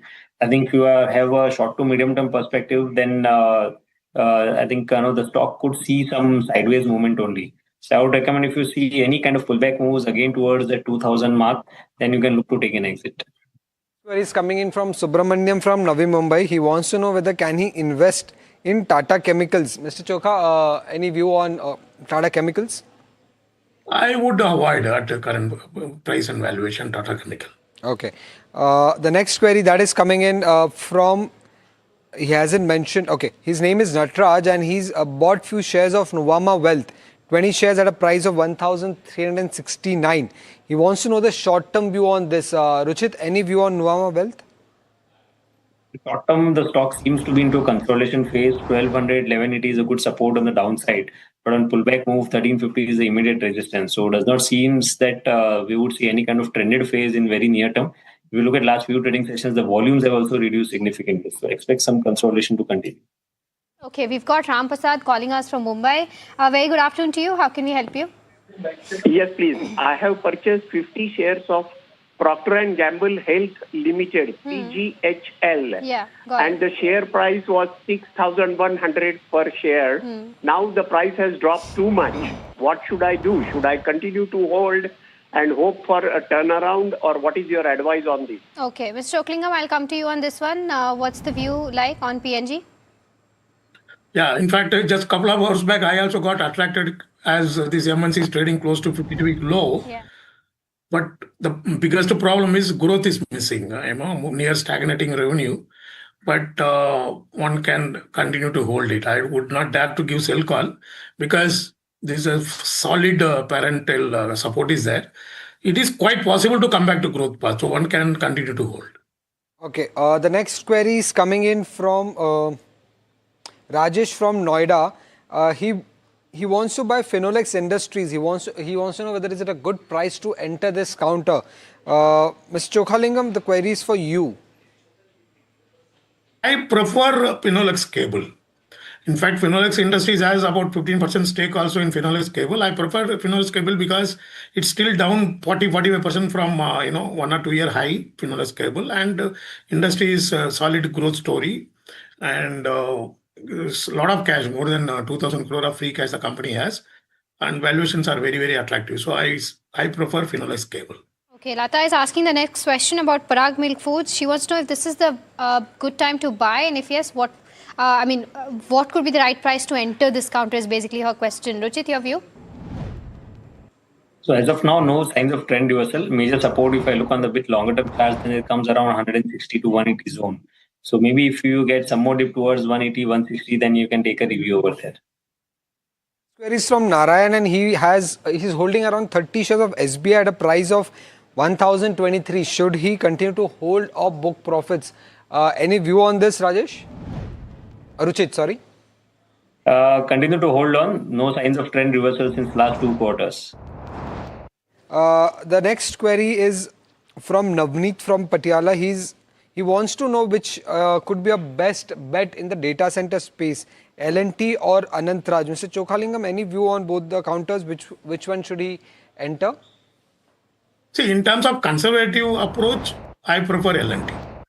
Okay, all right. So that's the view coming in on L&T. The next one is from Tej, who's writing us from Ireland. He's asking about IHCL and whether he can take a fresh stake into this one from a long-term perspective. But Rujit, the current levels, do you think he should make an entry? I think buying with a gradual approach could be a good idea. Buy some quantity at current levels and keep some room that if you get any dip of about 7 to 8% from current levels, then you should add more at low levels. 650, 640 is a good support zone for the stock. Next query is from Nitin from Gurgaon. He wants to know whether is it a good time to consolidate Jio Financial Services. Mr. Chokhalingam, any view on this counter? I continue to maintain aggressive buy recommendation on Jio Financial. It is trading at 1 time price to book value, so which according to me is quite attractive. Okay. All right. Pramod is calling us from Bengaluru. Pramod, hi. Very good afternoon to you. What's your query about? Good afternoon. Actually, I bought IRB shares at 49 rupees. Okay. Now I'm at a loss of 25,000 rupees. Actually, I bought 3,300 shares. So should I average it, or can I expect a turnaround for this? Okay. Ruchit, any view on this particular counter where charts are concerned? The trend is not positive. So when the trend is not good, better not to put fresh money to average out. On any pullback moves we are witnessing, the stock is not able to surpass this 200 EMA, which is now around 43, 44. So take pullbacks as the opportunity to exit and invest this amount somewhere else rather than averaging. Okay, Ruchit, thank you so much for that. Of course, Mr. Oaklingam as well. Thank you so much to both of you gentlemen for taking out the time and helping us answer all those queries. With that, viewers, we're completely out of time on this edition of Ask Profit, but do stay tuned. India Market Close up next.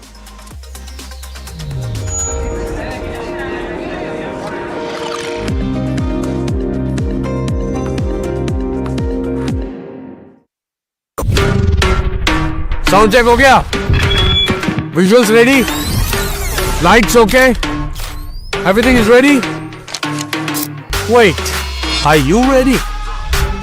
ये सिर्फ एक concert नहीं है. This is my life. This is my story. One night, no repeats. Book your tickets now.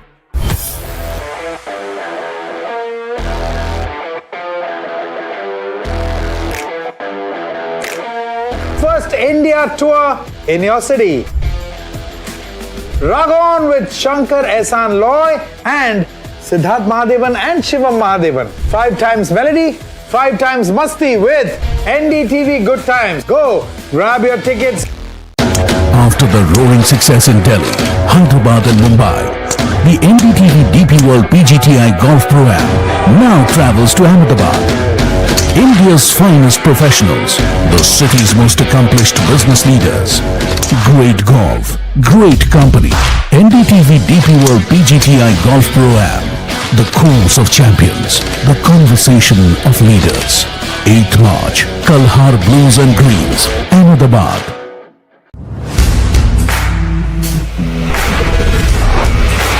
Alright team, our new order show is ready. Now we need a promo. Something cool, something sharp. Well, I'm sure we'll be having outstanding reviews, solid suggestions, Expert advice. The latest trends. It's a lot simpler. We'll help people make the right auto decision. It's got the cool stuff, geeky stuff, serious stuff, all of it, so that you can discover, decide and drive. I'm Siddharth Sharma and I am your Automate.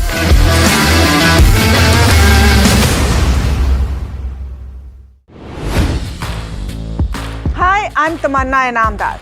Watch me on NDTV Profit, where I break down the day's biggest business stories. What happened, why it matters, and what it means for your money. Hi, I'm Neeraj Shah. Watch me on NDTV Profit for the most incisive market intelligence and meaningful corporate conversations. And I'm Alex Matthew.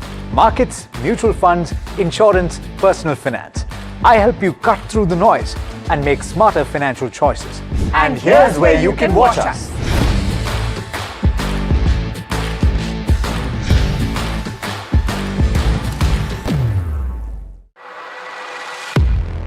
He has been tracking markets for over a decade, spots the trends before they hit the screen. And he is now bringing his analysis to the show that the market watches. Watch Sharad Dubey on Know Your Company, a show that puts the most traded stocks under the scanner. We dissect the company so that you, the investor, don't have to get the management to answer questions relevant to you. Watch Know Your Company weekdays at 11:30 a.m. to understand your next big bet. Presenting the all-knowing, all-powerful Tech Guru. Whoa. Guru? I'm no guru. Okay. I'm just a guy who loves his tech. A show where the mysteries of megabytes and motherboards shall be unraveled. Bro, nobody talks like that anymore. This is all about connected ecosystems, EVs and AI that you can use in your daily life. That's what we do on Tech 360. Real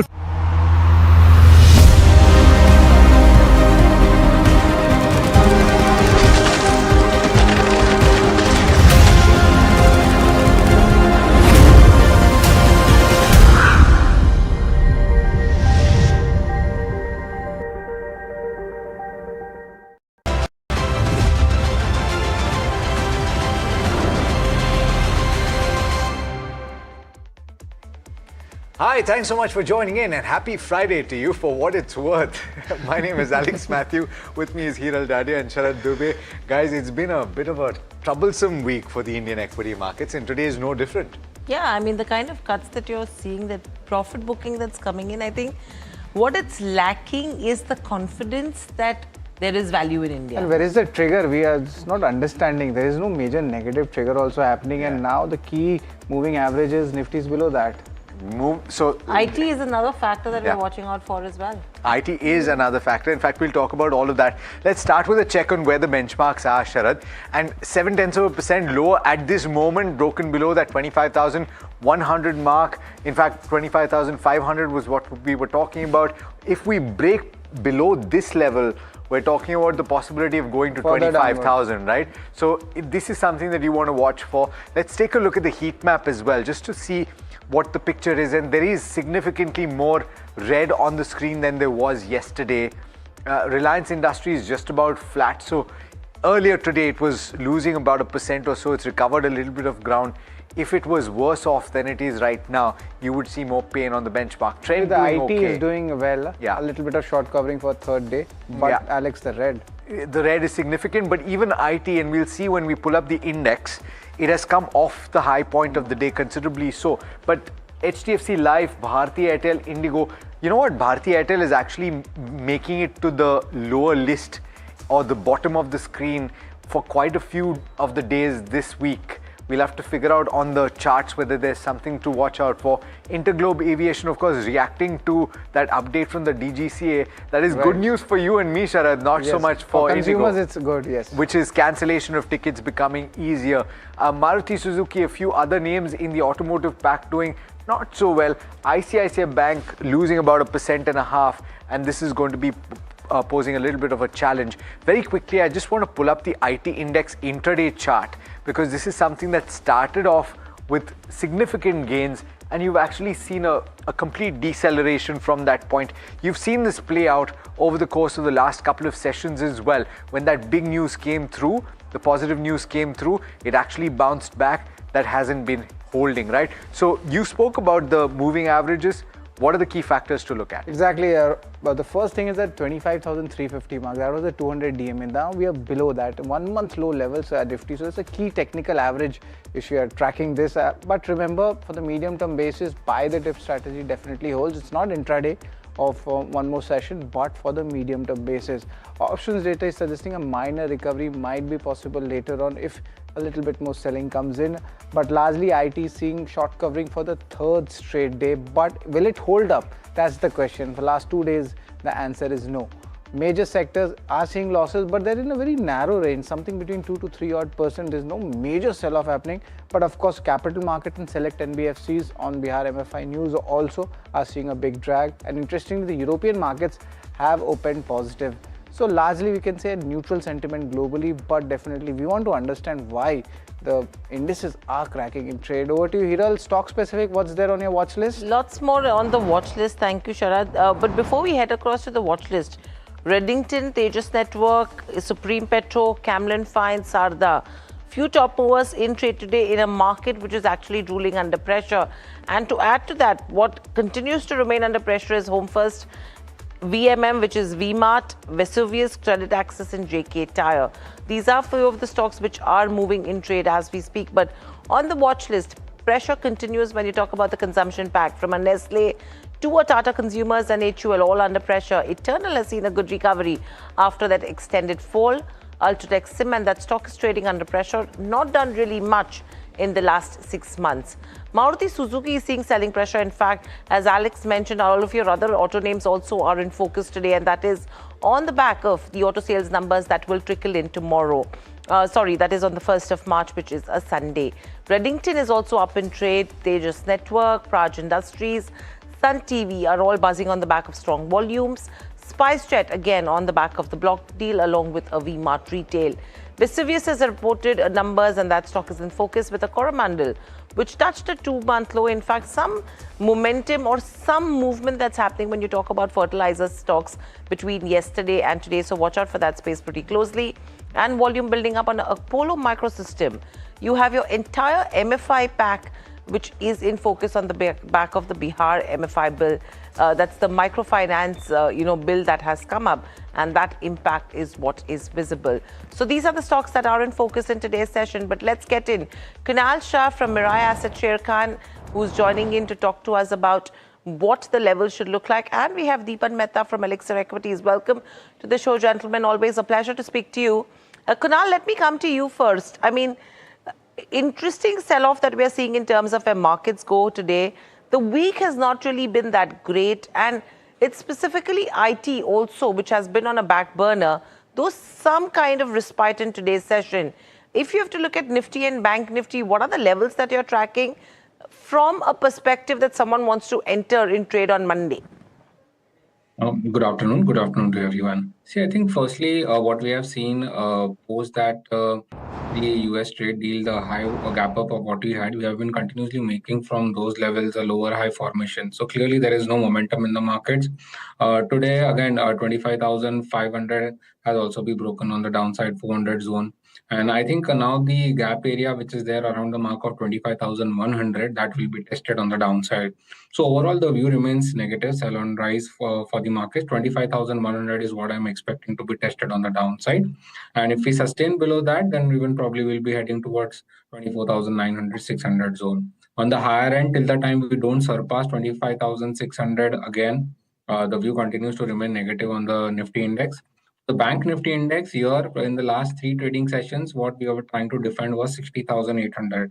That has been broken in today's trading session. But again, Bank Nifty has a couple of supports where 60,800, the next is 60,500 on the downside. A decisive break below the 60,500 will open up the doors for the Bank Nifty on the downside towards 59,700. 59,800 mark. So I think these are some of the key levels which one should watch out for. And if one wants to go long on the Bank Nifty index, only on a breakout above 61,300, one should be aggressive long, or else one should remain cautious even on the Bank Nifty index. So there is a clear divergence, for FI favorites, so be it IT or banking, both sides, the story is very different. But Kunal, I just want to get your technical picks also. What will be the important picks today? Yeah, I think overall, what we have seen in the markets, pharma again continues to be the safe zone on these levels. So I think landmark pharma still looks positive to me from the current levels. The recent swing high, swing high, which was made, that has also been taken out. So clearly a bullish momentum that is playing out. You can expect the stock to go towards 2,200 on the upside in the very short term, keeping a stop loss on the downside close to 2,100. The second stock, which is there on my radar, that is on the weaker side, that is CDSL. It has started to lose momentum, facing rejection at the 20 DMA. There is follow-up selling pressure, and we have seen the stock forming a low top, low bottom formation. So here again, the sentiment continues to remain on the weak side. One can expect further decline over here, 1,240 to 1,020. Is what I'm expecting on the downside for CDSL. CDSL remains a sell for me with a stop loss of 1,330 on the upside. Right, so those are the stocks that you should watch out for on the basis of technicals. Deepan, before we get into stock-specific questions with you or pointers with you, just wanted your initial view on what you're seeing this week. Because one would have thought that with some of that tariff turmoil dissipating, of course there remains a little bit of uncertainty, there would have been a little more interest in the Indian equity markets, but it seems like every move upwards is being sold into. On the fundamentals, are there any triggers that you see that are causing this pressure on the downside? Yeah, good afternoon, and thank you for having me on your show. No, I don't think so. I think fundamentals remain strong, and today's GDP number also perhaps will reflect that as well. We've had a decent earnings season per se, and apart from software services, I think all industries are chugging along pretty fine. Growth dynamics are decent, and because of this correction, valuations also are at reasonable levels. So I'm a bit perplexed why the market is behaving the way it is, but look, market is God, so we have to respect it. My sense is that this uncertain time can last longer than we think. But from an investor's perspective who has got a 3-year view, I think these are great times to be overweight equities, especially small mid-cap stocks. I get the kind of a same feeling when I was just around COVID time. And after the returns were phenomenal. So I'm pretty positive on the market as a whole. I could be wrong. You could see another 5-10% correction also. But if you're prepared to ride out more uncertainty, more correction, and build your conviction, then certainly I think next 2 to 3 years could give very good returns. So next 2 to 3 years, something which Deepan Bhai has stated that there can be a good returns coming in. But let's move on. The Supreme Court has delivered a decisive ruling in favor of Sarda Energy and Minerals, rejecting all appeals filed against the company's resolution plan for SKS power generation. Varsha is here with more details. Varsha, the stock is up 6%. What are the key takeaways from here? Well, we all know that Sarda Energy is actually moving from minerals to energy portfolio, and hence this ruling is very important, and hence we are seeing the stock is up 7%. Now this is related to Supreme Court approving Sarda Energy's buyout plan when it comes to SKS power. The deal value stands at around 1950 crore, and the legal fight is finally over. Now, who is buying whom? So, Sarda Energy and Minerals will acquire SKS power generation, and the process is done under insolvency and bankruptcy code. Now, who opposed the deal? Well, Torrent Power and Zindal Power challenged the plan, and Supreme Court rejected their objections, and finally Sarda Energy will buy SKS power. Now, onto the what does this mean? That Sarda Energy officially wins the bidding war, can take control of SKS power. No more legal uncertainty, no more that legal overhang on this. Now, why this is important? Because of the big expansion move for Sarda Energy in power sector. As I was saying, the next growth trigger is actually for Sarda is power segment, and shows that IBC approval plans are filed and protected. Now, this is a positive signal for future insolvency cases, and as we know that Sarda Energy is going big when it comes to their energy portfolio, and all the growth has been aligned to the power or energy sector, and hence this ruling is really important because that aligns the growth prospects for the company, and hence we are seeing the stock is up almost 7 to 8% in trade. Okay, right. Yeah, well put, Varsha, and that allows us to pose the perfect question to Deepan Mehta. Deepan, if you've looked at Sarda Energy, of course, the story or the conversation about the change that they are undergoing in the business lines that they have is well known. But what do you make of the latest development? No, sorry, I have no clue about this story. I don't want to comment. That's perfectly fine. All right, let me go across to Kunal then on the technical charts to see if Sarda Energy, with about 6% of an uptick as things stand right now, has more legs to it. Would you buy right now? I think, yeah, definitely I'll buy it right now. 539, 540 has been the hurdle for the stock, and that has been taken out today decisively with volumes. So now it opens up more upside for the stock. The next level on the upside, what I'll be looking out is somewhere close to 584, 590 on the upside. So I think even at the current levels, it looks attractive to buy. Now the support on the downside is placed at 525, 530 zone. All right, but the closing is very much important, especially if you are in the F&O space, because the 200 DMA level that has been breached downwards for Nifty index. But let's look at stock specific moves where the action is coming in, long build up coming in. Interesting for Dixon Tech and ONGC Oil India also going up in trade, or BSE Oil and Gas Index actually doing well, one of the top gainers. I could talk about it. Let's also see the short covering candidates where the action is there. Kalyan Jewellers and KA Industries, but it's not that convincing, but definitely volume pickup is definitely there. Long unwinding also, no major trade because most of the trades are happening in the short segment. But yes, Dalmia Bharat, that's where a little bit of long unwinding has started taking place. But today, of course, the capital goods and your select NBFC companies, this is where the pain is. Let's just show the key short build-up which is happening, and largely we see one is coming in from the capital goods, the capital market space, that's down 4%, and Bandhan Bank, that's also seeing a little bit of pressure. Kunal, I want to get you on this. Two sectors, both capital and the select NBFCs which we are talking about. Of course, there's the Bihar MFI impact also, which we'll talk with Deepan on that. But on the technical charts, capital market stocks and select NBFCs which are cracking in trade, what are the technical levels looking like, and the important stop losses also? Yeah, I think firstly, the one call which I initiated on the sell side was from the capital market space, that is CDSL. So again, that continues to be on the negative side for me. You can expect further lower levels for the stock towards 1200 mark as well. So that is again looking on the weaker side. Even from the capital markets, CAMS has also given us a breakdown. So that is also looking weak. Can test the lower end of 610, 620 zone. So CAMS, CDSL, these are some of the stocks which are looking weak. I mean, NBFC space, I think overall here the setup still looks more or less sideways to me. In fact, contrary a little bit, I'll be bullish on certain NBFC stocks over here. If you get a dip in LTF, that would be a good buying opportunity around 275 to 80 zone. Probably one can expect a good recovery again back towards 300, 305 on the upside. All right. Let me go across to you, Deepan, on a couple of interesting takeaways from conversations we had this morning. And we spoke to two companies. Pine Labs was one of them. Zaggle was another one. And both of these entities, the management said that 25 to 30% already of their coding requirements are being taken care of by artificial intelligence.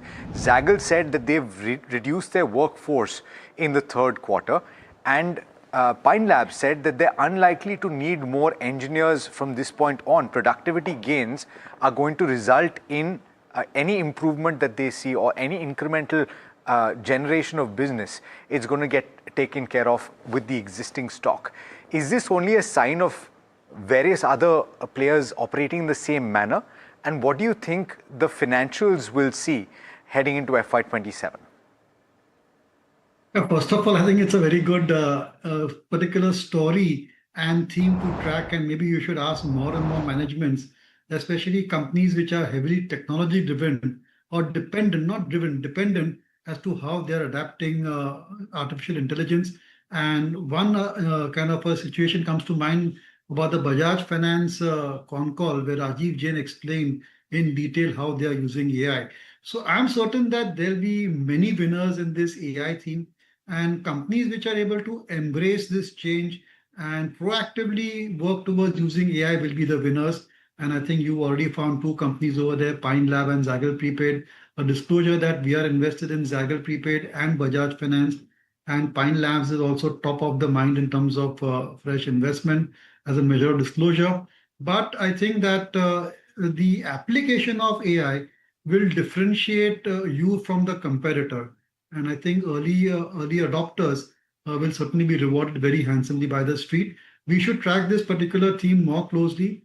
And I think that there's just too much of attention being given to the software services companies and how their models get disrupted or not disrupted. Are they going to be implementing AI? Are they going to get, less business because of AI? That is just noise. End of the day, if you want to have an eye on the ball, exactly what you did, focus on companies which can cut their cost by 15-20% or so and get those gains over there in terms of better productivity, better operating profit margins, or improve services, and that can just strengthen their moat. A nice take, Deepan, when it comes to usage of AI and the kind of companies that could benefit out of this as well. But stay with us. It's time for the rapid fire now. A couple of stocks that we're talking about in today's session that I will be taking you through. But Kunal, let me come to you first. Tejas Network, that's the first one. They've got a supply order, strong moves coming in there. I think from the past two trading sessions, the stock has witnessed a good move on the upside. Now, the next level, what I see on the upside for the stock from a short-term perspective would be 500. So there is some rally pending. It could go towards 490, 500 zone from the current levels. But fresh entry at the current levels, I would not recommend any dip. That would be a good opportunity to enter into the stock. Okay, correction is an opportunity to enter. Redington, 17% gains, biggest intraday gain since November 6, I beg your pardon, strong trading volumes. See, I think the next level of resistance for the stock is somewhere around the mark of 300. 284 is where it is currently trading. So can extend this gain towards 295, 300 on the upside. Okay, Phenolics Cables is trading with strong volumes as well. Along with that, look at a Vishal Megapart. Your views? I think Phenolics Cable, a little bit of upside is still left towards 970, 980 zone. That could be tested on the upside. So still the view remains positive. We have seen strong moves in the past two trading sessions. Okay, and what about a Vishal Megamart? Vishal Mega Mart, again, we had seen some buying interest from the lower levels, but now again, that has been wiped out. So here the view remains, if 115 on the downside is breached, then probably you will see further selling pressure. Okay, so that's the rapid fire, but another stock that we want to pull up is the IDBI Bank as well. Let's look at that one because there are news reports suggesting that Fairfax is the front runner, and this is to actually buy majority stake in IDBI Bank. That stock is at the day's highest levels as we speak, and this could actually become one of the largest foreign investments that could be coming in terms of the banking sector. The government's 61% stake is valued at around $8 billion. Now, this 61% stake is what the government as well as LIC hold. There are talks ongoing. The deal outcome is something that is still uncertain, is what they're reporting. Now, whether Fairfax has the capacity or not is the question. They've said that they will be able to purchase it independently. They may bring in a partner at a later stage, is what reports are suggesting. And this could actually, Fairfax could actually consider merging a IDBI Bank with a CSB as well. If you pull up the charts of CSB, let's see what's happening on that counter. And Fairfax, as we know, already controls a majority stake in a CSB. That stock nearly at the day's lows. Some minor correction coming in from there. Deepan, your view in terms of, IDBI Bank, Fairfax coming in, and a potential merger of the two banks? I think it's great for minority shareholders of IDBI Bank, and even if the transfer of ownership does not take place, I think IDBI Bank is now a phenomenally efficiently run bank with good quality balance sheet as well. They have completely wiped out all the old losses which they had. The NPAs have been cleaned up. Now their loan book is amongst the cleanest in the industry. Growth rates also are better than the industry growth rates.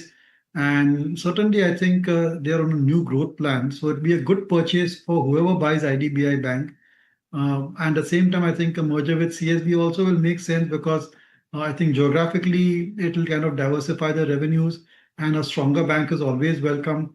But I just have one word of caution on the entire banking industry, that the way the industry is going is becoming more and more of a red ocean, and competition has come through from the PSU banks also, which was not there earlier.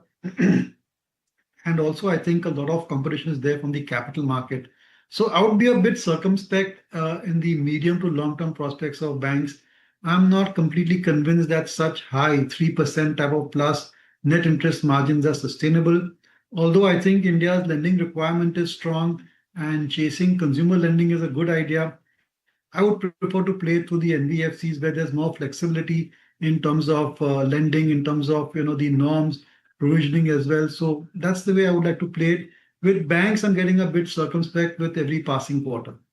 Right. So bank, of course, there is a skeptical approach to it, but NBFC is something which Dipan is finding a little bit of comfort. But now it's that time of the day where we get you the khabar on the street, and Somit is here with the stocks. Somit, in this market also there must be a couple of stocks which are there in your radar, where the new buzz is there.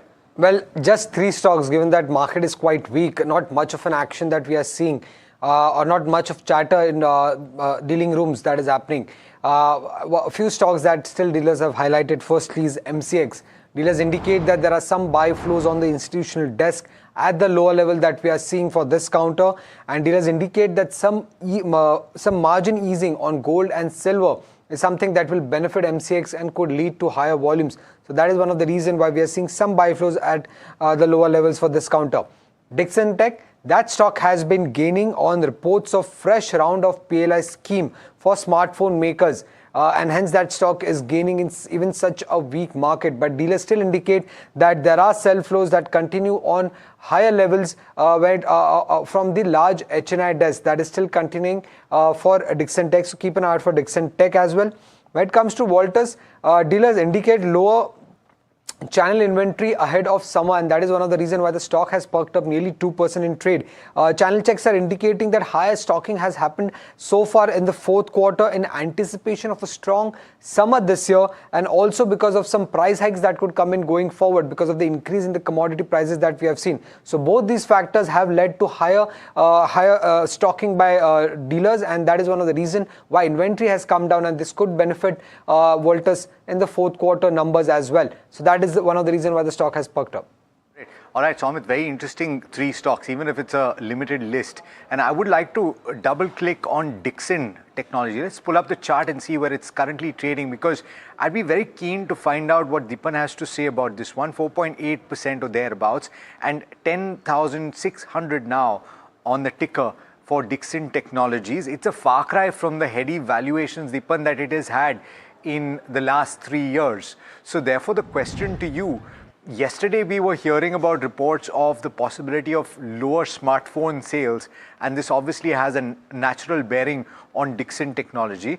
But at the same time, there are, as Somit just pointed out, certain PLI benefits that are seen for the company. Do you think that the valuation as it's poised right now is attractive from the long-term standpoint? I certainly think valuation-wise, it has reached attractive levels. And no doubt that a soft quarter, management commentary also was weak. But I think these are companies, which are in a way, going to benefit from the longer term trends which are taking place in electronic manufacturing. A lot of electronic manufacturing, be it mobile phones, other electronic devices, is going to get outsourced. And Dixon certainly has displayed exceptional execution. And also, one more fact comes to mind is that they are going very heavily into backward integration. And as and when the JVs and the new plans for backward integration, be it for cameras or be it for screens, they go into stream, they should be able to improve their operating profit margins, and also it may provide a new source of revenue for the company. So first of all, the disclosure, we are invested in Dixon Technologies, and we do feel that a lot of the negativity in the stock has got priced in, and maybe from these levels it can restart to retrace the lost ground. Your views on Dixon Tech? The stock is up almost 5% above that 10,600 levels mark. What are the key levels looking like? Any other sustain up move from here? I think the key levels to watch out here will be 11,200. That has been the resistance for the stock in the short term. So 11,200 is where I'm expecting this pullback. Overall, the larger term picture still continues to remain on the negative side. We'll further need confirmation for the stock for a trend reversal. 12,000 is something which would be on my radar. Once the stock surpasses that, then probably you can confirm a trend reversal into the stock. So that's with regards to EMS players. In fact, Keynes as well has been in focus. PG Electroplast lately has been in focus. So watch out for these names which have been beaten down. Some buying interest coming back soon. But moving on, we're talking about IT and real estate hand in hand, because the moment there is pressure building in terms of IT, there are job losses, and that somewhere has an impact when it comes to real estate as a sector. Though today, if you talk about IT as a sector, it is buzzing in trade. Now, what is keeping it afloat? The oversold index is seeing some sharp rebound today. Two, your mood lifters mainly have been Accenture and Cognizant, where both of these counters have seen some good uptake, and that's what is having some bit of a counter impact as well. Now, AI is not becoming as a threat, it's seen as an opportunity, and your AI infrastructures, data centers, GPUs are the ones who are in focus, and valuations are at multi-year lows. It's the worst fall since September 2008, as we've seen in terms of the monthly fall on Nifty IT index. And in terms of February performance, Wipro is down 14%, worst fall in 4 years. Infosys down 20%, worst fall in 13 years. And you have HCL Tech promoter buying that's coming in as well. Vama Sundari has bought around 4.4 lakh crore shares. So lots brewing in this space, but what's the counter impact that it could have in terms of real estate? Gulam Zia from Knight Frank India joins in. Gulam, welcome to the show. Always a pleasure to speak to you. What is the mood looking like right now? That's what we want to talk to you about. Are you seeing a change, a shift in terms of inquiries, in terms of the booking numbers that you're seeing, and specifically when it comes to IT hubs? Well, first of all, thank you so much for calling me on this platform. Always a pleasure to interact with you and to be in front of your audience. The question relating the recent layoffs on real estate and impact of that, we still don't see any impact actually on both. Like either if I'm talking about housing sales or even offices, nowhere is it reflecting, because last year we saw a bumper year for office absorption. And at least the current trends is that the inquiries for office spaces is also as strong, if not any better, than what it was last year, same time. And housing, very strangely, there is no slowdown in housing market either. Like we are looking at one of the best Februaries, the kind of numbers that we are tracking right now, the best month in last 14 years. In Mumbai, at least, the kind of registration, the euphoria is, there is no slowing down either. So while the layoffs are talking a lot of those AI-related, disruptions, but then at least on real estate, we don't see any impact yet. Ghulam, hi, Alex here. So just trying to understand then in certain pockets, and obviously these are, the real estate has to be looked at in micro markets. So I was speaking to somebody just a couple of months back, just before the budget, in Coimbatore. They were saying that the property prices have gone up very significantly because of IT demand. And she, as a real estate developer, was saying that 60-70% of the demand comes through from IT.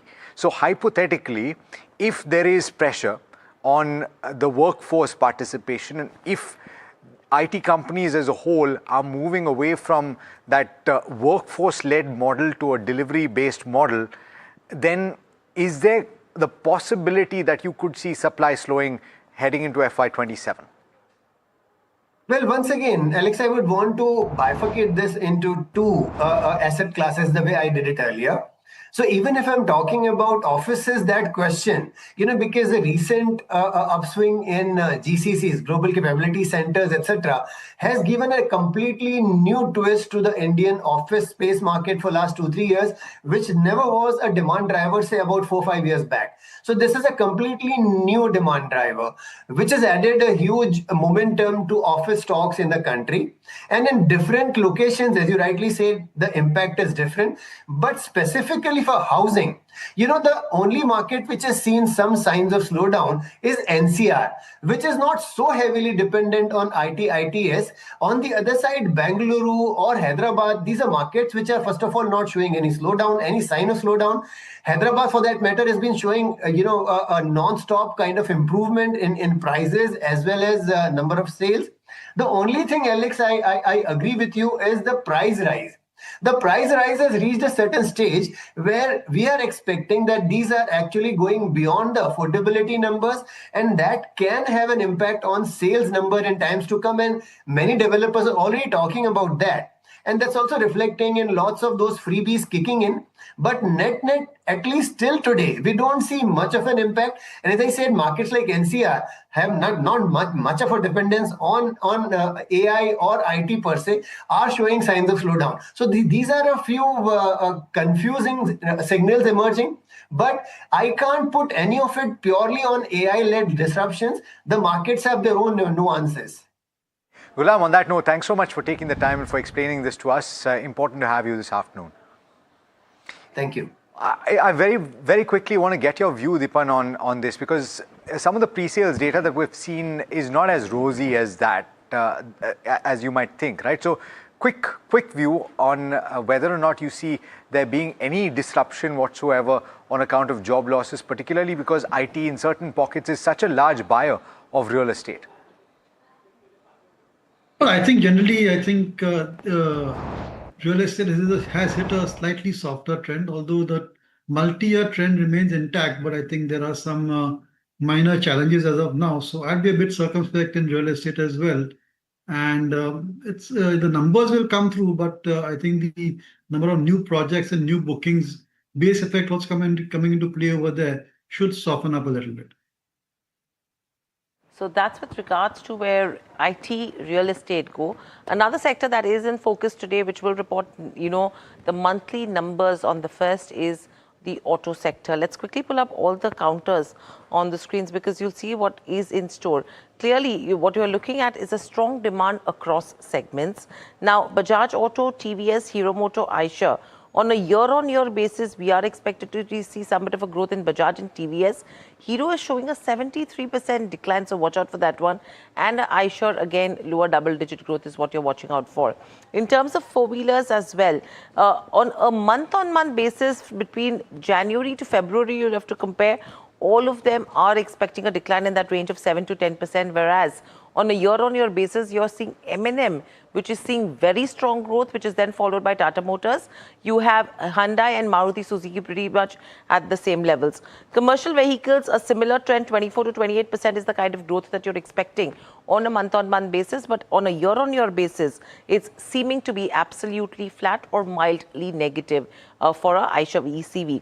And in terms of tractors, again, it's been a good season for tractor sales. 22 to 29% is the kind of growth on a year-on-year basis. But it's going to be interesting to see how our M&M could see a deceleration to the tune of 20%. And these are consensus estimates that we are picking so far. Nomura's view is that passenger vehicle inventory is comfortable, discounting is slightly higher, two-wheeler momentum is firm, and it's rural sentiment which is strong.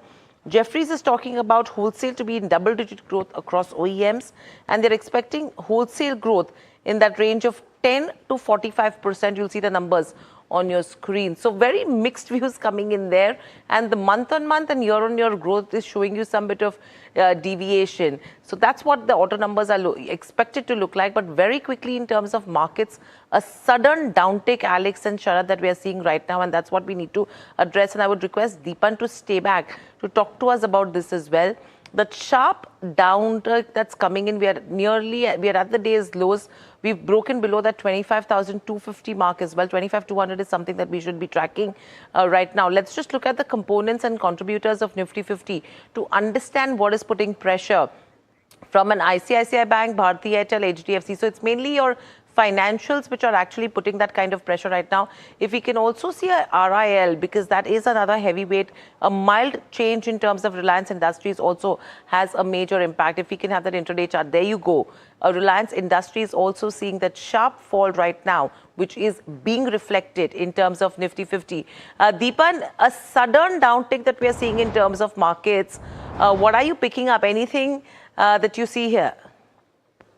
No, I'm in front of your cameras. I haven't picked up anything.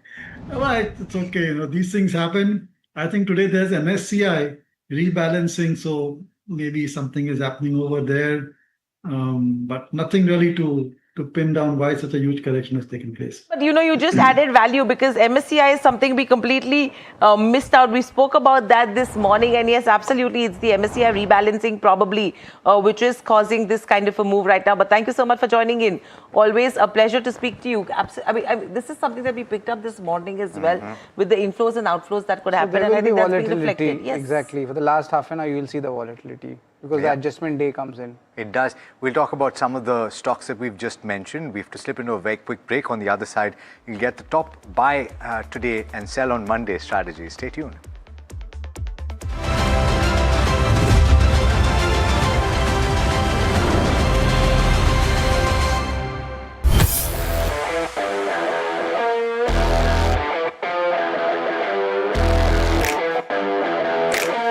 First India tour in your city. Rag on with Shankar Ehsaan Loy and Siddharth Mahadevan and Shivam Mahadevan. 5 times melody, 5 times masti with NDTV Good Times. Go, grab your tickets. Sound check हो गया? Visuals ready? Lights okay? Everything is ready? Wait, are you ready? ये सिर्फ एक concert नहीं है. This is my life. This is my story. One night, no repeats. Book your tickets now. After the roaring success in Delhi, Hyderabad and Mumbai, the NDTV DP World PGTI Golf Pro-Am now travels to Ahmedabad. India's finest professionals, the city's most accomplished business leaders. Great golf, great company. NDTV DP World PGTI Golf Pro-Am. The course of champions, the conversation of leaders. 8th March, Kalhar Blues and Greens, Ahmedabad.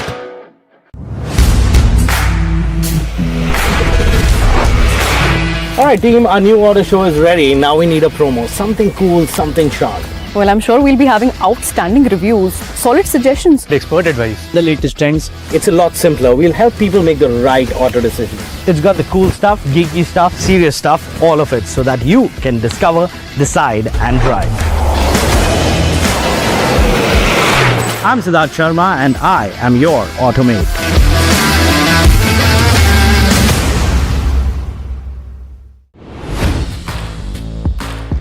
I'm Tamanna Inamdar.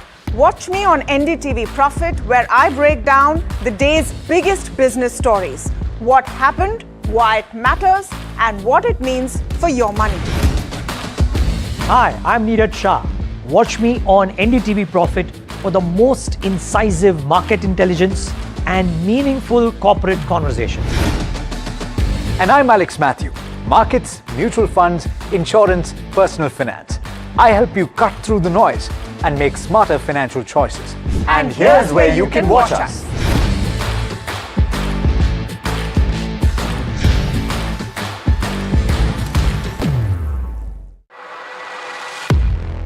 He has been tracking markets for over a decade, spots the trends before they hit the screen. And he is now bringing his analysis to the show that the market watches. Watch Sharad Dubey on Know Your Company, a show that puts the most traded stocks under the scanner. We dissect the company so that you, the investor, don't have to. Get the management to answer questions relevant to you. Watch Know Your Company weekdays at 11:30 a.m. to understand your next big bet. Presenting the all-knowing, all-powerful Tech Guru. Whoa. Guru? I'm no guru. Okay.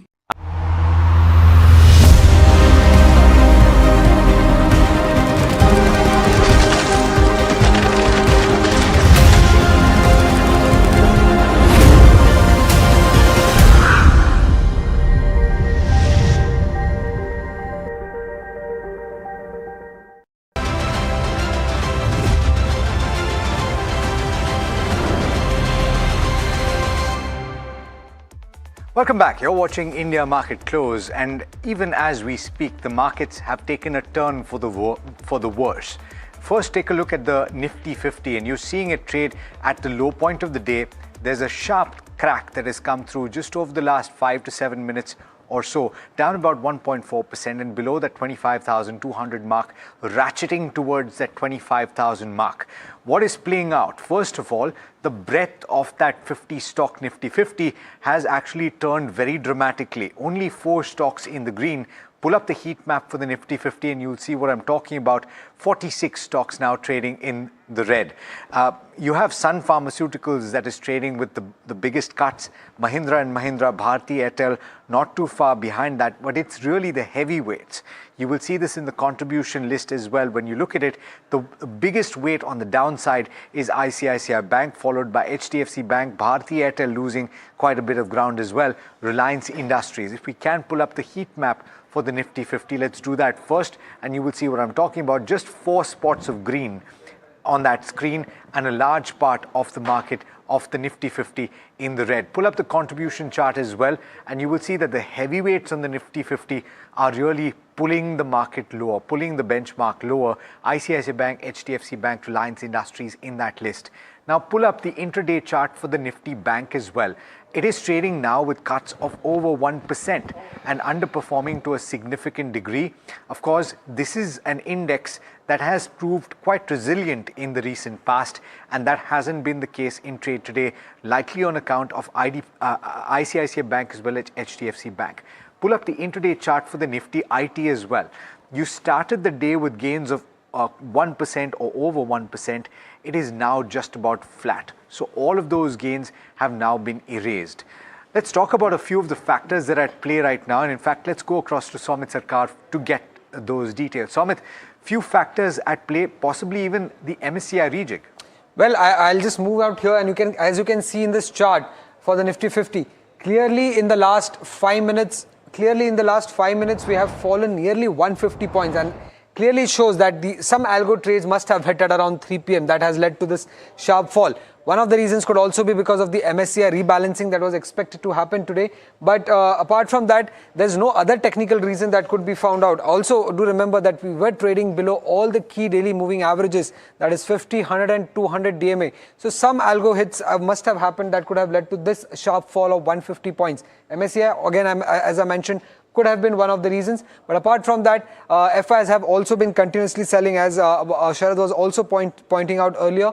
And if you look at the sectoral indices, the fresh sell-off that had started at around 3 p.m. was largely led by IT stocks. IT stocks were gaining throughout the day, but post 3 p.m. we have seen a sharp fall coming in all of them. And as you were mentioning, Alex, that in the Nifty 50 basket, just 4 stocks are managing to stay in green. While if you look at HDFC Bank, ICICI Bank, Airtel, all of them have been contributing to this fall. All these 3 stocks have contributed nearly 100 points to the downtick that we are seeing. Though Sun Pharma is the top loser, the contribution to the benchmark fall is much lower. Yes, IT stocks are still in green, HCL Tech, Infosys, but they have come off sharply from the day's highest point. In fact, TCS, which has a higher weightage, has come down and is trading in red, 0.2% now. Apart from that, if you look at the sectoral indices, it's largely Nifty Real Estate, which is one of the top sectoral loser in trade, supported by Nifty Auto, Nifty FMCG and Nifty Metal. Nifty IT Index now up just 0.3%. Could be some MSCI-led rebalancing as well, but we can see that it has happened sharply at 3 p.m., sharp 150 point, and usually the MSCI rebalancing happens in the last half an hour or 15 minutes of trade. Okay, and to add to this, thank you, Somit, for that. You know, if I'm seeing there are 239 stocks right now which have actually hit a 52-week low in intraday trading. So that is telling you what's happening to the breadth, what's happening to the kind of cuts. We have Kush Bora also, who's joining in. Kush, I'm sure, you know, you didn't really expect something like this when you started off the day today at NDTV Profit. Right now, we're seeing cuts of nearly what? We are below the 25,200 mark. What are levels indicating? I was expecting this kind of a sharp gash. You know, we were speaking about buy on declines, but I would suggest that, you know, hold up on that, because some of the key support levels have been broken. The 200-day moving day average, average on the Nifty has been broken, and how. So, and plus a lot of sectoral breadth is also negative. So my suggestion would be just to, wait this one out. Anyway, we are just about, 18, 20 minutes away from the market close, and there's the weekend. I would suggest don't act in panic, not even a buy call, not even a sell call. Just hold up, see what pans out. We don't have a very clear reason. MSCI rejig is perhaps one of the reasons, but let's wait and see how markets react on Monday. If there's any kind of a rebound, I think this could just be a dip, because of a technical reason. But that remains to be seen, and hence I suggest no action or no activity just yet. Stay put and don't do anything. That is also a trade. In fact, if you don't do something. Ajit Mishra, do you agree? Do you concur? But what, and also a supplementary question to that, what if you already have existing positions and you've been betting on the wrong side? How do you deal with that right now? Yeah, good afternoon, sir. So what we are seeing right now is the range breakdown. It's been almost like 3 weeks we were hovering in this 25,400, 26,000 zone. And earlier also we breached this mark of 25,400, but this time around it's a decisive break, and that's the reason why we are seeing this pressure emerging, alongside with the technical factors, with the MSCI rebalancing and the other reasons. Ajit, apologies. I'm so sorry to cut you off, but it seems like we've got you on a bad line. I'm going to try and repatch you because we couldn't really make out what you were saying. Kush, let me ask you this question. You said don't do anything, but that assumes that you have not already initiated a trade. For those that have done so, what kind of advice would you give on either side? Very, very pertinent point, Alex. Now, assuming that you already have a trade, if it's not a leveraged one, if it's in if it's in the cash segment, it's, like I said, not a bad idea to not act in panic and not sell off. Like I said, this is a very sharp reaction. In the last few minutes, of course, the markets were a little lower throughout the day, but this breakdown of those support levels, 25,300 on the Nifty and about 60,800 on the Bank Nifty, which was being respected for the last few days, this is a very sharp reaction. So my suggestion, if you have a position, don't act in panic. If you can hold off, if it's not a leveraged trade, then you can still hold on to that. So my suggestion would be hold on. Yes, the resistance levels have shifted lower as we speak as well. So 25,800 to 25,600 is what we spoke of earlier in the morning, but that seems like distant history now. The call option base has shifted lower to even as low as 25,200, where the Nifty is currently. So yes, the resistance levels are shifting lower, but again, acting in panic has never done good to anyone. So like I said, if you don't have a leveraged position, if it's just a cash position, and if you can hold on to that, I think you should hold on to it till Monday and see how the markets react. And if there is any kind of a rebound that we see in the coming days, especially with the Monday opening. Right. Thanks a lot, Kush, for that. But Kunal, I want to get your views also on that. A sudden fall in the markets, it might be an algo, and of course the MSCI adjustments also coming in. Your views on that? Yeah, I think overall what we have seen in the markets that was that gap of what we had got. We have been continuously forming the lower top lower top approach over here, and 25,250 to 25,800 was the broad range in which the index was trading. Now we have broken over there decisively. Today is going to be the weekly close as well for the market. So I think now is for further downside for the markets. I'm expecting Nifty to go toward 24,900, 24,600 on the downside. So I think not looking good for the markets as being a daily close as well as the weekly close. Even if you get any positive opening on Monday, that would be again an opportunity to sell. We can expect lower levels for the market. Okay, Neeraj Devan with us, independent market expert. Neeraj, thanks so much for having the patience. Sudden sharp fall, which is why we had to go to take a look at all of the technical indicators as they're standing. What would you do with your portfolio? The suggestion broadly has been on the technical side as well to not do anything at this moment. You don't want to catch a falling knife. And so with your portfolio, what you do? Yeah, good afternoon. Actually, if you see over the last few days, we're getting some base building happening in some of the stocks also. In the mid-cap, small cap space also, there's some buying that you can see in certain stocks. So I think this is a market where you have to have a bottoms-up approach. If you're getting, because of these deep sell-offs like we're seeing today, if you're getting your stocks at a good valuation, I think one should be accumulating. One should not go all out and buy right now because still there is weakness in the market. There is a dearth of buyers in the market. If someone comes to sell a small lot also, the buyers are not there. That's why the stock slides more than one. It will slide with small selling. So I think one should be on the watch. And if you're getting good valuation, getting your stocks at good prices, keep accumulating these dips. That's an interesting take. Someone who's been on the sidelines right now, probably these could be good times to start accumulating as well at lower levels, at lower valuations. But my question, Kush and Kunal, I think we have both of you, is I'll take it with Kunal first. Now, Monday is a day that we should be watching out for. Tuesday is a holiday. Being a truncated week, expiry will be on Monday as well. What happens then? What are you looking out for? Yeah, I think definitely from an expiry point of view, 25,300 was what we are looking at. That has been breached on the downside. So now the next psychological level definitely comes at 25,000. That will be tested. So I'm expecting 25,000, 24,900 to be tested on the downside on Monday. And probably then you will see an expiry somewhere around the mark of 25,000 only. Okay. Kush, any views that you have on this? Because Alex did ask you as to what someone should do with positions that they've already taken as a buy on dip strategy. But being Monday as an expiry day and a truncated week, what are you looking at? So here, even now, if I see, the 25,000 put option really does not have as big a base, as does the 25,300 or 25,400 call option. Suggesting that, while there could be a technical and a psychological support more so at around the 25,000 mark, at least in terms of data and in terms of option writing, that is not evident.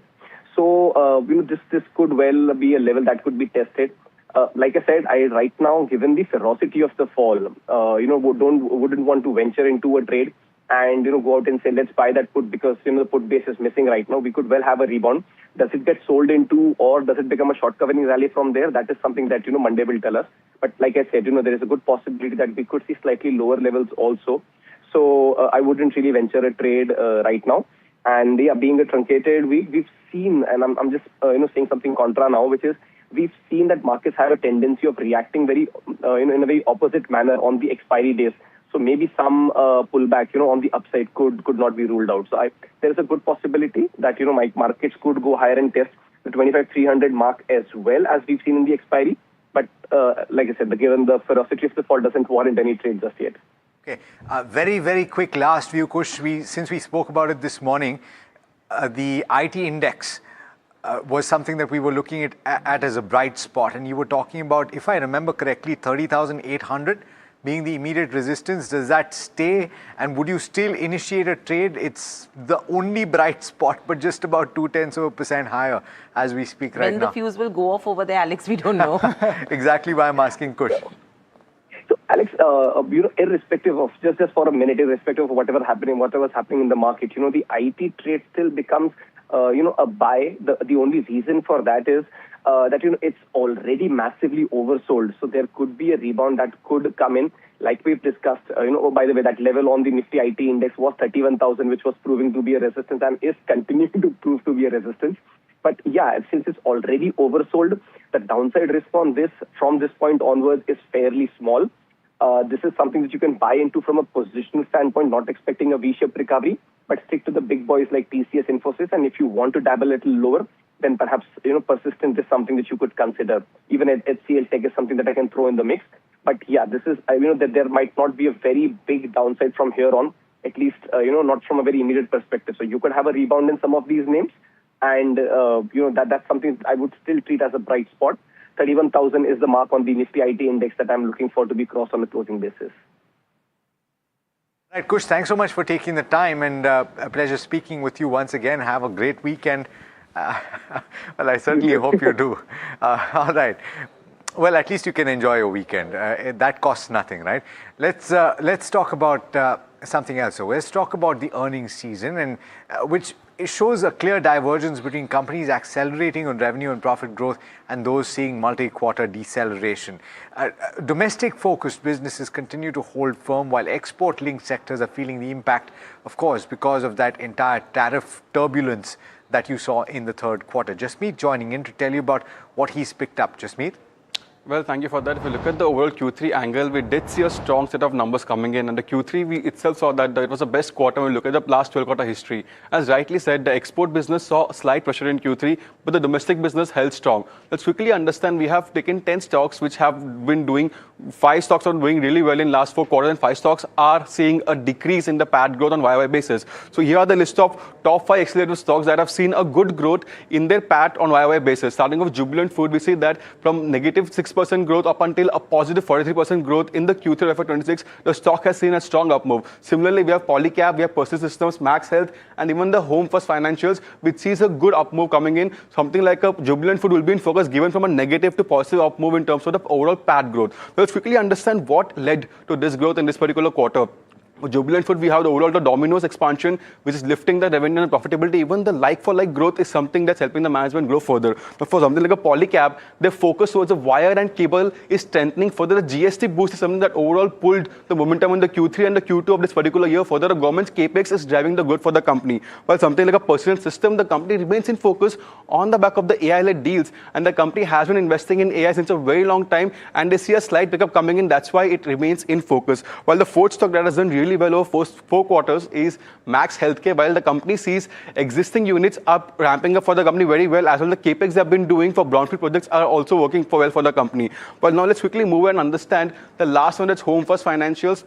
For this stock, we have seen that a strong disbursement rate as well as a strong NIM growth is something that's pulling the overall momentum for this particular stock. Let's quickly understand the valuations and the return potential. While among the entire set, we see that Persistent System had the highest return potential, 40-odd%. Well, this comes after the sharp fall in the Nifty ID we saw in this particular month. That's why the return potential remains high for Persistent System. In terms of valuation, we do see Jubilant Food at 108 times, slightly expensive, and something like a Home First Financials, the price to book ratio remains at 4.2, in the range of the other players as well. Now let's move on and understand the next set of 5 companies that have seen a degrowth in their overall PAT in terms of the last 4 quarters. Now Concord saw a degrowth, while we have Concord Biotech, we also have Kotak Mahindra, Crompton Greaves and Axis Bank, which grew from positive to negative numbers in this particular quarter. And what led to the overall default in Concord was the exam softness, the overall tariff uncertainty led to the overall fall. Further, if you look at the next aspect, we also have Concord Biotech, which saw a US tariff hit that impacted the PAT line as well as the margin expansion for the company. Further, they also faced a lot of other duties as well. Now, Kotak Mahindra saw low cost of deposit pressure and liquidity swings, which led to the overall volatility in the PAT performance. While we also have Crompton Greaves, which saw commodity price inflation, which impacted the margins and the bottom line at the end of the day on the back of the hurting the demand and the increased price hikes that have been doing in the quarters. Now, lastly, Axis Bank sees a wholesale-led mix, while weaker CASA ratio and the squeeze in the NMS, that's something dragging the overall theme for this particular stock. Let's quickly understand the valuation for these stocks. They remain in mid-20s to mid-30s in terms of valuation. In terms of return potential, we do see that even the potential remains in mid-20 to mid-teens for these stocks. The lowest potential being with the Axis Bank at 8% given the stock has already rallied in recent times. So all in all, we see good set of numbers coming in for Q3. It's a wait and watch of how does the decelerators turn in the coming quarters. All right, thanks a lot for that, Jasmeet. But let's just pull out the stocks which are getting impacted by Bihar's MFI related announcement coming in, and let's pull out the majority of these NBFC stocks which I'd like to talk about. And Kunal, of course, let's just talk about Fusion Microfinance, Utkarsh Small Finance Bank. All these stocks have been falling in trade. Of course, the news flow is that the targeted entities of this bill are offering micro and small loans, and remember there is going to be some kind of a regulatory kind of a stronghold coming in, and brokerages have stated that this is sentimentally negative and we are seeing a big downtick coming in. Just wanted to get your view on that, Kunal. Fusion Micro, that's down almost 8% in trade right now. Good time to accumulate right now, or you'll wait it out? I think definitely avoid at the current levels. 208, 2010 has been the strong resistance for the stock. Again, we were not able to close above that even in the previous trading session. So I think wait for it right now, get some clarity. If 210 is taken out decisively, then probably one can go aggressively long, and then you can see targets of 270 on the upside. Views on this?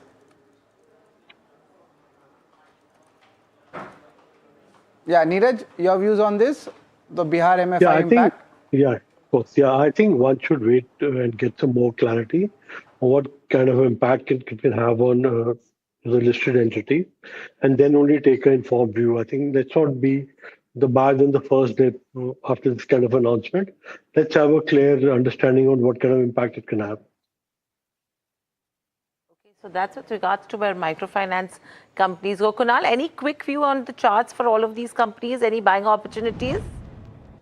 I think not at the current levels for the microfinance space. We even if you look at all the companies chart as well, they have been rejection from the resistance zone. So let the dip play out, and then probably one can look to go on the long side, not at the current level. Thanks a lot, Kunal and Neeraj, for your time, giving views both on technical and fundamental perspectives. But coming back to the market, last 15 minutes, we have seen a sharp fall coming in. Of course, dipping past that 25,200 mark, you can say it's an MSCI adjustment, or there can be algos also at play. But looking at Nifty Bank also, that's down almost 700 points, and Nifty 25,200, that's a very important technical level, already below the 200 DMA levels, and the decline in the broader market, that has also intensified. Let's also pull out the mid cap and the small cap indices to show you where the fall is. It's not that much as compared to the large caps, but interestingly, small cap is holding up in this market. That means it's the third straight day of value buying or strength coming in the broader market. That's actually a good sign.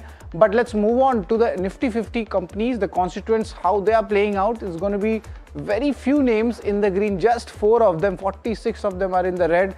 Couple of IT names, but they have given the strength. But look at the sell-off. HDFC Life, Maruti, Dr. Reddy's, all these stocks are tanking in trade, all going past that 2% downtick coming in. Even the support from Reliance, that has also turned into red. Let's talk about the sectors, and largely it has been selling like a basket selling, we could say, but a little bit of strength coming in the consumer durables and the IT space, but largely we see the sell-off has intensified. The metal, FMCG, auto and realty, again the sell-off is turning big. Advanced decline ratio, let's just give you the entire picture of how things have panned out earlier.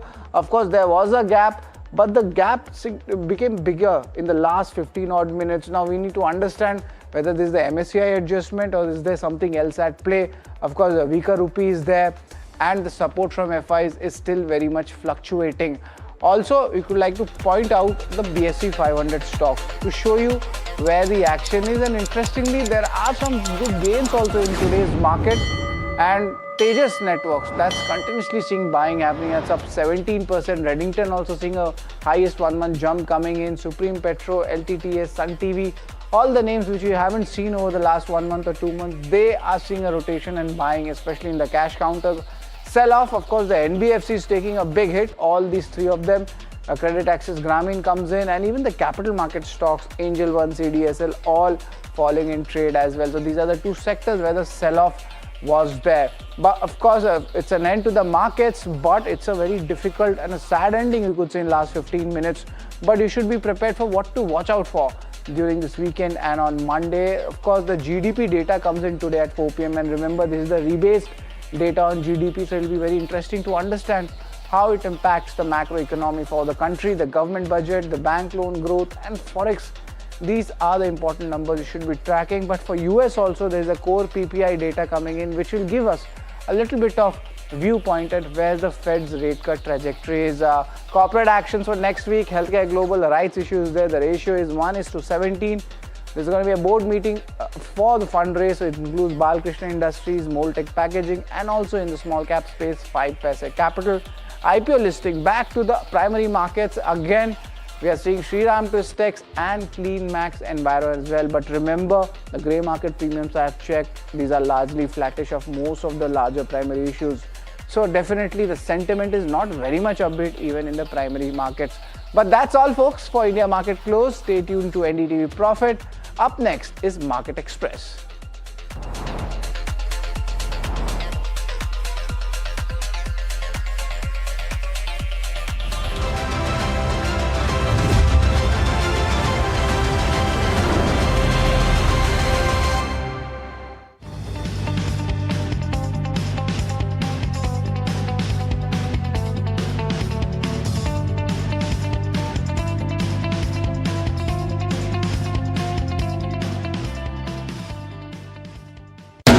After the roaring success in Delhi, Hyderabad and Mumbai, the NDTV DP World PGTI Golf Pro-Am now travels to Ahmedabad.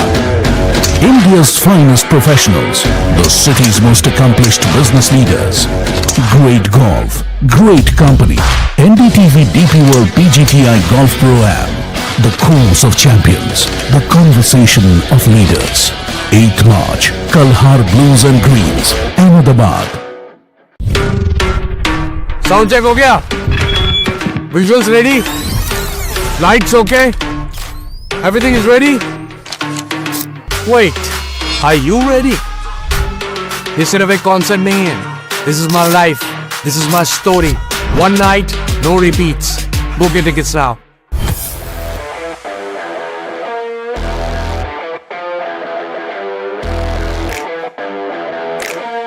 First India tour in your city. Rock on with Shankar Ehsaan Loy and Siddharth Mahadevan and Shivam Mahadevan. 5 times melody, 5 times masti with NDTV Good Times. Go grab your tickets.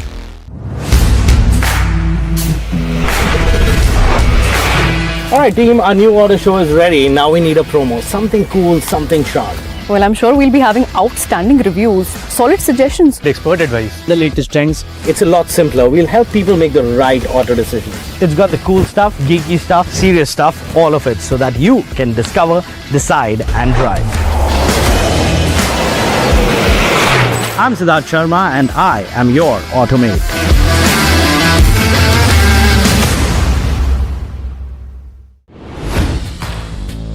Hi, I'm Tamanna Inamdar. Watch me on NDTV Profit, where I break down the day's biggest business stories. What happened, why it matters, and what it means for your money. Hi, I'm Neeraj Shah. Watch me on NDTV Profit for the most incisive market intelligence and meaningful corporate conversation. And I'm Alex Matthew. Markets, mutual funds, insurance, personal finance. I help you cut through the noise and make smarter financial choices. And here's where you can watch us.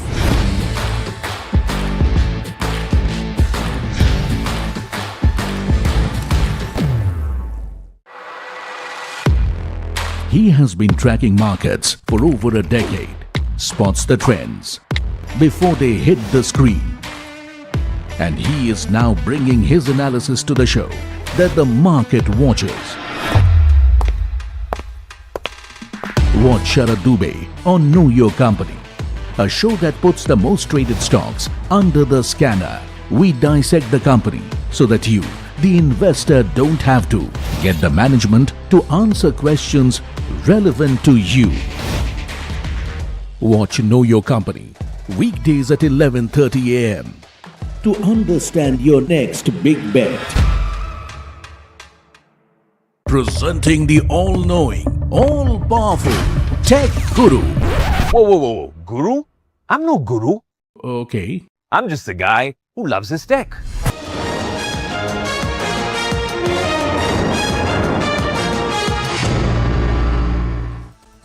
Hello and welcome. I'm Gargi Shetty and you're watching Market Express. This is the show that gets you all the headlines that you should be looking at this evening. But first, a quick look at the markets. Bears clawed on Dalal Street today with a sharp fall in the last few minutes of trade, with the Nifty slipping below 25,200.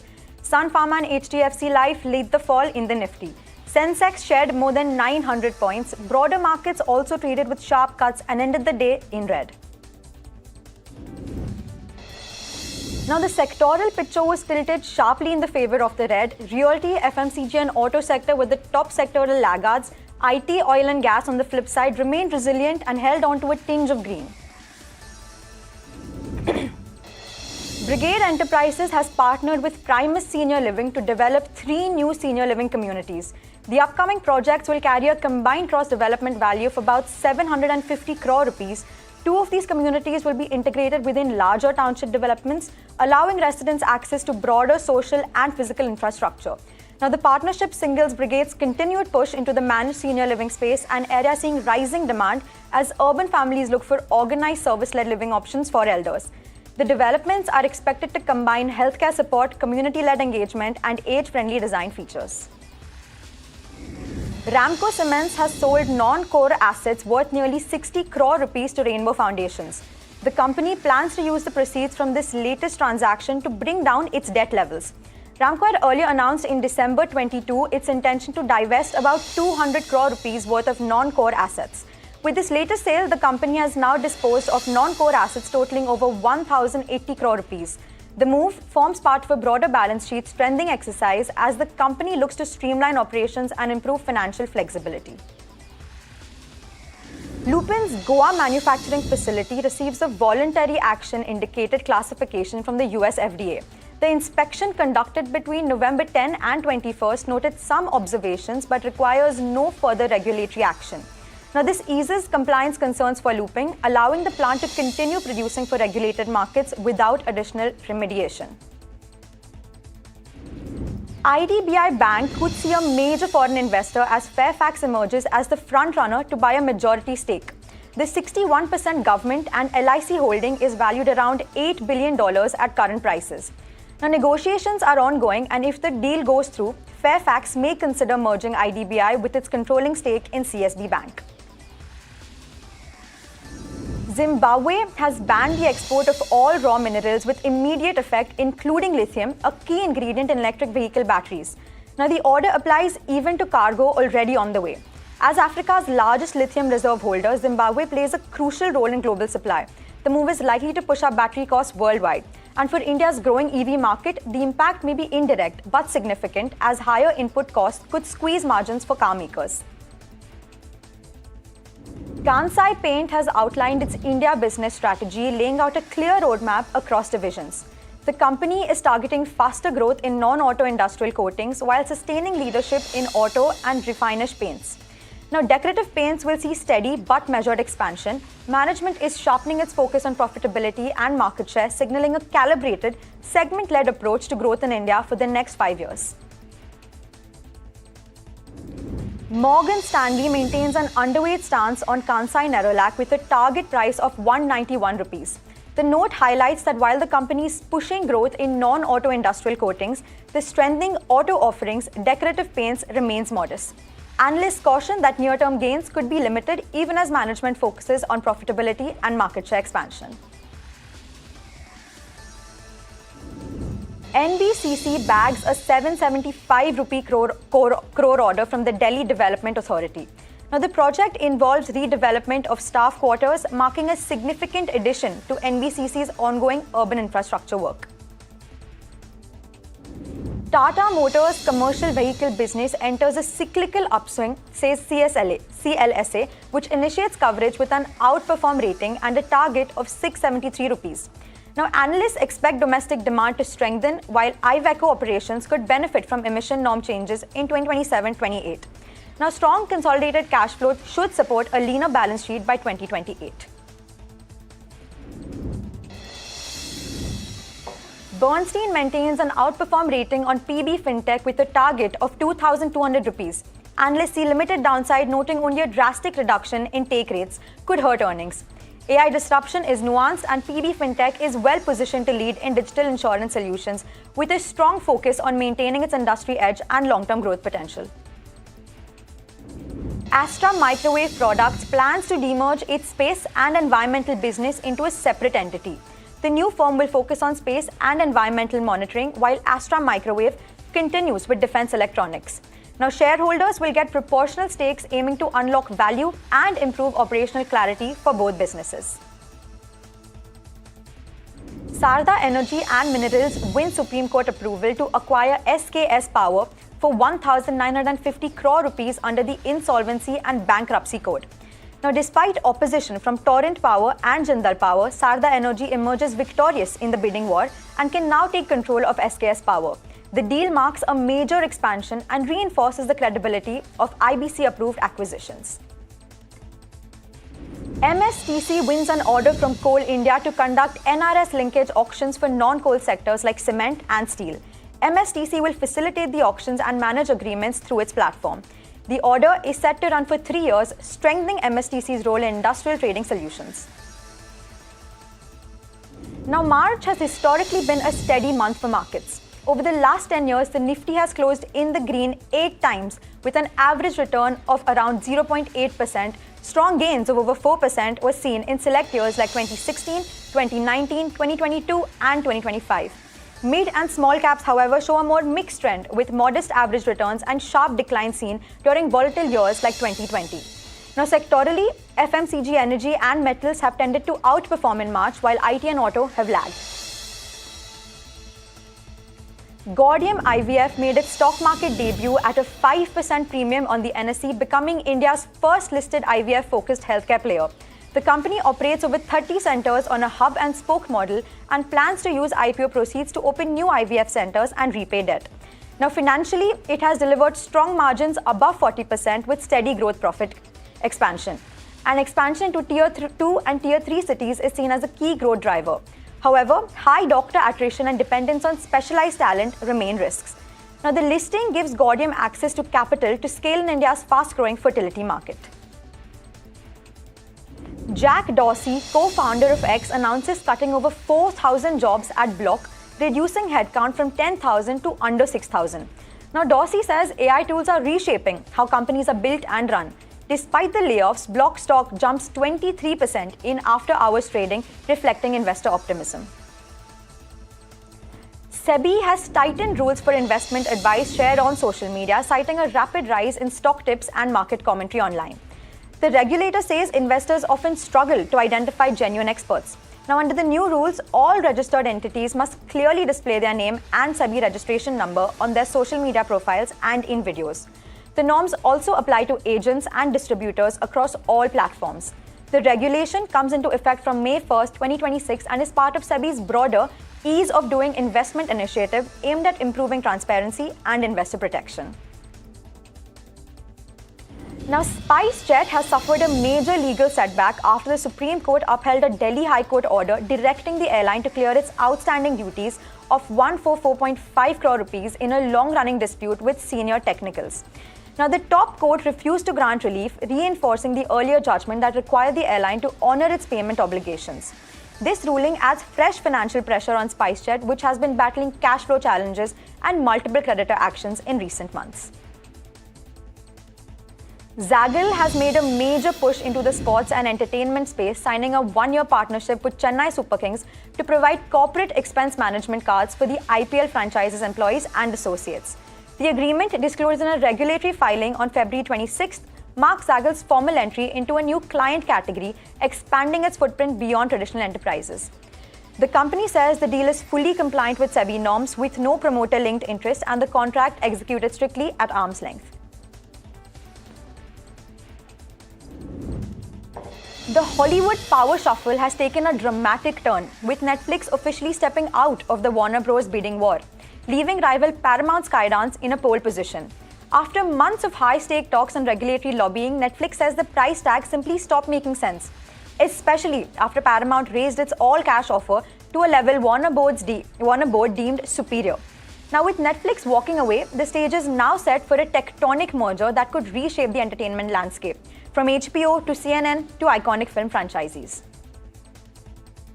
And Anthropic CEO Dario Amodei has rejected US Pentagon demands to loosen safeguards on the company's AI model Claude.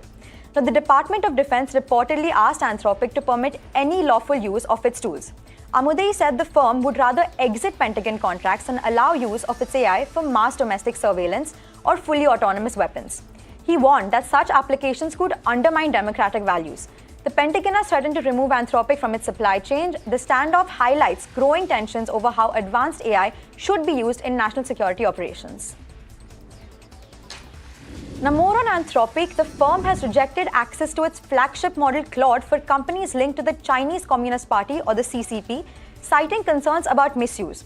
Now, the move blocks entities with ties to the CCP from using Claude's capabilities while allowing continued access for other users. Anthropic says the decision is part of its efforts to ensure responsible use of AI and prevent its technology from being exploited for harmful purposes. The development comes amid growing global scrutiny of AI governance and national security risks tied to advanced AI systems. And Jack Dorsey-led Block Inc. is cutting about 4,000 jobs as part of an AI-driven overhaul of its business. The layoffs affect various divisions as the company restructures to focus more on artificial intelligence and strategic priorities. Block says the move is aimed at streamlining operations and positioning itself for future growth, but it represents one of the largest job cuts in history. The decision follows similar workforce reductions across the tech sector as companies adjust to evolving technology demands and economic pressures. The company has started notifying affected employees. SEBI has changed how gold and silver ETFs are valued, moving from London benchmark prices to domestic spot rates. The new method, effective April 1st, 2026, factors in conversion, duties, taxes, and premiums, aiming for clearer, more consistent pricing that reflects that metals trade in India. Now, investors may see slight price shifts initially, but long-term clarity improves. Now on to some national news. In a major relief to Aam Aadmi Party's leadership, Arvind Kejriwal and Manish Sisodia have been cleared of all charges in liquor policy case by a Delhi High Court. The ruling also said that the evidence against him was insufficient to proceed. The court said the materials on record did not make out a prima facie case against Kejriwal. The decision comes amid ongoing legal proceedings involving several political leaders and bureaucrats, including Manish Sisodia. The CBI will continue to pursue charges against other accused, but Kejriwal is no longer a party to the trial at this stage. The judgment marks a significant legal development in the high-profile matter. President Draupadi Murmu undertook a sortie in the indigenous light combat helicopter Prachand at Air Force Station Jaisalmer. The mission was flown in a two-aircraft formation with the president in the lead helicopter alongside a senior Air Force pilot. The 25-minute flight included maneuvers over Gadisar Lake and Jaisalmer Fort and a simulated attack on a tank target. Now, the president said the experience filled her with renewed pride in India's defense capabilities. She also congratulated the Indian Air Force for organizing the sortie. And the Uttar Pradesh government has signed a 200 crore investment memorandum of understanding with a German rail infrastructure firm to boost railway development in the state.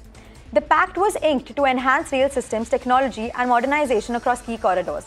The investment is expected to support improved connectivity, faster project execution, and stronger logistical infrastructure. Now, officials say the deal will also bring foreign expertise into India's rail sector and strengthen bilateral industry ties with Germany. The MOU signals renewed focus on expanding and upgrading UP's rail network to support economic growth and mobility. Telangana government is considering a new law that could penalize children who neglect elderly parents. Now, under the proposal, employees including government workers may face salary cuts or penalties if they fail to care for or support aging parents. The move comes amid rising concerns over elder neglect and the need for better care structures. The draft law aims to make family members legally responsible for the well-being of senior citizens. Critics question enforceability and privacy issues, while supporters say it reinforces traditional social responsibilities. The bill is still under discussion and details are being finalized. And a strong earthquake rocked Kolkata as parts of eastern India, sending tremors through offices and homes and prompting evacuations. Citizens reported shaking across the city, leading to precautionary exits from buildings. Early measurements suggest a high-magnitude quake with reports of shaking felt widely. There are no immediate reports of major damage or casualties, but authorities are assessing the situation. The quake was also felt in surrounding regions, unsettling residents and triggering safety protocols. Emergency services are on alert and more details on the quake's epicenter and impact are awaited. Police have arrested 9 people in connection with a massive 1,500 rupee crore multi-state cyber fraud case. The arrests follow a detailed investigation into an organized gang that allegedly duped hundreds of victims through online schemes and digital platforms. Now, authorities say the accused used high-tech methods to siphon money from bank accounts and mobile wallets across several states. Searches were conducted at multiple locations, leading to recovery of digital devices and incriminating evidence. The investigation is ongoing and more arrests may follow as police work to trace funds and dismantle the network. Now, Uber is accelerating into autonomy. From self-driving vehicles in Dubai to electric air taxis preparing for launch. Our executive editor of Auto, Siddhartha Sharma, checks out how the company is shaping the next wave of mobility.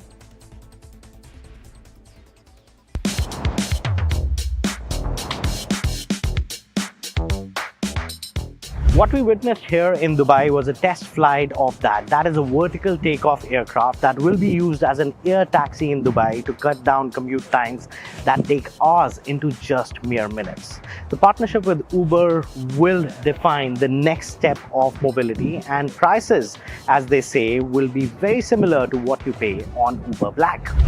Dubai will be among the first global markets expected to see a commercial rollout of Joby's air taxi in partnership with Uber. Joby Aviation is a California-based aviation company that has built this. This is a vertical takeoff aircraft that's beginning passenger operations later in the year 2026.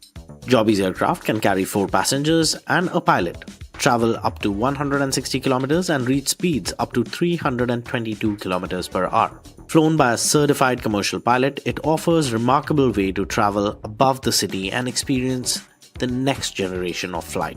Joby's aircraft uses 6 tilting propellers to take off vertically before transitioning into a forward flight. In 2021, Joby acquired Uber's Elevate division, and in 2025, Joby acquired Blade's passenger businesses, which flew more than 50,000 passengers in the year 2024. So we're launching here in Dubai in 2026. We'll be in the US next. We've got New York, we've got LA, but we're looking at London and Japan, and of course we have India and just the amazing opportunities there as well. So we spent 15 years designing this aircraft. A lot of it is the very first principles around safety. You'll notice that it's got 6 different propulsion units. If you compare that to a helicopter, you know it's got 1 rotor. Right? So this has a lot of redundancy, far more than others, so that when we launch later this year, people can be assured it's safe. Being an all-electric aviation vehicle, the rotors on this one are also engineered to be super duper silent. So this is very non-invasive. The decibel levels are also super low. And when they fly all over the city in the future, you will not hear them that loud in the skies. Uber and Joby plan to integrate air taxi mobility services directly into the Uber app, allowing users to book electric air taxi rides seamlessly in the future. As EV mobility expands from roads to the sky, the Uber model is also evolving and having those multiple layers when it comes to mobility and transportation in the future. And viewers, that's a wrap on this edition of Market Express. But do stay tuned to NDTV Profit for more news and updates.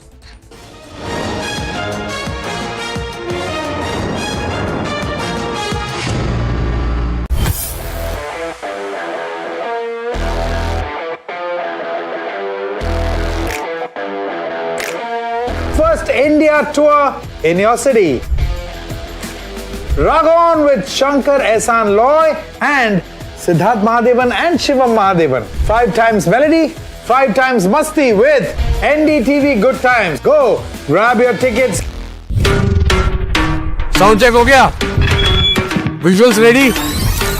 Lights okay? Everything is ready? Wait, are you ready? ये सिर्फ एक concert नहीं है. This is my life. This is my story. One night, no repeats. Book your tickets now. After the roaring success in Delhi, Hyderabad and Mumbai, the NDTV DP World PGTI Golf Pro-Am now travels to Ahmedabad. India's finest professionals, the city's most accomplished business leaders. Great golf, great company. NDTV DP World PGTI Golf Pro-Am. The course of champions, the conversation of leaders. 8th March, Kalhar Blues and Greens, Ahmedabad.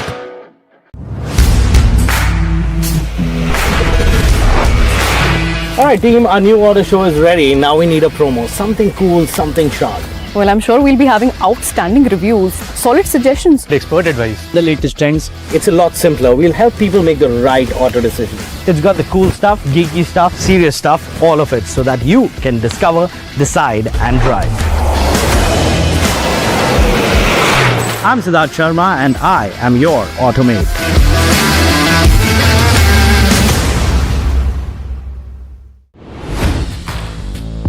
Hi, I'm Tamanna Inamdar.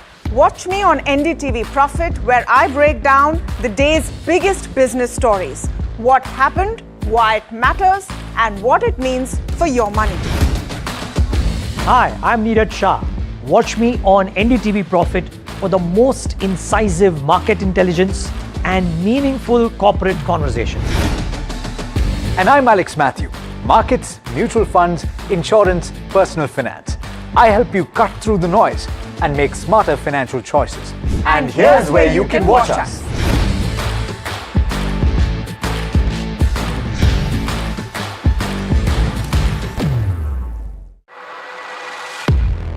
He has been tracking markets for over a decade, spots the trends before they hit the screen. And he is now bringing his analysis to the show that the market watches. Watch Sharad Dubey on Know Your Company, a show that puts the most traded stocks under the scanner. We dissect the company so that you, the investor, don't have to. Get the management to answer questions relevant to you. Watch Know Your Company, weekdays at 11:30 a.m. to understand your next big bet. Presenting the all-knowing, all-powerful Tech Guru. Whoa. Guru? I'm no guru. Okay. I'm just a guy who loves his tech. A show where the mysteries of megabytes and motherboards shall be unraveled. Bro, nobody talks like that anymore. This is all about connected ecosystems, EVs and AI that you can use in your daily life. That's what we do on Tech 360. Real talk, real reviews, tech that you can actually use. Tech has changed. So should your tech show.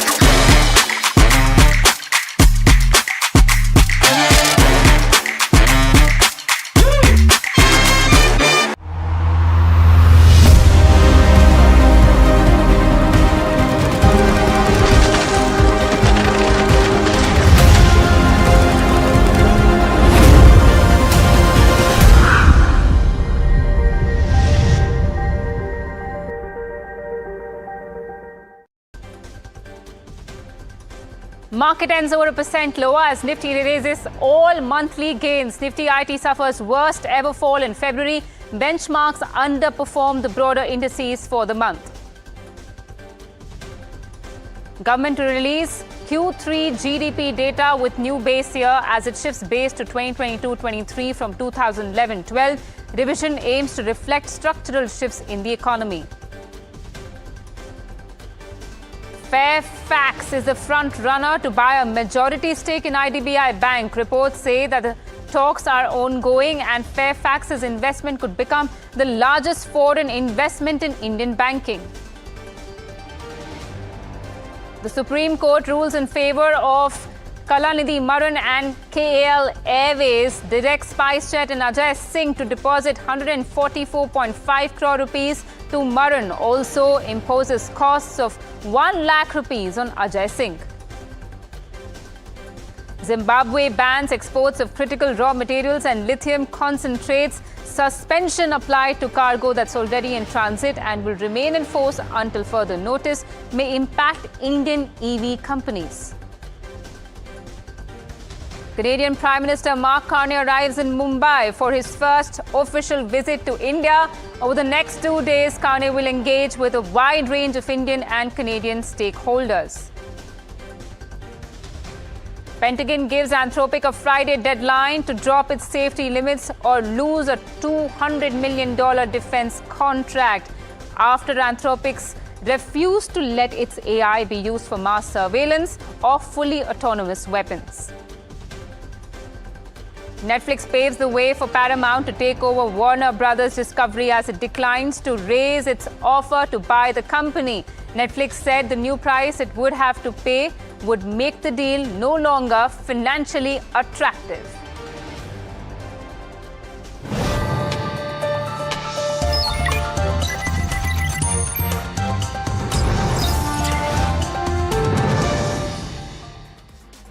Hello and welcome viewers. A very good evening. This is Profit 360 on NDTV Profit and I'm your host Malika Mishra. Along the next half an hour, we'll take you through some key updates on markets, national as well as international news.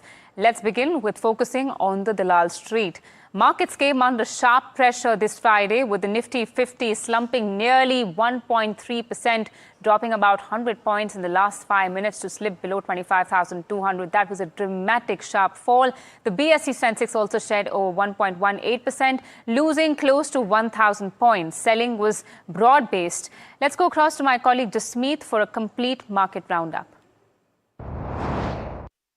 Well, market ends in red. Today we see a massive fall coming in the market in the last 30 minutes of trade. Now, what led to the fall was a weaker MSMI adjustment impact on the closing trade. Further, we also had a key long-term technical level which breached the Nifty. Further, weak rupee and FII selling is something that impacted the Nifty in the final half an hour, and we saw Nifty fall and end in red. Now, talking about the monthly picture of Nifty, over a month Nifty ends in red. It erases all the gain it had done during the month and gains about 0.5% lower in trade. But in terms of this performance, we see Nifty ends in red for the third consecutive month in a row in Feb as well. For the Infosys and Tech Mahindra lead the fall in Nifty. Both were down about 22% in the month of Feb, while the fall in IT stocks comes on the back of that Anthropic fear which came in the beginning of the month, impacting the overall IT pack, and Nifty IT is down about 16 or 19 odd percent during the particular month. For the broader market outperforms the benchmark. If we look at Nifty Midcap 150, it ends in green 1.5% higher, and Nifty Small Cap 250 again ends in green at 0.75% higher. In terms of the overall sectoral performance, we saw that Nifty is the sector which Nifty IT is the sector that lost the most in the month of February, down about 20 to 22 odd percent. And in terms of the Nifty performance, we said Nifty IT sees its worst monthly fall since September 2008, and Nifty February, the 50 IT's February month marks as the worst ever Feb month ever for Nifty IT. In terms of the other performance, Wipro fell almost 14% in the month of Feb, seeing a worst fall in last 4 years, while Infosys fell over 20% in the month of Feb, marking its worst ever fall in last 13 years. All in all, the market ends in red in the month of Feb as well. Thanks so much for that, Jasmeet. As bears really tightly hold the markets at a time when investor confidence is shaky, investment expert Kenneth Andrade remains selective when choosing companies and sectors. The expert said that India must rely on finding newer markets to grow and that the country is currently stuck in single-digit earnings growth. He was clear that there is no great good news for 2026. Listen in to know which sector he wouldn't give any exposure to if he had to build a portfolio today.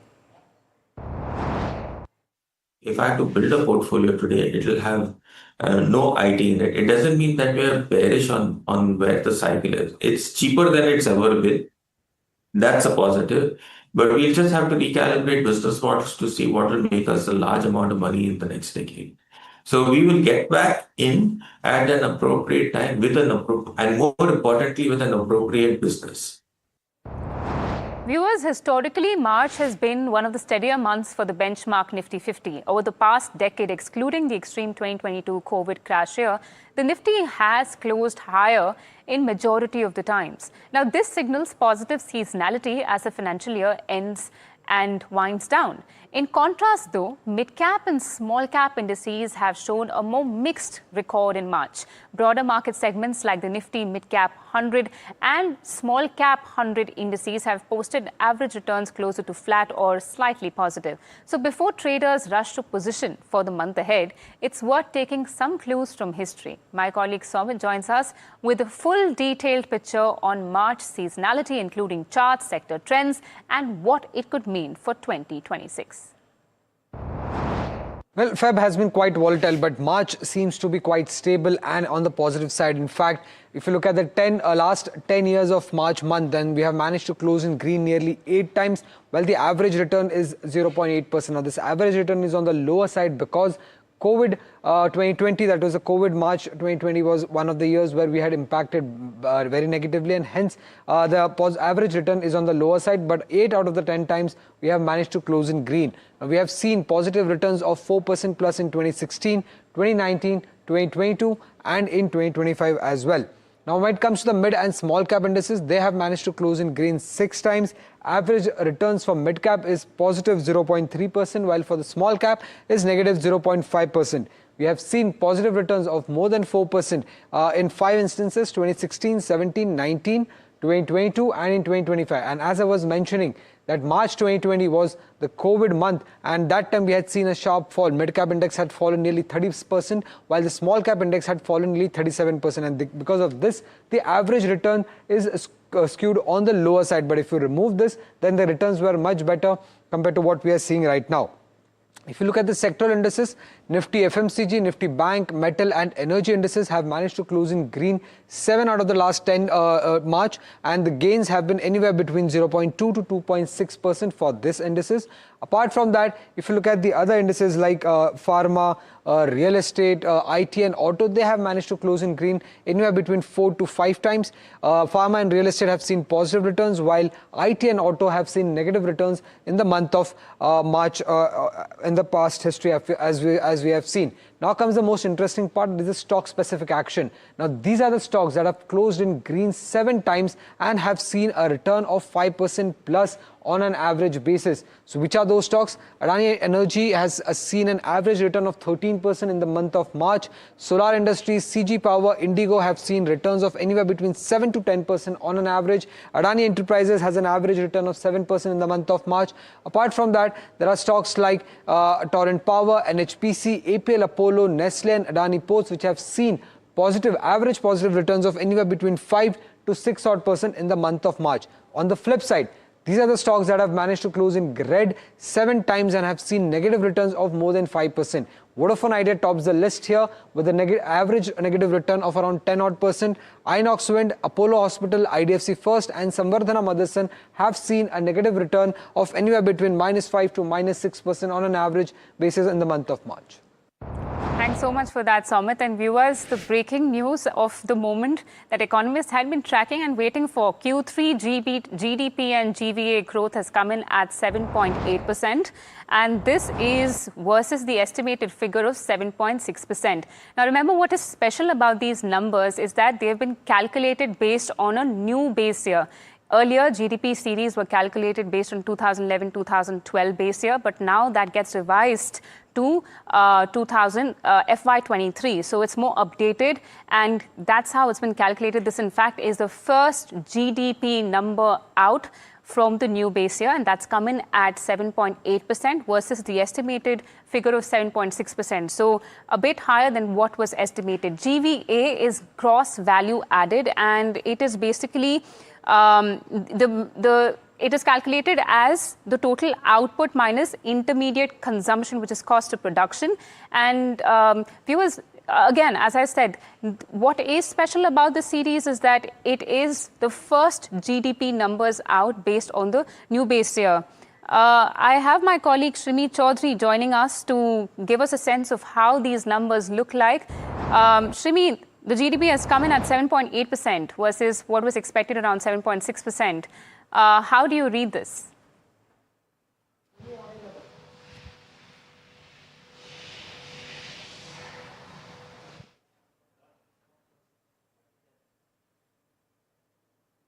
Okay, there seems to be some error with Shrimi's connection, but as I was trying to address that the Q3 GDP and GVA growth is at 7.8%, and we had been waiting for this. In fact, we had planned coverage for this.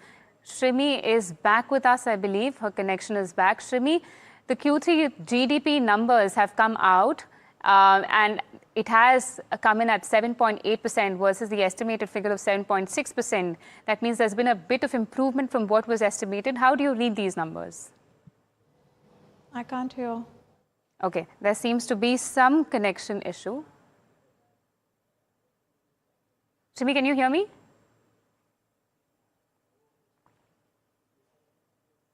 Okay, while we fix that and we get you more details, I would like to take you through the latest GDP numbers. In fact, we have more numbers coming in.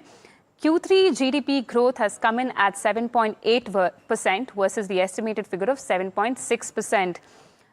We in fact have Mr. Govinda Rao, economist and former director at NIPFP and former member of 14th Finance Commission, Government of India, joining us on the phone line. Thank you, sir, for joining us.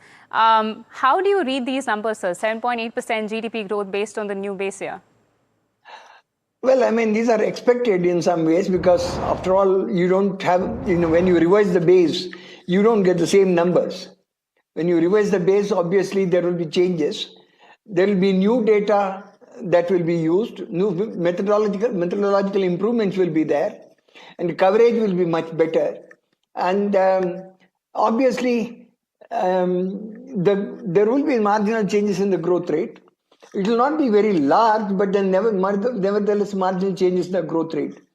But when you do it at the current prices, the absolute numbers in current prices, when they go up a little, that will also have impact on a fiscal deficit.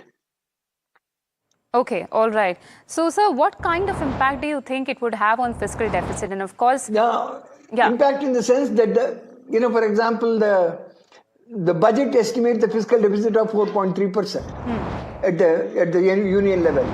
Now, if the denominator goes up, to that extent, the fiscal deficit numbers will come down. Budget expects that next year it will be 4.1%. Now, this will help, in reaching the target also.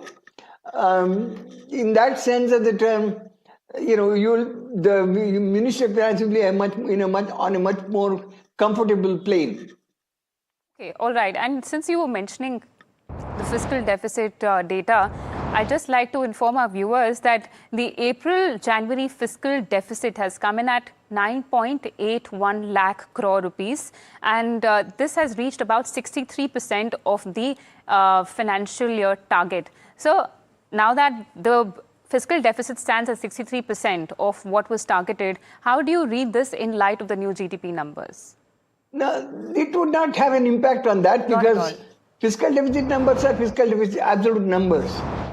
As a fiscal deficit, as a percentage of GDP, when you target, you have a 4.3%. If the revision is higher by about 10%, the target it gets reduced by about 10%.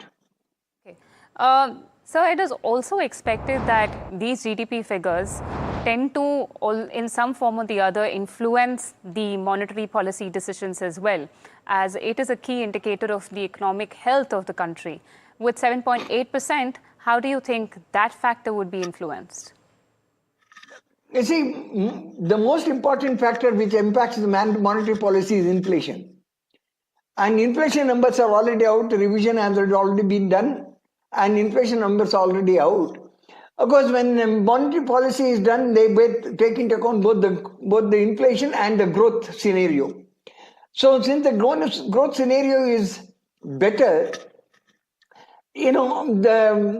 their fight against inflation will be stronger. But so in that sense, what is likely to happen is that they are likely to hold on to the rate rather than reduce the rate. You see, the growth situation is not very good. There is an incentive, there is a motivation for reducing the interest rate so that investment picks up. That is not really necessary at this particular stage.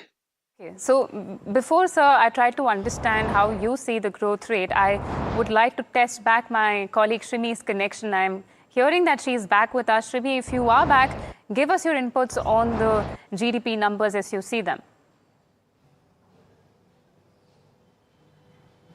Yeah, sure. As the the prelim number which I could see came out just now, of course, it's a major development. We will have now new GDP series based on 2022-23 is the new base year from earlier 2011-2012. So that's very important development for sure. But couple of numbers we need to keep in mind. One is, of course, your real GDP number, which is they're estimating to grow by 7.6% in FY26. This is second advance estimate. And if you remember, the first advance estimate has actually projected the fiscal year growth outlook at 7.4%. Now, come to that, your nominal GDP number as well. It's showing 8.6%, of course, increase from the first advance estimate, which was around 8.1%, if I remember correctly. A couple of more numbers are, highlighted here, which we should note, and it's very important. Your Q3 number, the Q3 number is coming at 7.8%, more or less in line with the second quarter number. Actually, second quarter was at 8.2%. First quarter was at 7.8%. So what the reasoning giving for this raise in the overall GDP number is essentially the quarter 3 number, which they are saying now growing at 7.8%. And the second quarter number, they revised to 8.4%. Earlier, it was 8.2%. So clearly, the upward revision is coming forth under this new base series. So these are the important numbers. Now moving to the nominal GDP, which is again equally important because that decides the tone of the budget and the budgetary estimates, that how they're going to kind of pan out and translate into the budgetary estimates of the next financial year. So that's very important. It's coming and estimated at around 11% and 9.7% for 2024 and 2025. And it's important because they again revising it upward if you see the number on these fiscal year respectively. Now, manufacturing sector they are talking about, it's again very crucial because as we know, manufacturing contribute around 16 to 17% in the overall GDP. What this number is hinting at, that they have, they are actually the major driver in contributing to the economy from past 3 consecutive financial years. So it's very crucial, and all those reforms which have been taken in past few years, especially in the last 2 budget, is going to push the manufacturing sector to, reach that aim of 25%, which government has been eyeing on.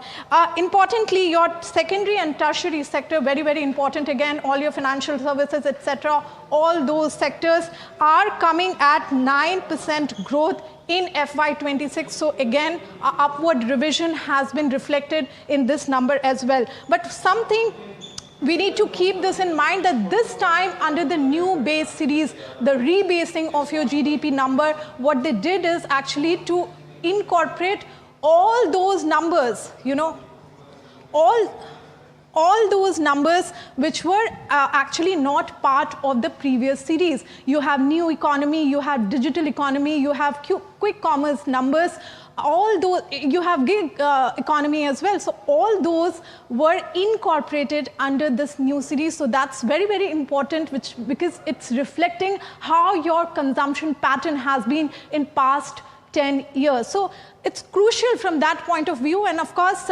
we need to see and watch out for that, how this is going to change the concern around which was raised by the rating agency, raised by the IMF as well, on the methodology which they try to change, because government is expected to review your GDP every 5 years. So, going by now what they are released today, they are going to review that, after 5 years as well, and that process and that exercise has to continue. So this is very, very crucial and a major, major milestone, I would say, in terms of the overall economy and the way it's panning out. It will have impact on all those numbers actually you have seen under the old series.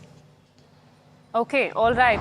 As you highlighted, Shrimi, it's not just important from the point of view of the GDP, but the government has taken to its motive to revise the base years for all three statistical indicators, economic indicators, which are your GDP, your IIP, and your CPI, that tend to influence budgetary expectations, allocations as well. We have Mithali Nikore, founder and chief economist of Nikore Associates, joining us at the moment. Thank you so much, Ms. Mithali, for giving us your time.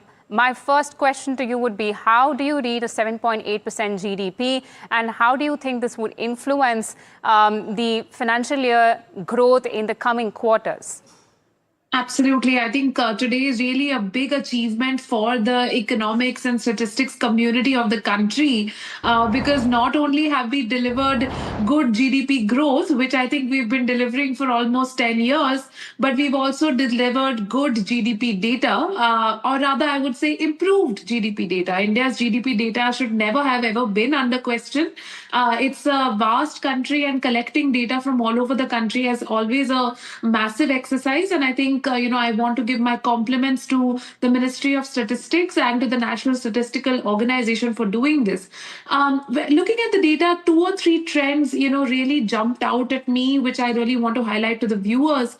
The first one is really the manufacturing story, which I think is front and center in this entire press release and data that has been presented to us, because we can see that not only has manufacturing been rising for the last 2 years, which itself is a big achievement, sitting at around 12.7% in 2023 and then 9% again in 2024. But the second advanced estimates for 2025-26 are showing manufacturing growing at nearly 11.5%, and manufacturing's contribution to GDP also rising to 15% under the new series, from 13% earlier. So I think a lot of the activities which were getting missed out previously, and we've seen this with the methodology improvement. In fact, it says so in the detailed methodology that there was a huge amount of unincorporated enterprises and manufacturing activity that was not getting accounted, and now that has been included. So I think that's really something that stands out. And the second area that really stands out is trade, because we can see trade, hotels and restaurants, that entire service category, and logistics growing immensely fast. We're seeing a 10% growth rate coming in this year, a huge jump from the 6% last year. And again, this is one area where we've seen that the methodology improvement starting to reflect in the improved growth rate. So I think really on manufacturing and trade, the 2 sectors where the government has put in a thrust and put in the infrastructure investments starting to bear fruit.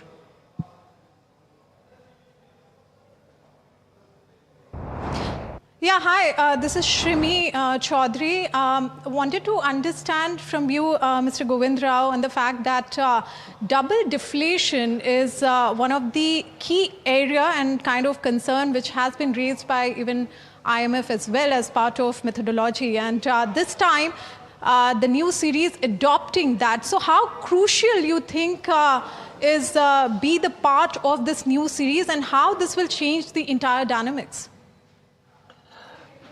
Well, I think, when you have with the better improvement in methodology and the coverage, sort of if you have.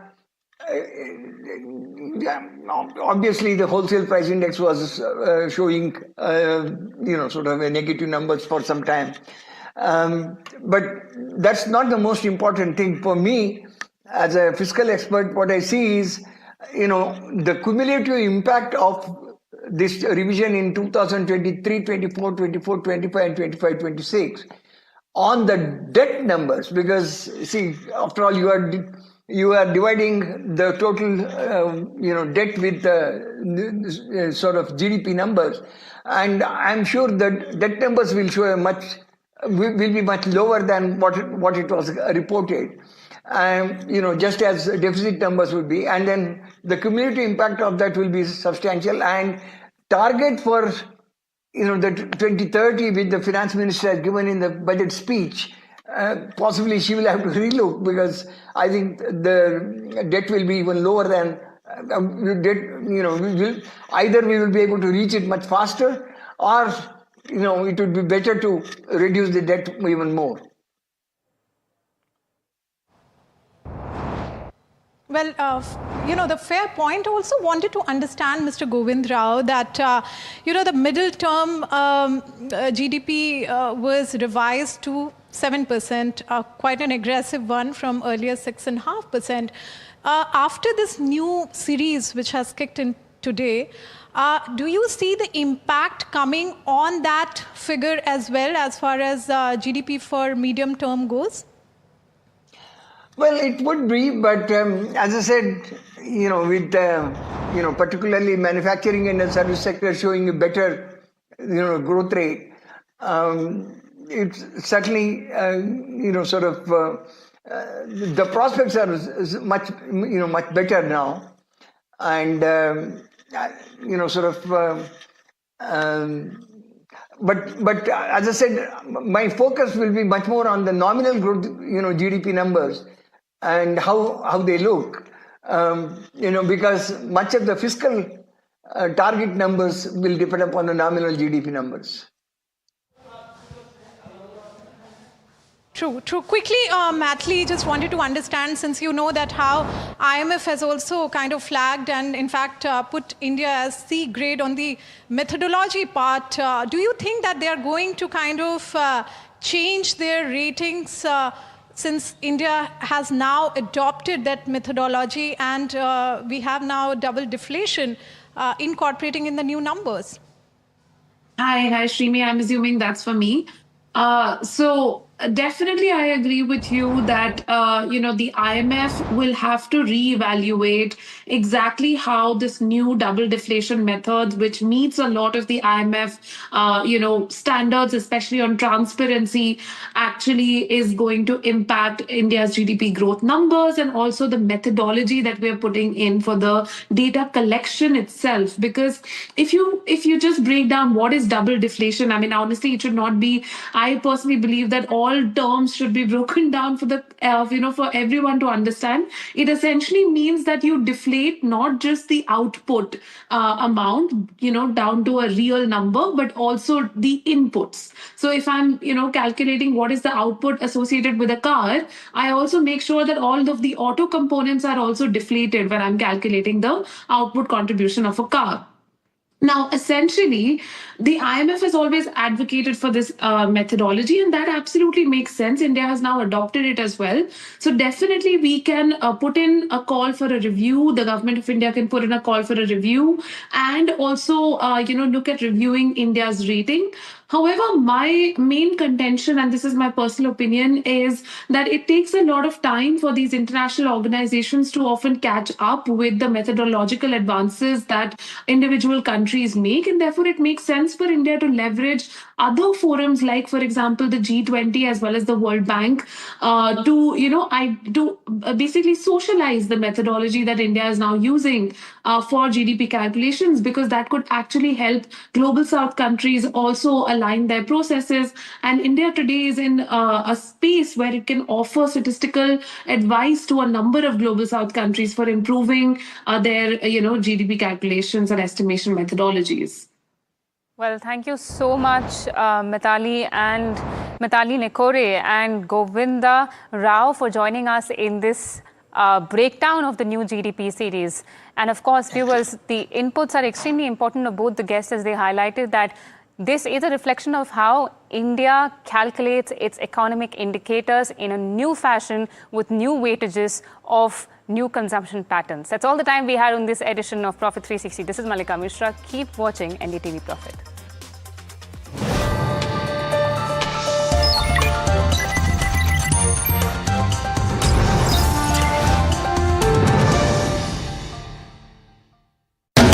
After the roaring success in Delhi, Hyderabad and Mumbai, the NDTV DP World PGTI Golf Pro-Am now travels to Ahmedabad. India's finest professionals, the city's most accomplished business leaders.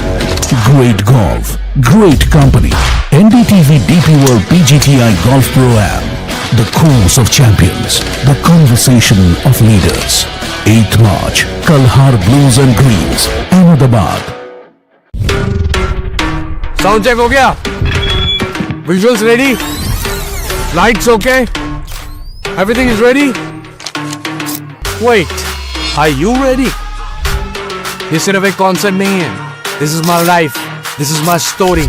One night, no repeats. Book your tickets now.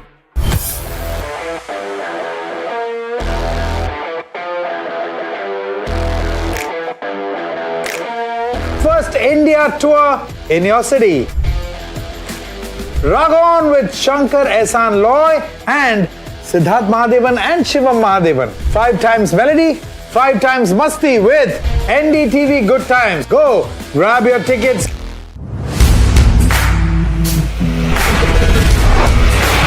Alright team, our new order show is ready. Now we need a promo. Something cool, something sharp. Me on NDTV Profit, where I break down the day's biggest business stories. What happened, why it matters, and what it means for your money. Hi, I'm Neeraj Shah. Watch me on NDTV Profit for the most incisive market intelligence and meaningful corporate conversation. And I'm Alex Matthew.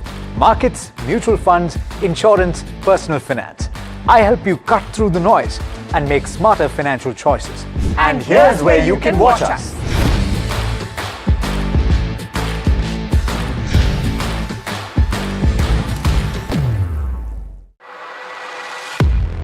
He has been tracking markets for over a decade, spots the trends before they hit the screen. And he is now bringing his analysis to the show that the market watches. Watch Sharad Dubey on Know Your Company, a show that puts the most traded stocks under the scanner. We dissect the company so that you, the investor, don't have to get the management to answer questions relevant to you. Watch Know Your Company weekdays at 11:30 a.m. to understand your next big bet. Presenting the all-knowing, all-powerful Tech Guru. Whoa. Guru? I'm no guru. Okay. I'm just a guy who loves his tech. A show where the mysteries of megabytes and motherboards shall be unraveled. Bro, nobody talks like that anymore. This is all about connected ecosystems, EVs and AI that you can use in your daily life. That's what we do on Tech 360. Real talk, real reviews, tech that you can actually use. Where perhaps the databases are getting strengthened over time. In countries which are more advanced, the negative or the positive changes are much lesser, which is what we want to mention and which is what we have seen even in India. What does the base revision entail? Essentially, there are 4 basic changes that happen. One is we incorporate new data sources. Second, we capture the structural changes in the economy more effectively. The third, there are some methodological improvements which are more technical and statistical in nature. And the fourth is that we ensure that if there have been any changes in international standards, changes in definitions, we incorporate that. And it is precisely these 4 activities is what has been seen in this base revision also. We also review the national estimates both on the production side and the expenditure side, which is the way we calculate the GDP.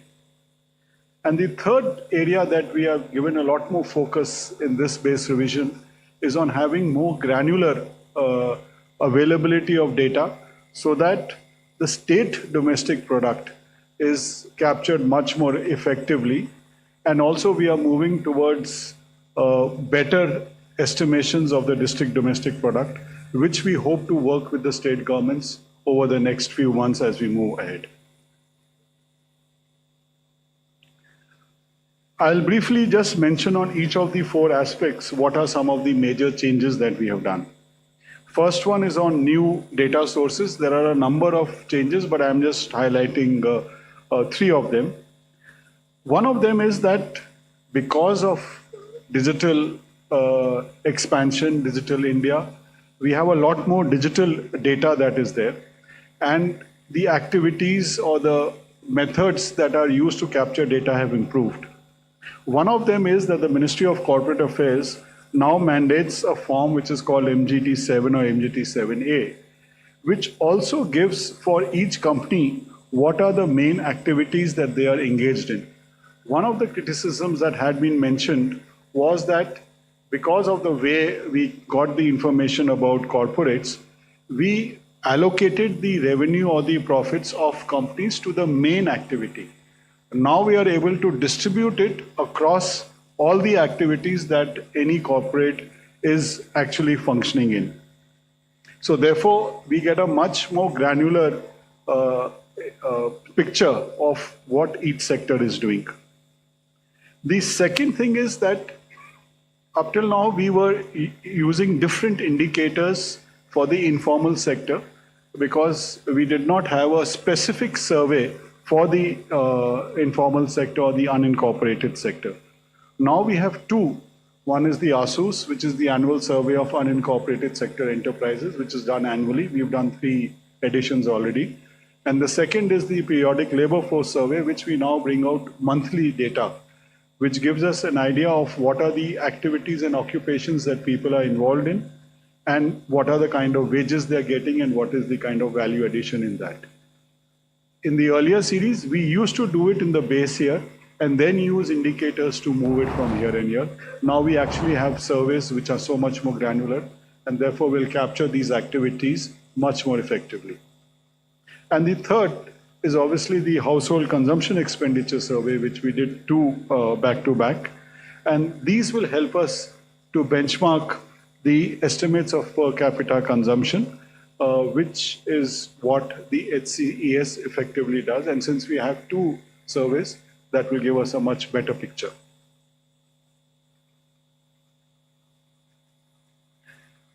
The second aspect is we have much greater administrative data. I mentioned about the digital penetration that has increased, and administrative data is something that we are trying to use much more effectively rather than focusing only on surveys, because this data is much more real time compared to others. The first is the enhanced use of GST. GST was not available in the last round of revision in 11-12, which has come up in 2017. And this will also help us in more ways than one. It also gives, captures not only data of the formal sector, but even in the enterprises which may be informal but have larger revenue turnovers, it gets captured in this. And the second is that it gives us much better picture of the state-wise consumption that is happening, and that will help us in the allocation of state-wise when we give the GSDP. The second is the PFMS data, which gives an idea of government expenditure right up to the village level. And this is real time, and the PFMS, the introduction of PFMS, it's actually based on expenditure that actually happens. So this public financial management system reduces the errors, reduces the time, and also ensures that effectively we are able to allocate it granularly to the state or the area in which it happens. And the third sector is we have we have a lot of data. For example, e-Vahan data gives us up-to-date information of what is the kind of vehicles which are on road. We have better information. In fact, from rail transport data, we have actually the number of tickets sold from which distance to which distance. We don't have to do estimations. Now it's actual data, same with air, and same with the LPG fuels. So all this gives us much regular data, granular data, and much more effective data, and therefore increases the robustness of the estimates that we make. On the methodology part, I'll just focus on two aspects. One is on the use of double deflation. This has been a major issue which has been raised over in various discussions and critiques which have been published. We are doing away with single deflation across all sectors. Double deflation would be there fully in the agriculture and manufacturing sector. In agriculture sector, it already was. In manufacturing, we are introducing it. Given the granularity of information that is needed and the data that is needed. And double deflation means that we are deflating the input side and the output side with separate deflators based on the products that are actually being used on the input side and the output side. We could not do double deflation earlier because that granularity of data was not there. If I can also mention that in the earlier series, we were using around 180 deflators. Now we're going to be using somewhere around 600 odd deflators, which reflects the granular deflations, and there are a mix of both CPI and WPI. Let me again reiterate, we don't use headline numbers in any case anywhere.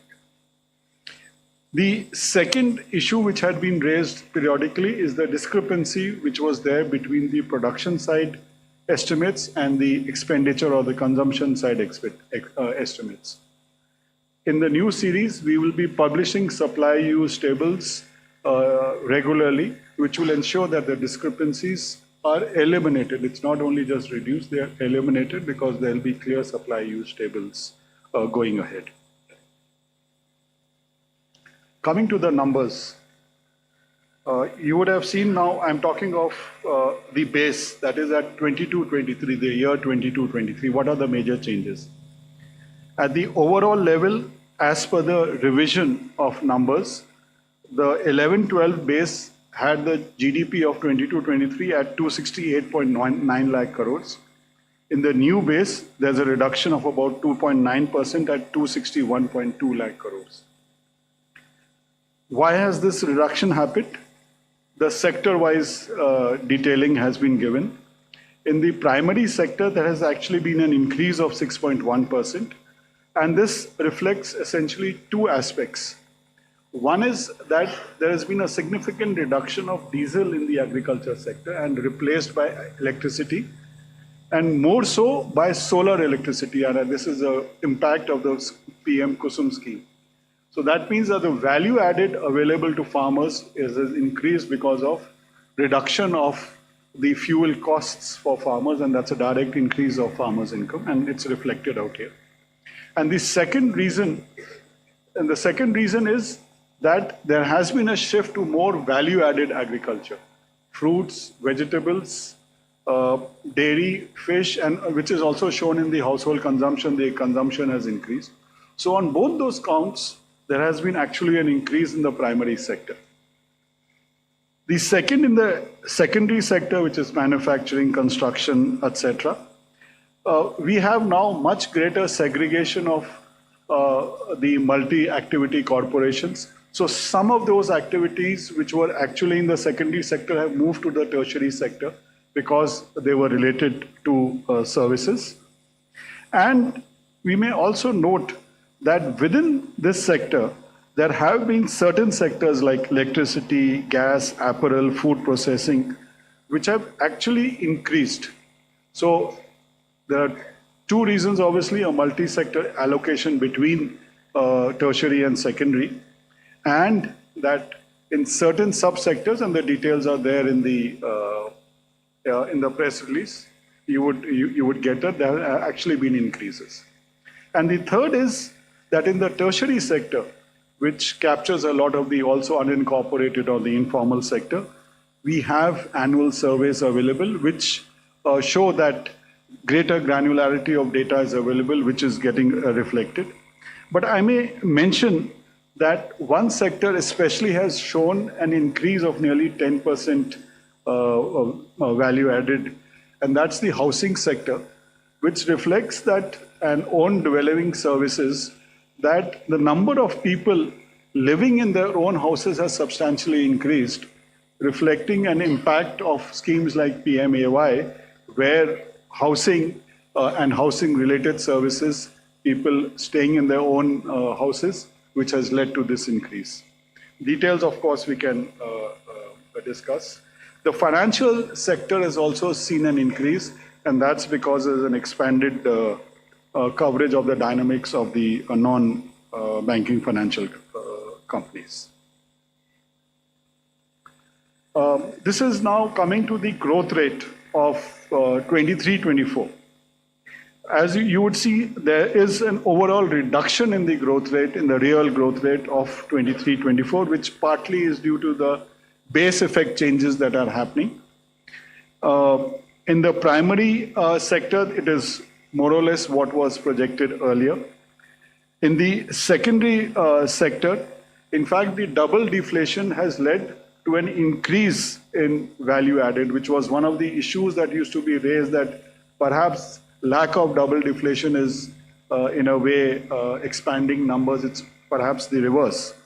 And tertiary sector too, there is a slight correction in the secondary sector, which is essentially related to we having now surveys to have captured data so much more effectively. Even in that, there are certain sectors like trade, services, repair, air transport, where the numbers have actually increased. 24-25, there is actually a bump up in the GDP figures to 7.1% from the earlier 6.5 by an overall 0.6%. This reflects that, sorry, I haven't changed. Sorry, I've gone.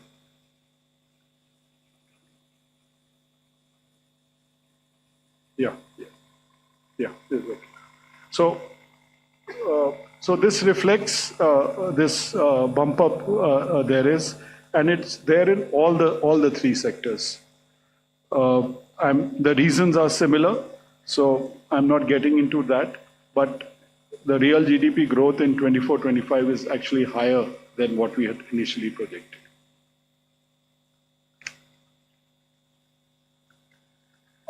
This is the share of the broad sectors. As you can see, the primary sector is actually increased by 2%, which is for the reasons I had mentioned, which is reflected from the 22-23 data and change in the series. On the expenditure side, this is the share of private final consumption. I would just like to mention the fact that gross fixed capital formation has consistently stayed high at around 31%, which reflects also the focus of the interventions that have been done over time. These are the revised quarterly estimates, both in terms of lakh crores and the nominal GDP estimates. Sorry, both in real and nominal. The Q3 figure is a new figure which was not there earlier. Q1 and Q2, we had the 2011-12 figures. Q3 is coming out at 7.8%, with a nominal growth in Q3 at 8.9%. If you would compare, you would see that there's some changes in the nominal also, which reflects the impact of the double deflation, which has broadly been positive.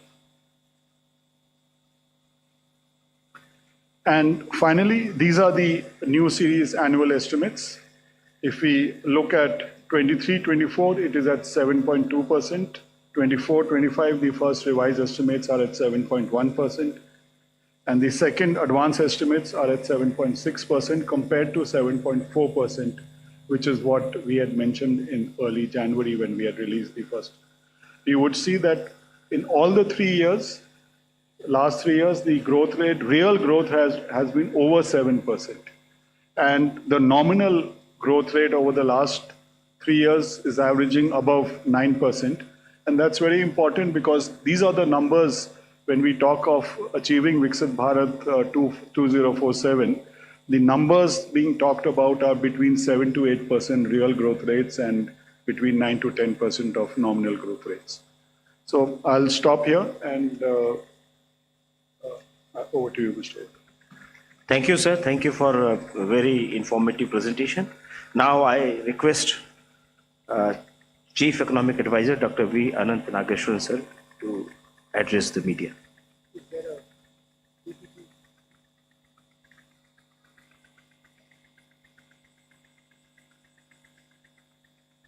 Thank you. Thank you, Dr. Saurabh Garg. Respected friends from the media, colleagues, thank you very much. And Dr. Saurabh Garg has shared with you the methodological changes, the revisions, and how the performance of the economy has been in the last 3 years, plus the first 3 quarters of the current financial year. We normally do this presentation also every quarter. So we are going to basically take off from what he has said and share a few slides on how we see the 26, 27 numbers look like in the light of all these revisions. And also the fourth quarter, given how the high frequency indicators have performed in the month of January, etc. So this slide, I don't need to repeat what Dr. Saurabh Garg showed. On the left side, 3 consecutive years of plus 7% GDP growth, which kind of also corroborates and vindicates our revision to the potential GDP of the economy to 7% or around that number. On the right side, what you see is the comparison of India's performance with several other economies. As we have been noticing in the post-COVID era, the sustained non-inflationary expansion of the Indian economy has held up not only in absolute terms, but also in relation to how others have been doing in the post-COVID era, where they're also struggling with the rising public debt and lower growth, etc. And in terms of the gross value addition growth rate, we are seeing, as again, this is a repetition of what Dr. Garg presented. We are showing most of these numbers on the left side in terms of growth rates and constant prices, and the share of GDP on the right side in current prices. So the growth rates of agriculture sector on the blue and the services in green color and the manufacturing, those numbers tell their own story. The manufacturing growth rate has been quite exemplary in the last 3 years, and the share of GDP broadly remaining the same, with agriculture going up slightly, and these are as in the current price series. Services sector is slightly down. And if you look at the growth rates of various expenditure components on the left side, private consumption, government, capital formation, exports and imports are shown on the left side. And in general, broadly speaking, by simply eyeballing these numbers, you can see the growth rates of investment have held up. These are basically, let's remember that the FY26 numbers are second advanced estimate. We still don't have the full year's numbers. So based on this, what we are seeing is that overall, the private consumption growth rate is quite resilient. Rural consumption has been quite strong. Urban consumption is recovering on the back of the direct and indirect tax relief provided in the course of calendar year 2026, and so on. On the right side, as a share of current prices, private consumption has come down slightly, but in its place, investment ratio has picked up as well, quite well. And then if you look at specifically breaking down the granular data that MOSPI provides up to 24-25 now, in terms of how capital formation stacks up across various sectors, public, private, financial, non-financial, government, households and unincorporated enterprises. You see it in the tables for 24-25, the granular tables. So we are seeing that in 24-25, private non-financial corporations investment in machinery and equipment. We are segregating, there are 3 components that MOSPI gives: real estate, machinery and equipment, intellectual property products, etc. There are 3 subdivisions of the overall investment in GFCF, capital investment. We focus only on machinery and equipment.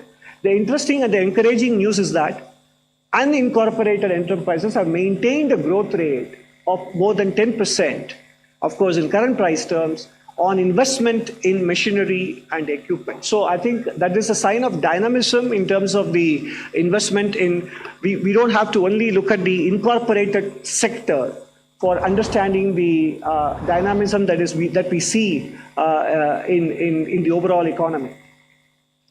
And again, this number is a repetition from Dr. Garg's presentation. First 3 quarters, the growth rates are 8.4 and 7.8, and it doesn't take much to back out what the 4th quarter GDP growth rate number should be